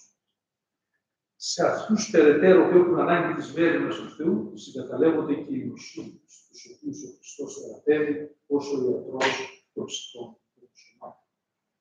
Εν κατακλείδη, η ζωή με το θείο εκείνο δώρο που η θεολογία καλεί τον άνθρωπο να το χρησιμοποιήσει με αρετή και συναίσθηση των πεπερασμένων ορίων. Ενώ η ιατρική έχει ως αποστολή να προστατεύσει τη ζωή από οτιδήποτε την επιβουλεύεται, μεριμνώντας για τη διάρκεια και την ποιότητά της. Γεγονός είναι ότι η ιατρική και η θεολογία μιλούν και οι δύο για τη ζωή, ακόμη περισσότερο μεριμνούν για τη ζωή. Η ιατρική όμως, παρά τις πολύτιμες υπηρεσίες της, δεν θα κατορθώσει να σώσει τελικά τον άνθρωπο από τον θάνατο. Η θεολογία, από την άλλη, μπορεί να μεταμορφώσει τον θάνατο σε πέρασμα προς την Ανάσταση, σε μια νέα ζωή. Και η θεολογία ήδη δεν υπάρχει θάνατος για να χρειαστεί να σωθεί ο άνθρωπος από αυτό. Ο θάνατος έχει ήδη γίνει κίνηση. Και η ιατρική, και σε αυτό ακόμη το επίπεδο, καλείται να διευκολύνει αυτή την κίνηση κατά την ευχή της Εκκλησίας, με τα τέλη της ζωής ανώδυνα ανεπαίσθητα ειρηνικά. Η ιατρική είναι δημιουργική δύναμη στα χέρια του ανθρώπου. Ο ίδιος ο άνθρωπος όμως αποτελεί υπόθεση εξαιρετικά μεγαλώδης και συνάμα ακατανόητα. Κλειδί για την ερμηνεία αυτής της υπόθεσης αποτελεί η επιτυχής προσέγγιση του μυστηρίου της ζωής. Και υπό αυτή την έννοια απαιτείται η συνδρομή και της ιατρικής και της θεολογίας. Δύο δηλαδή επιστημών που από την δική τους οπτική γωνία ασχολούνται κάτι εξοχή με αυτό το μυστήριο. Ευχαριστώ πολύ.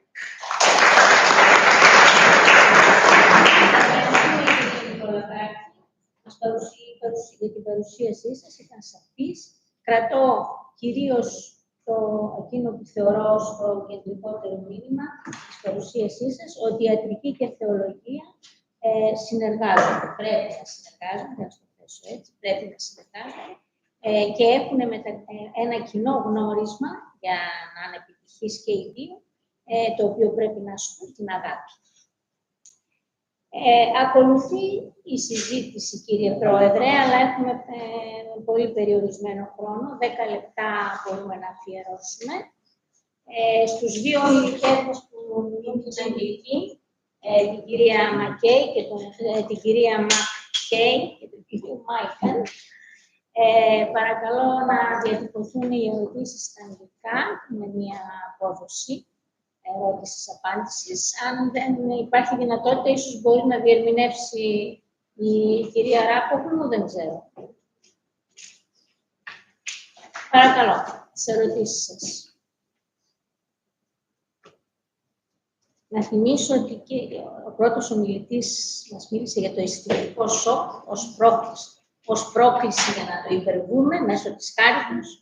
Η δεύτερη ομιλήτρια μας μίλησε για την παθητότητα ως οντολογικό γνώρισμα της ανθρώπινης φύσης και ο τρίτος ομιλητής μας μίλησε για την συνέργεια ιατρικής και θεολογίας στην αντιμετώπιση της αναπηρίας. Υπάρχουν ερωτήσεις? Παρακαλώ, Στέλια, το όνομά σου. στα αγγλικά ή να σε βοηθήσουμε. Και θα μας ερμηνεύσει.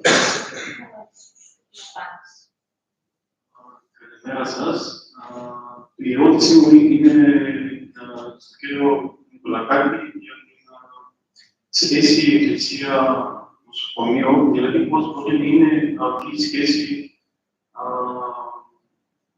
για όλο τον χρόνο, δηλαδή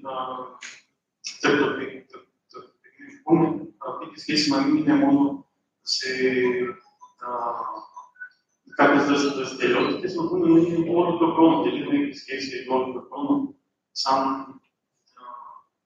σαν σχέση δυνατή, Εκκλησία-Νοσοκομείο και ίσως μαζί με αυτό, αν μπορεί και άλλα ιδρύματα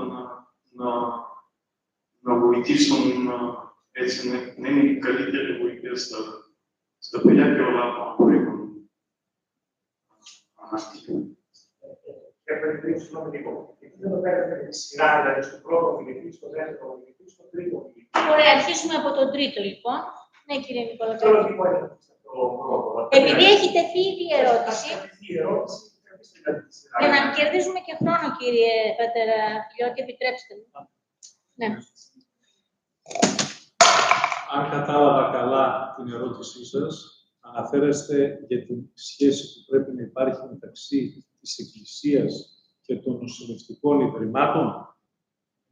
Ασφαλώς, στο πλαίσιο ευρύτερα της ομιλίας μου, αυτή θα πρέπει να είναι μια σχέση συνεργασίας. Φυσικά, με διάκριση των ορίων. Άλλη αποστολή της ιατρικής, άλλη αποστολή της Εκκλησίας. Ασφαλώς, λοιπόν, με συναίσθηση ότι ούτε η θεολογία οφείλει να μπαίνει στα χωράφια της ιατρικής και να υποκαθιστά την ιατρική, και με σαφή συναίσθηση ότι και οι ιερείς οφείλουν να μένουν στο ρόλο τους, δηλαδή τον ποιμαντικό και εντός των πλαισίων της θεολογίας, και από την άλλη πλευρά σεβόμενοι και οι ιατροί το γεγονός ότι κάποιοι ασθενείς έχουν ανησυχίες θεολογικές, εφόσον υπάρχει αυτός ο αλληλοσεβασμός μεταξύ των ιερέων και των ιατρών, νομίζω ότι μπορεί να κτιστεί μια εξαιρετικά αρμονική σχέση μεταξύ της Εκκλησίας, των Μητροπόλων, δηλαδή των κατατόπους και των νοσηλευτικών ιδρυμάτων, όπως συμβαίνει σε πάρα πολλές περιπτώσεις σε πολλά νοσοκομεία της χώρας. Ευχαριστούμε. Υπάρχει άλλη ερώτηση για τον κύριο Νικολακάκη. Για τον κύριο Νικολακάκη. Ο πατήρ Χρήστος Φιλιώτης.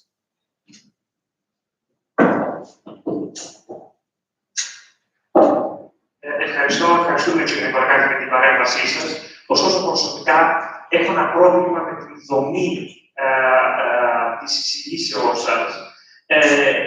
Εστιάζεται κατά βάση σε όλη την ομιλία στην έννοια της ασθένειας.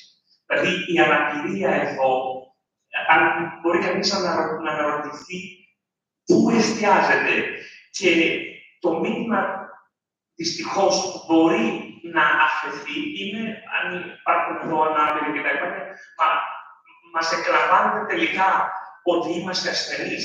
Δηλαδή, μπορεί να αφαιθεί δυστυχώς αυτό το συμπέρασμα από την διάλεξη την οποία κάνετε, η οποία θα μπορούσε να έχει καλύτερα να δείτε η έννοια της ασθένειας στη σχέση ιατρικής και θεολογίας, αλλά σε κάθε περίπτωση το ερώτημα παραμένει αυτό. Αν δηλαδή για τη θεολογία η αναπηρία τελικά είναι μία ασθένεια, και αν όλους αυτούς τους ανθρώπους με τις ειδικές ανάγκες κτλ. Οφείλουμε να τους αντιμετωπίζουμε ως ασθενείς ή όχι. Είναι ένα βασικό αυτό ερώτημα. Ένα άλλο ερώτημα που θα ήθελα επίσης να αναθέσω είναι ο ορισμός της ασθένειας ως αποτέλεσμα της πτώσης του ανθρώπου, και με αυτή την έννοια δηλαδή ότι η ασθένεια άραγες είναι κάτι το κακό. Αυτό δεν το βλέπουμε μέσα σε πατερικά κείμενα. Η Σύνθετας Βασίλειος θεωρεί ότι η ασθένεια δεν είναι κακό, με την έννοια και η ασθένεια μας βοηθάει σε τελική ανάλυση να οδηγηθούμε, να είμαστε πιο ταπεινοί στην ποιηματική μας πράξη κτλ. Ευχαριστώ. Πατέρα Χρήστο, θα ξεκινήσω από το δεύτερο. Αναφέρομαι, και πολλές φορές το διευκρίνησα, για τον όρο ασθένεια στη θεολογία, όχι όταν αναφέρομαι για το πώς αντιμετωπίζει η θεολογία την ασθένεια, αναφέρομαι στην αμαρτία. Καμία σχέση με την ασθένεια όπως την εκλαμβάνει η ιατρική. πάνω από 3 ή 4 φορές διευκρίνησα τη διαφορά του όρου ασθένεια από την ιατρική και από τη θεολογία. Ως εκ τούτου, σε καμία περίπτωση δεν εννοείται η ασθένεια ως κάτι το κακό, αν είναι ποτέ δυνατόν. Ασθένεια εννοούμε την κατάσταση πνευματικά σε ό,τι αφορά τη θεολογία, στην οποία επέρχεται ο άνθρωπος με την αμαρτία. Ουδέμια σχέση, συνάφεια, συνεπαγωγή ή μεταφορά μεταξύ του όρου αυτού του θεολογικού και του τρόπου που την εκλαμβάνει η θεολογία και του όρου του ιατρικού. Επομένως, ακριβώς επειδή αυτό το πράγμα που έχω τονίσει αρκετές φορές, ίσως δεν το ακούσατε ή τέλος πάντων δεν έγινε πλήρως αντιληπτό, θεώρησα ότι 3 ή 4 φορές είναι επαρκής, ίσως να μην είναι. Θα πω λοιπόν ότι σε καμία περίπτωση δεν τίθεται τέτοιο ζήτημα. Η ασθένεια φυσικά και δεν αντιλαμβάνεται και δεν εκλαμβάνεται ως κάτι κακό από τη θεολογία, ούτε κατά διάνοια, ούτε κατά προσέγγιση και μακριά από εμένα τέτοιες θεωρήσεις. Σε ό,τι αφορά την πρώτη επισήμανσή σας, το αν θεωρώ την αναπηρία ως μια ευρύτερη έννοια της ασθένειας. Ομοίως σε καμία περίπτωση. Αντιμετωπίζω την αναπηρία ως μια κατάσταση για την οποία χρειάζεται να επιληφθεί η ιατρική. Ο άνθρωπος ο οποίος έχει μια αναπηρία, σαφέστατα και θα ασχοληθεί η ιατρική με αυτόν. Άρα λοιπόν, αφού ο άνθρωπος ο οποίος έχει μια αναπηρία θα ασχοληθεί με την ιατρική, και αφού νομίζω όλοι θα συμφωνήσουμε ότι όλοι όσοι έχουν μια αναπηρία δεν μπορεί να είναι έξω από το πεδίο ενδιαφέροντος και της Εκκλησίας, προκύπτει παράλληλο ενδιαφέρον ιατρικής και θεολογίας. Οι άνθρωποι που έχουν μια αναπηρία θα απευθυνθούν στην ιατρική και δεν νομίζω ότι η Εκκλησία θα πρέπει να μείνει έξω από αυτό. Γι' αυτό λοιπόν ακριβώς το λόγο γίνεται αυτού του είδους ο παραγωγισμός. Ευχαριστούμε για τις διευκρινήσεις. Πράγματι το θέμα των ορισμών είναι πολύ αναγκαίο για τις επιστημονικές μας συζητήσεις. Ερώτηση για τον κύριο, από τον πατέρα Ιωάννη Χρυσαυγή, για τον κύριο πατέρα Ιωάννη. Και για τους τρεις. So, a question really for all 3 speakers. So it's not really a question, it's just wondering if you can think more about maybe put more weight onto certain things. I enjoyed all 3 talks. Thank you so much, Catherine, from a distance as well, Peter and Demetrius. But if our starting point is, for instance, that holy unction is not for the sick, but it's for every sick person, every single person, without exception, and not simply catechetas and say to the families and so forth. Then I wonder if terms like identity or solidarity or community, they're not very strong terms, but I wonder if they put across something different to the concept of dependency. I simply wonder if we can flip the situation sometimes when, Peter, you speak of the aesthetic shock. And I agree with you, and you spoke so beautifully about that through the eyes of the Church Fathers. And you said at the end that there's a good chance, at least. I would say a greater chance, a better chance. But what happens in the case where someone is not visibly disabled? We should still almost feel that aesthetic shock.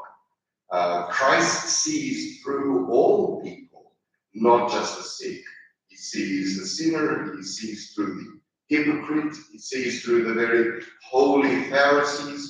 And the question is, do we actually see that shock today in people who look holy, look pretty, are not in a wheelchair, have a nice beard, look holy?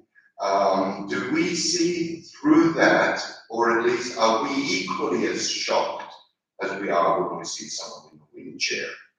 And Catherine, again, on the same sort of vein, I still struggle with where dependency sort of compromises dignity.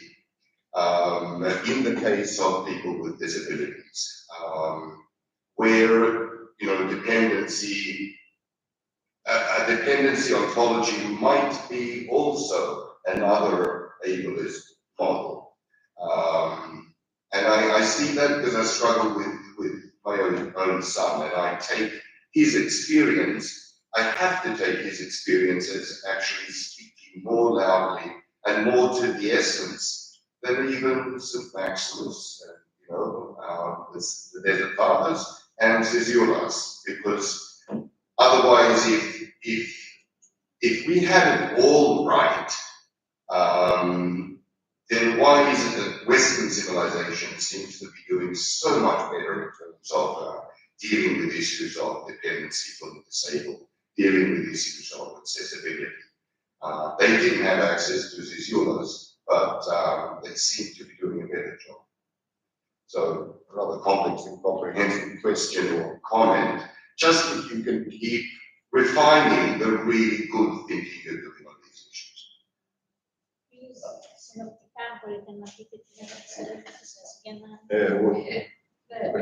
Νομίζω ότι δεν υπάρχει. Πάρε το μικρόφωνο. Μικρά σημειώσεις. Ωραία, μπορούμε να συνεχίσουμε τότε. Μια τελευταία. Δεν θα απαντήσουμε, να μην απαντήσουμε. Στο ένα σχόλιο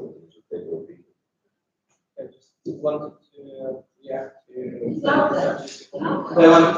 other subjects' comments.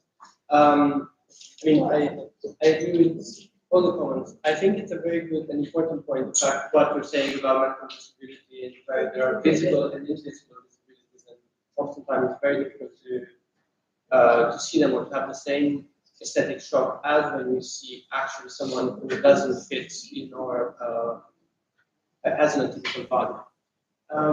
And also what you said about hypocrisy. What I didn't have the time to develop here is that I think there is a distinction to be made between earthly aesthetics, which is based on harmony, proportionality, and which attracts us, and divine aesthetics,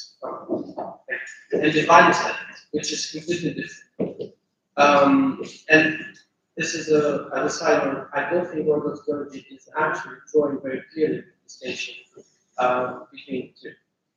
And I think that what this aesthetic shock comes from the fact that we're fallen creatures and we're attracted by the beauty, but what we perceive as harmony and beauty inside our world. So we cannot actually see mental disability because it doesn't fit that pattern. But if we manage to acquire this dispassionate outlook, we would be able to see through hypocrisy, mental illnesses, and so forth.